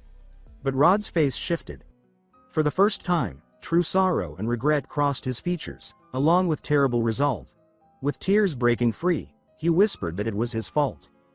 Then, in a move that shattered the moment, Rod seized Aluka's hand, raised his sword, and plunged it into her chest. The world seemed to hold its breath. Aluka had not expected this betrayal. While hiding, Rod had whispered a plan to Moon, a dangerous strategy to exploit the uneven reach of Aluka's blood-formed body. After calm explanation, Moon had nodded, smearing soil on his face to mimic blood, feigning weakness. He had declared that he would be the bait, insisting that if anything went wrong Rod should remember, they would only fall after him. He had vowed that when the sun rose tomorrow, both of them would still be alive. Rod had smiled knowingly, thanking him. Now, blood spilled from Aluka's lips as her monstrous form faltered. Rod shouted for Moon, ripping his sword free and stepping aside, opening the path. Moon flashed behind her, hand plunging into the wound, eyes widening as his fingers closed around something solid. He yanked it free, a small red statue, slick with blood. But Aluka roared, her fury shaking the forest. A blood blade formed in her hand, and she lunged. Moon barely had time to flinch before Rod moved, shielding him. The blade pierced Rod clean through. Moon froze in horror as Rod's blood sprayed.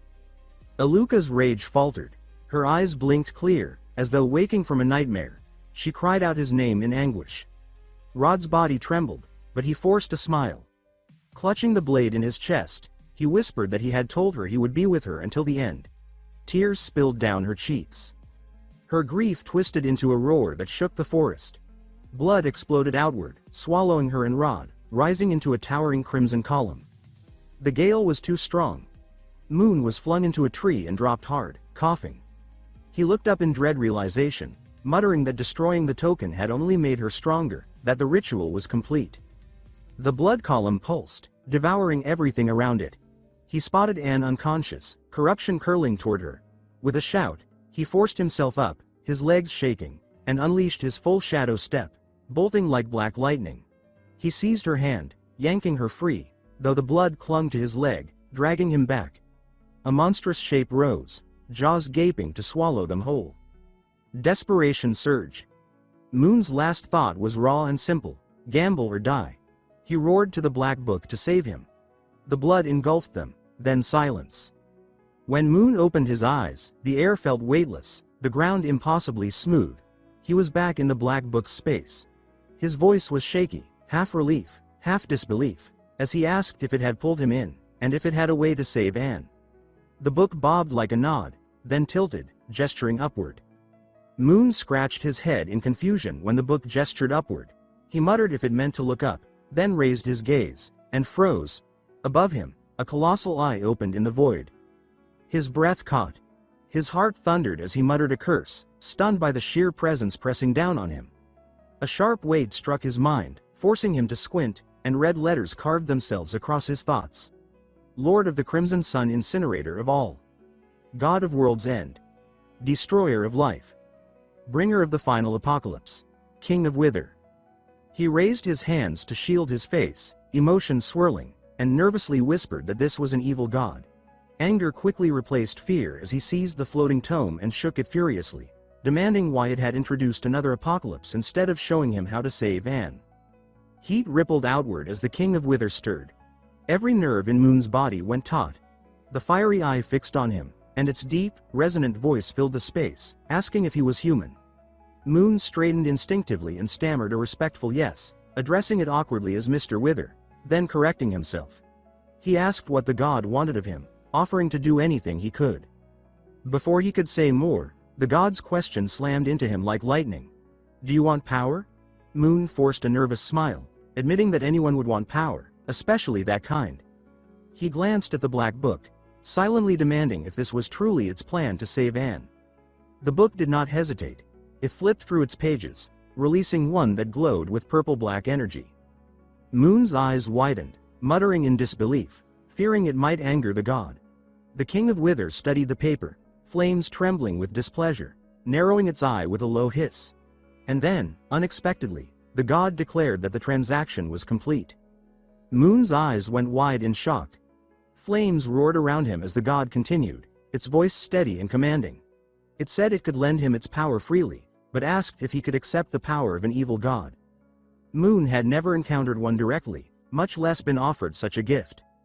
Yet Anne's face filled his mind, and he whispered that if it were not necessary he would never touch evil power. But did he truly have a choice? She was waiting for him, the woman he loved, the one who walked by his side every day, counting on him. Resolute, He opened his arms toward the blazing eye and declared boldly for the King of Wither to come, saying he feared no evil god. A low chuckle rumbled from the flames, swirling faster, until they formed a massive fiery palm that extended toward him. The voice warned that whether he could endure it remained to be seen. Moon froze briefly at the lack of guarantees. Then the palm touched him. Scorching heat engulfed him. His skin blackened as red streaks seared across his body, evidence of the god's overwhelming power flooding into him. Through clenched teeth, he whispered that this was the price of stealing from a god. Then he roared, charging upward through the inferno. The flames no longer burned him. They reshaped him. Pain became power, agony became resolve. From the forest below, the god of love watched as blue energy burst outward from the sea of crimson blood. Within it, Moon carried Anne, gently lowering her against a tree. Though unconscious, she was mercifully unharmed.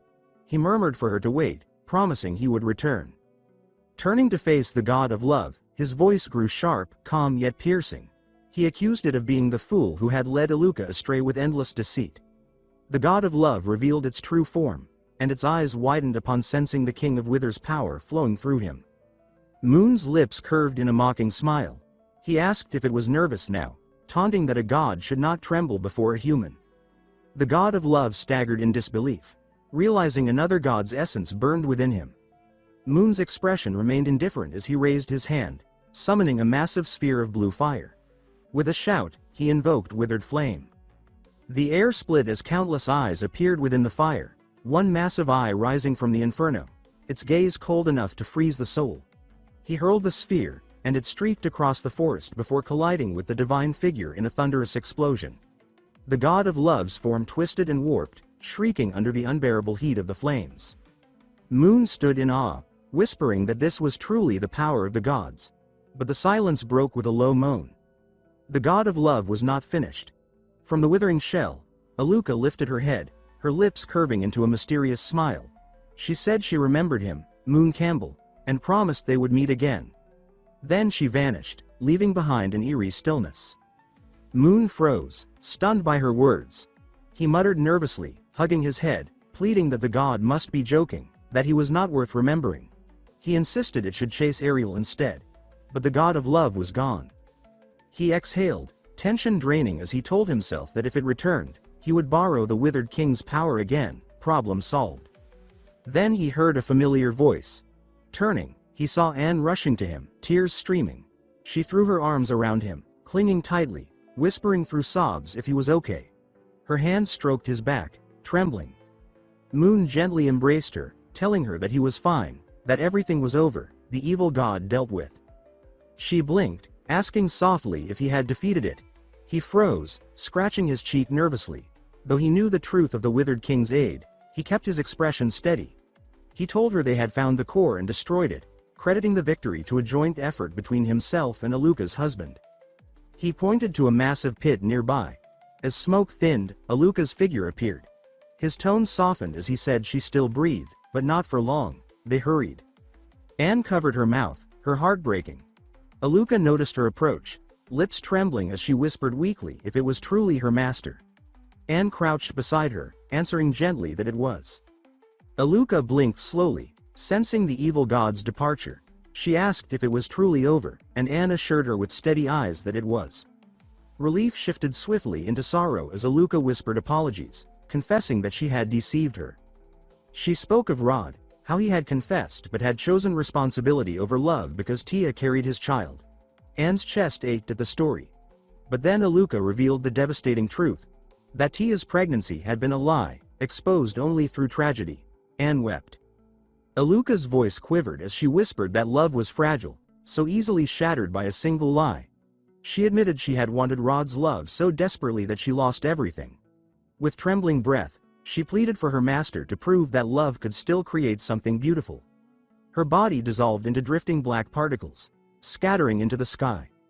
Golden rays of dawn touched them, as if even the sun sought to grant Aluka one final moment of warmth before she faded forever. Beneath the wide branches of an old tree, Moon and Anne quietly laid Aluka and Rod to rest. Anne straightened up and wiped her hands clean, saying softly that she was fine now. Moon placed the board upright on the small mound, took a step back, and rested his hands on his waist before murmuring that it was done. He said a quiet rest in peace. Before them, 2 small graves stood under the tree's green shade. Moon bent down, bowed slightly, and closed his eyes to offer a silent prayer. When he finished, he brushed the sweat from his forehead and sighed deeply. He said that it was finally wrapped up, then suggested they leave. Together, they turned and walked away. Behind them, sunlight filtered gently through the branches. As they followed the forest path, Moon noticed the change in Anne's expression. Her steps had slowed, her eyes distant. He asked what was wrong, pointing out that she'd been quiet since earlier. She admitted that she was still thinking about Aluka. She confessed that maybe her love for him had been wrong, selfish, even, but she hadn't been able to stop herself. She asked him if her love had truly been wrong. Moon tilted his head, rubbing his chin thoughtfully. He said that maybe it wasn't wrong, but perhaps what she had felt wasn't really love, it might have been possessiveness. Anne blinked at his words, trying to understand. She asked if he meant she had confused love with possessiveness. Moon gave a small shrug and a faint smile, saying that it was possible, though he wasn't sure himself. Anne lowered her gaze again, quietly mulling over what he said. He lifted a hand to block the sun and chuckled, commenting that the weather was actually nice that day. Then Anne seemed to remember something. She turned to him and said softly that back in the basement, he had mentioned he could date her like a normal couple, and since he'd said that, she wanted to know if they could start over. Moon blinked in surprise, raising a hand to pause her. He told her to wait, saying there was one question first. He asked if she planned to take him back to the Duke's mansion again. Anne hesitated before nodding shyly. She said she had grown up there and that it was her only home. She added nervously that she wasn't trying to become the mistress or anything. Her voice trembled as she said she would still serve him as his maid, but while doing so, she wanted to ask if she could. She stopped midway, her face flushing red. Then she asked quietly what he was doing, following his lead almost instinctively.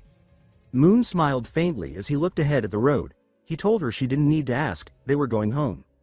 Inside, Moon couldn't help but feel a small swell of pride. Thinking back on the entire ordeal, including the chaos in the cave, he told himself that things were finally settled. He thought that he had even managed to convince Anne, the most obsessive person he'd ever met, to act normal again. He felt a smug sense of accomplishment and muttered in his mind that there would be no more incidents involving basements or dismemberment. This was his ending, he thought. Everything was finally fine. At least, that was what he believed. 2 days later, Moon's eyes slowly opened. The ceiling above him looked painfully familiar. His body felt drained, dark circles under his eyes hinting at restless sleep.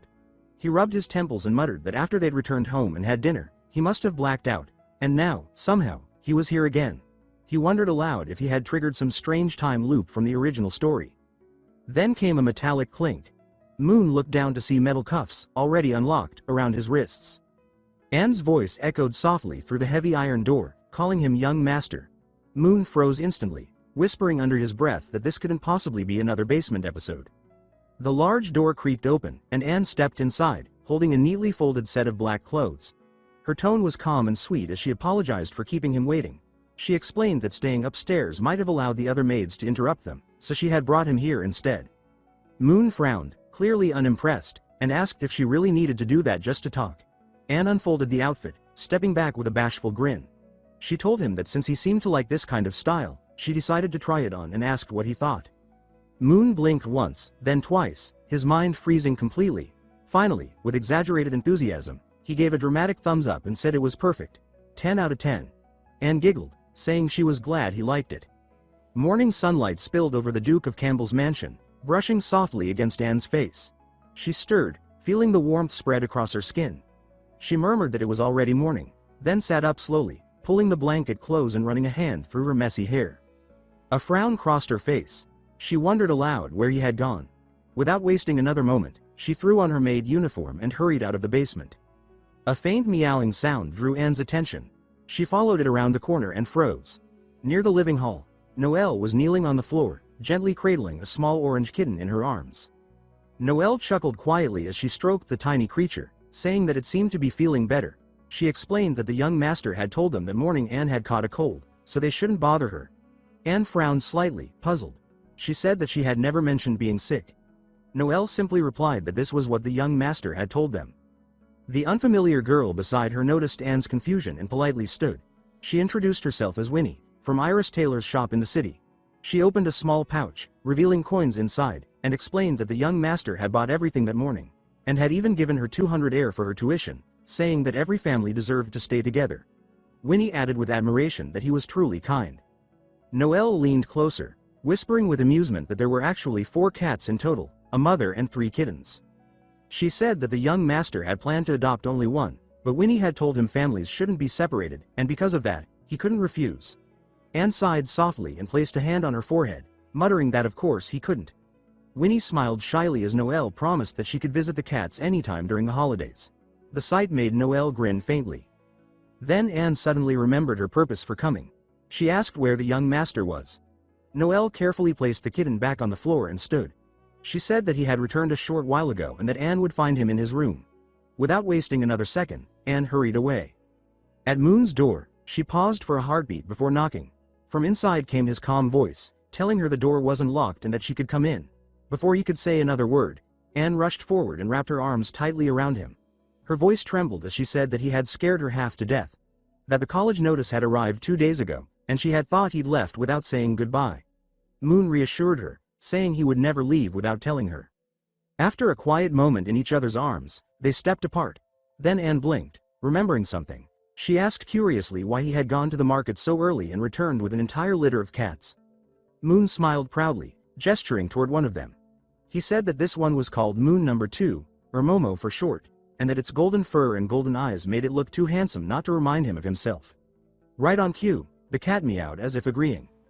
Moon picked Momo up and gently handed it to Anne, telling her that it was a gift for her. She blinked, surprised, and caught the warm little creature in her arms. She asked if it was truly for her. Moon nodded, scratching his head awkwardly as he explained that the college term began next week and he would be leaving the next day to prepare.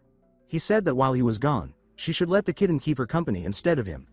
Anne's voice trembled as she said that she liked it very much and would take good care of it. Moon smiled in quiet satisfaction and told her that was good. Evening settled in before they realized it. Inside his room, Moon lay back on his bed and opened the mysterious black book resting beside him.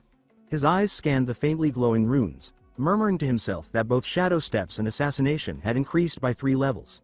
He noted that even if the Aluka incident hadn't brought tangible rewards, at least his skills had grown stronger. Setting the book aside, he sighed softly, thinking that what truly mattered was Anne's safety. As he closed his eyes, his thoughts drifted. He reflected that the prophecy he had once seen was now completely shattered. Just then, a knock broke the silence. He looked up and wondered who could be visiting so late. When he opened the door, Anne stood there, her hair slightly tousled and her expression soft but uncertain. He asked why she was still awake. She said quietly that she couldn't sleep, thinking about his departure the next day.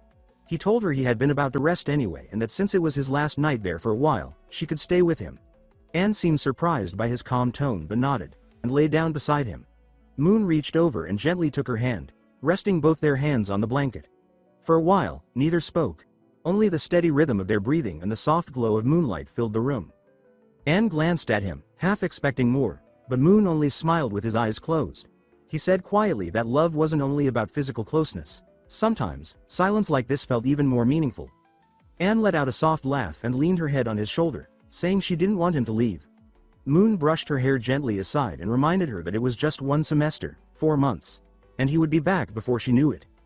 Anne pouted faintly, saying that 4 months still felt long. Moon thought for a moment before smiling and telling her that if she missed him, she could write, and he would always reply. Anne's voice softened as she agreed. As the room fell into a peaceful quiet, the black book hidden beneath Moon's pillow began to stir. Strange symbols shimmered across the open page, forming new words. Jealousy process, 100% level achieved. Fate intervention initiated. Partial memory blurring completed. Please continue to struggle, Moon Campbell. Evening had settled over Santa Maria College, painting the marble halls in soft golden light. Inside the women's bathhouse, the air shimmered with steam, the place looking more like a spa from a luxury magazine than a student facility. From the corridor came the echo of quick, energetic footsteps. The door swung open, and a bright, confident voice rang through the mist. It was Ariel, announcing loudly that she had returned to Santa Maria College once again.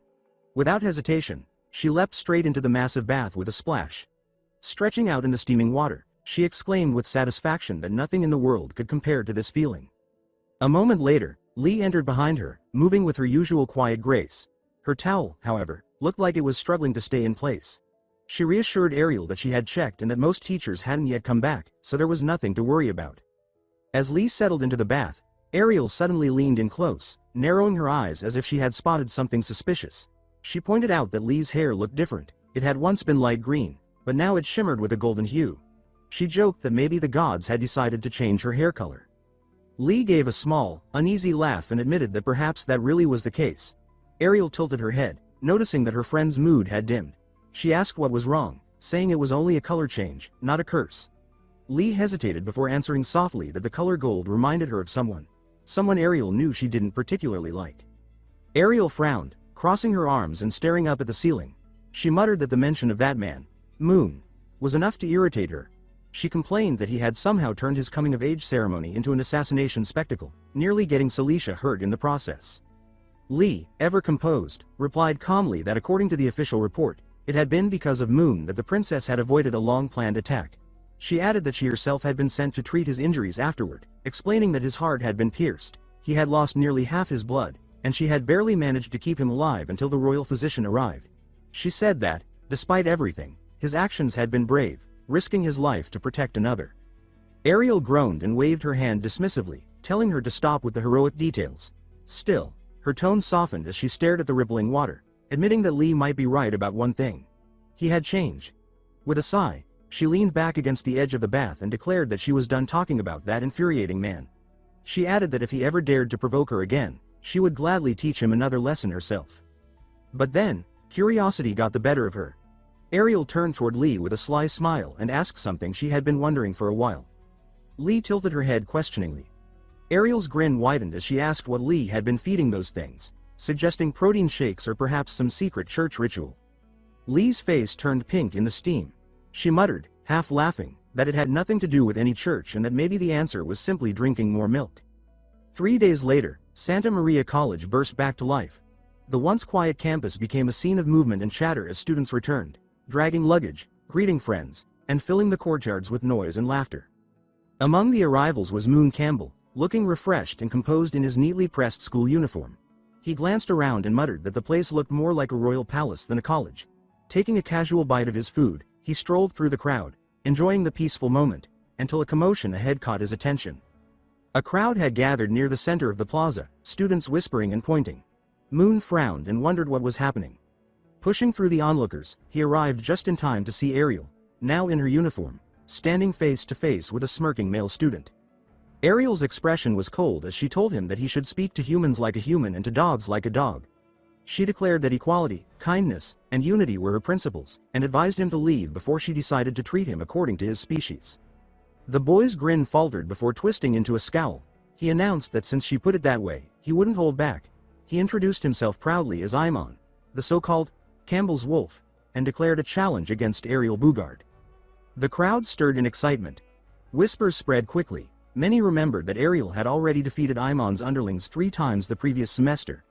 Moon, in mid-bite of his sausage, froze completely. The name, Campbell, registered, and he blinked in confusion, realizing that was his own surname.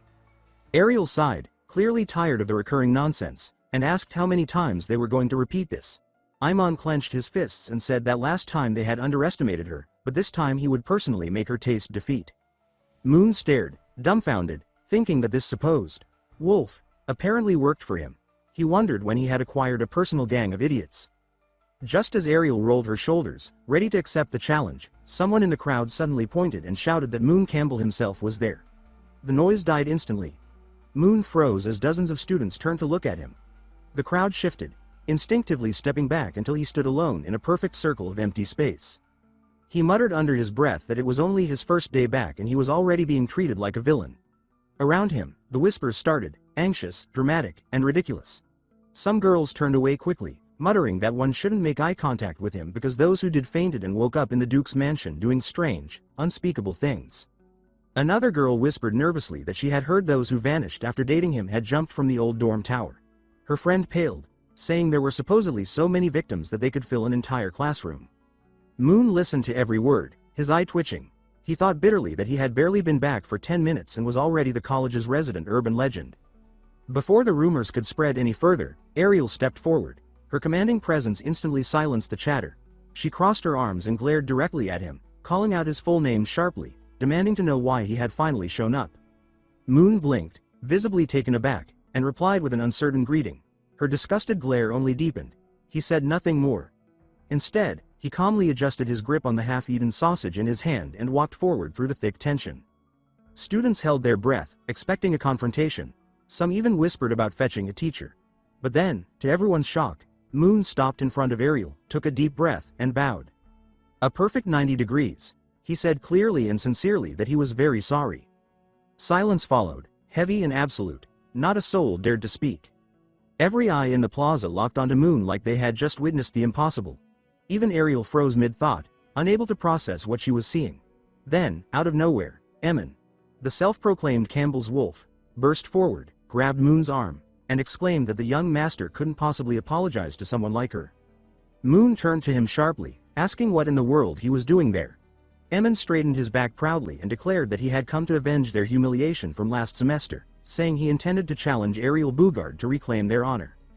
Moon stared at him blankly for a long moment before asking if anyone had actually told him to do that.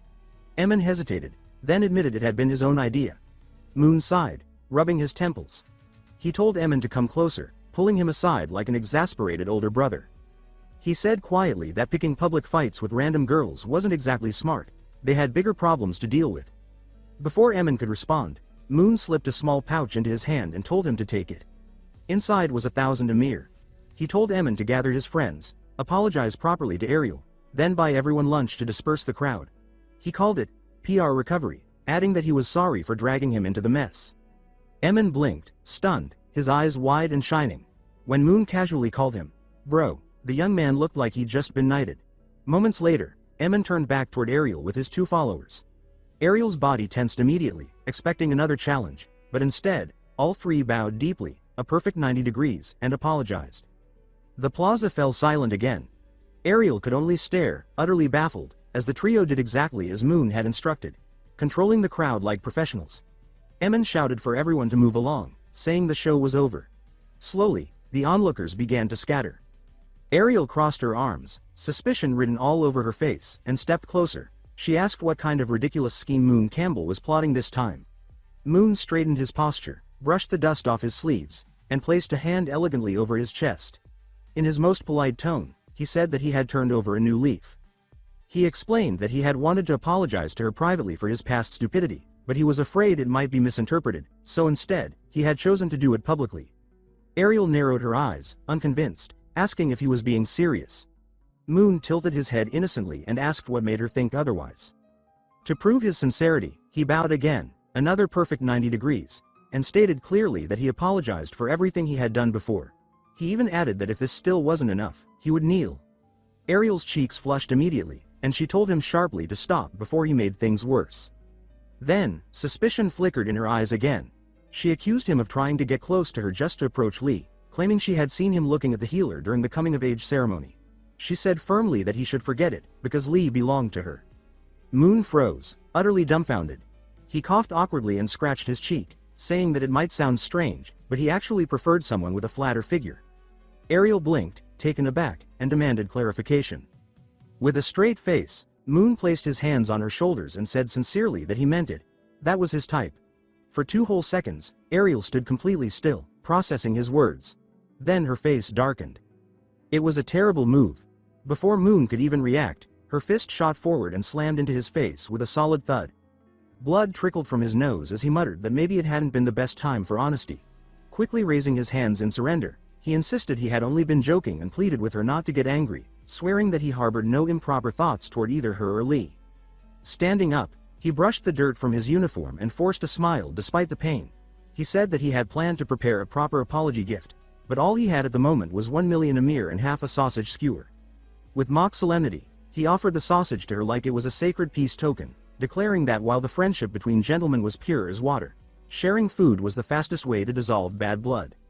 Ariel stood frozen, completely lost for words, as Moon turned and jogged toward the teaching building, calling back that he'd make up for the gift later. He waved casually as he disappeared from sight. For a long moment, she just stood there with the sausage still in her hand, trying to make sense of the nonsense that had just unfolded. Then realization struck. 1 million Amir. Her eyes widened in horror. She clutched her head, groaning that she had just let a fool with a fortune run away. In a flash, she sprinted after him, yelling his name. Moon turned mid-run, startled, and saw her charging toward him like an enraged bull. He panicked immediately, shouting for her to stop. Ariel shouted back that she would accept the gift, the money, specifically, if he handed it over. Moon had no clue what she meant, but his instincts screamed that he should run, so he did. Their voices echoed through the campus, the chase unfolding like a scene from a chaotic romantic comedy. Watching from above, a girl whispered that the golden-haired idiot really had changed since the assassination incident. A mischievous glint flickered in her eyes. She thought to herself that maybe she'd have a little fun with the foolish, rich Campbell boy. After all, it wasn't like Celicia would mind. Meanwhile, two teachers, watching from the upper balcony, exchanged glances. From the clash to the absurd reconciliation with Ariel the Brave, they had witnessed it all. The gray-haired man, Director Prawn of the Magic Department, looked down in disbelief, while the white-haired Professor Grant of Potions seemed more amused than shocked, observing the young Duke's son as if he were an experiment worth cataloging. Grant remarked that the situation had resolved itself without any faculty intervention, which, in his view, was remarkable. Prawn, arms crossed, asked irritably if Grant could read their lips. Grant adjusted his telescope and replied that Moon appeared to be apologizing, and, quite strangely, offering Ariel half of a grilled skewer as a gesture of peace. Grant added that the boy looked genuinely remorseful. Prawn snapped that such behavior was impossible. He said that Moon Campbell was an arrogant noble's son who had spent an entire year causing disruption and learning nothing of worth. As he spoke, Moon entered the academy grounds below, pulling his suitcase behind him. Two students caught sight of him and immediately fled in the opposite direction. Moon, embarrassed, scratched the back of his neck, as if apologizing to the air for scaring them. Prawn, still fuming, went on to say that Moon had once mocked Ariel for being illegitimate and that such a person would never bow his head in earnest. Grant, still peering through the scope, said that from where he was standing, Moon's lips clearly formed the words, "I've changed." Prawn snorted and declared that if that were true, he would gladly eat his office table. He added, his frustration rising, that after a full year at Santa Maria, Moon's only magical accomplishment was mastering a simple lighting spell, an insult both to the academy and to Prawn's 5 decades of teaching. Grant advised him to calm down and offered a pragmatic solution. He suggested that Prawn could simply request Duke Ron to transfer his son to the military if magic was truly beyond his reach. Prawn pressed his hand against his brow and said that while he trusted the Duke's integrity, the matter wasn't that simple. He reminded Grant that Lady Noyce, Moon's mother, known across the Empire as the Imperial Canary, belonged to the powerful Philip family, one of the 5 major board members of Santa Maria. That family, he said, had helped fund the king's rise to power. Expelling Moon could stir political trouble beyond his control. Grant continued to observe through the telescope. He reported that Moon had stopped to pick up litter from the walkway and tossed it neatly into a bin. A moment later, he gently placed a fallen bird's nest back into a tree, the tiny birds chirping around his hands as if they recognized him. Grant added that Moon had reached the bronze statue of Santa Maria's first principal and, astonishingly, bowed before it, one hand over his heart, as if offering a formal apology. Prawn snatched a second telescope, peered through, and froze in disbelief.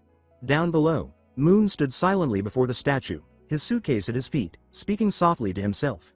He asked the long-departed founder for forgiveness, promising that if he graduated this time, he would donate a new statue, cast in pure gold, to replace the one he had once damaged. His eyes lingered on the faint glue line around the statue's neck, where he had kicked its head off years before.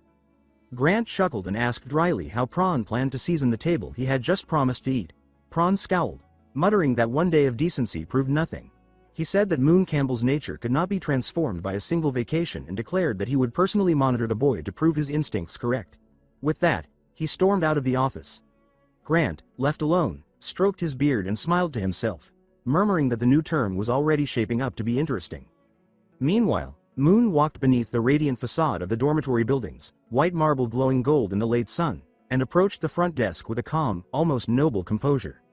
He greeted the dorm manager politely, requested his key, and received the golden tag marked room 526. He bowed slightly, thanked her sincerely, and wished her a pleasant day. The woman blinked, startled by his refined tone. Once he walked away, she wondered when the academy's notorious troublemaker had learned such manners, and why he no longer had a train of servants following him. Remembering his faint smile, she caught herself blushing and pressed a hand to her cheek. Room 526 was larger than he remembered, clean, sunlit, and comfortably quiet. Moon flopped onto the bed, noting that while it wasn't as extravagant as home, it was leagues beyond the small, shabby room he had known before crossing into this world. With the opening ceremony not until tomorrow, and no obligations pressing on him now, he decided on a hot shower, clean clothes, and some rest. Steam curled away as he stepped out of the bathroom in shorts, towel draped around his neck. Humming lightly, he stopped in front of the mirror. His reflection startled him. Muscle had filled out his frame, his arms solid, his abdomen carved in firm lines. Months of training within the Black Book's pocket dimension had clearly paid off. Then his eyes caught the marks. A scar along his ribs, another trailing across his back like the path of fire. He touched the edges and realized what they meant. The power of the Withering King, once borrowed, not owned, had not left him completely. He raised his hand, letting his fingers spark faintly. A thread of blue flame flickered to life along his knuckle, burning cold and bright. It was weaker than before, a wisp instead of a storm, but it was still there.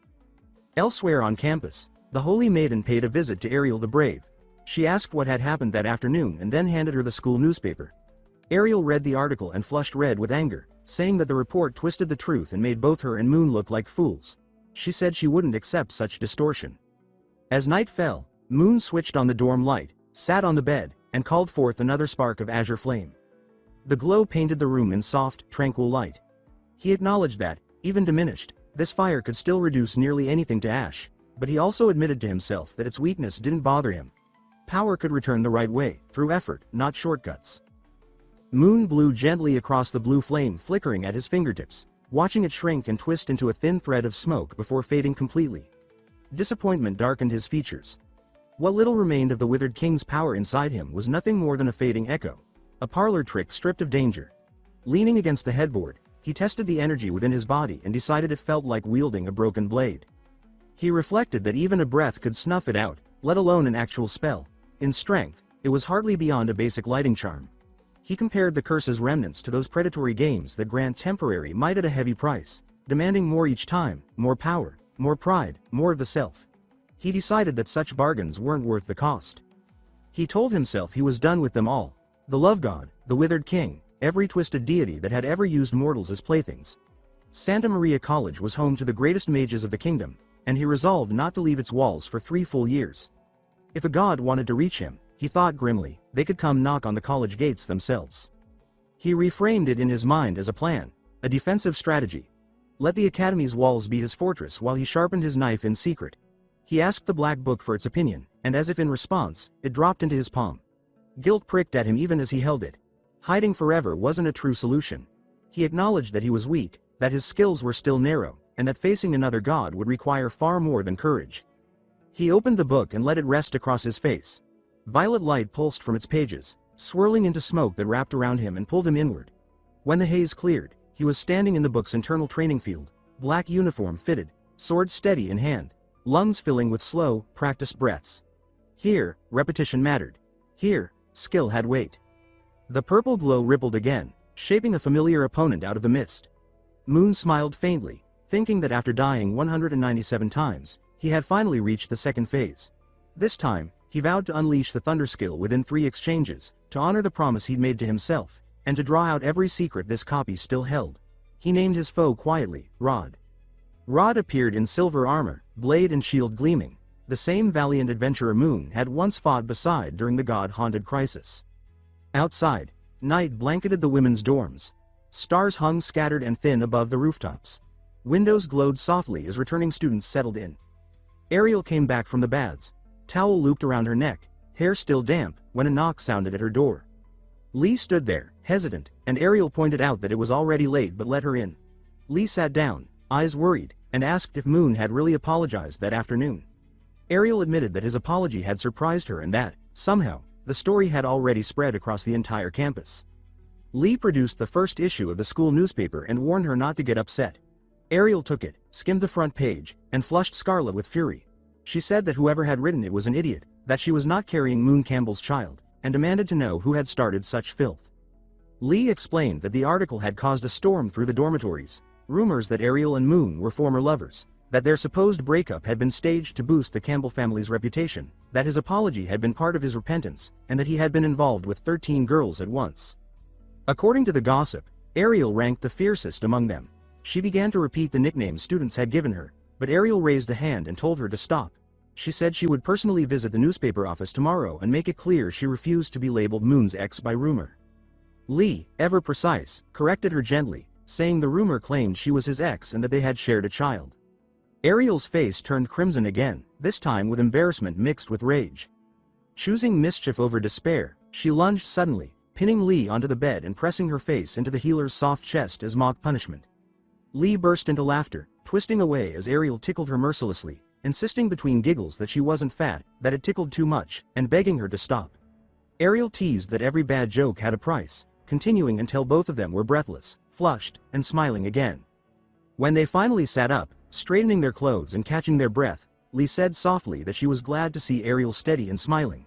She mentioned that she had to wake early for the opening ceremony. Ariel invited her to stay the night, but Lee declined, explaining that she needed to practice life magic after her shower. She wished Ariel good night and left. Silence filled the room once more. Ariel lay back and stared at the ceiling, her mind heavy. The black market had closed, cutting off her only real source of income, and tuition wouldn't pay itself. Magic demanded materials, and materials demanded money. Balancing her studies and her finances already felt exhausting, and now the disgusting rumor had made everything worse. She threw a few playful punches at the air, then sighed and looked toward the green ring sitting on her bedside table. She called upon her master, asking for advice, specifically, a fast, legal way to earn money now that the black market was gone. She said that her poor, devoted disciple was starving.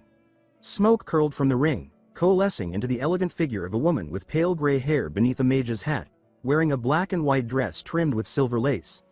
This was her master, serene and sharp as a blade still in its sheath. The master observed that Ariel was already a gold-rank mage and said that the world was full of ways to earn money if she would only look. Ariel replied that the issue wasn't skill but access. Ancient magic always drew envy, and without the black market, her scrolls couldn't be sold. The master suggested taking the ordinary path, using standard, safe spells to make a living. Ariel refused outright, saying that she wanted to wield the strongest magic, not hide behind weak tricks.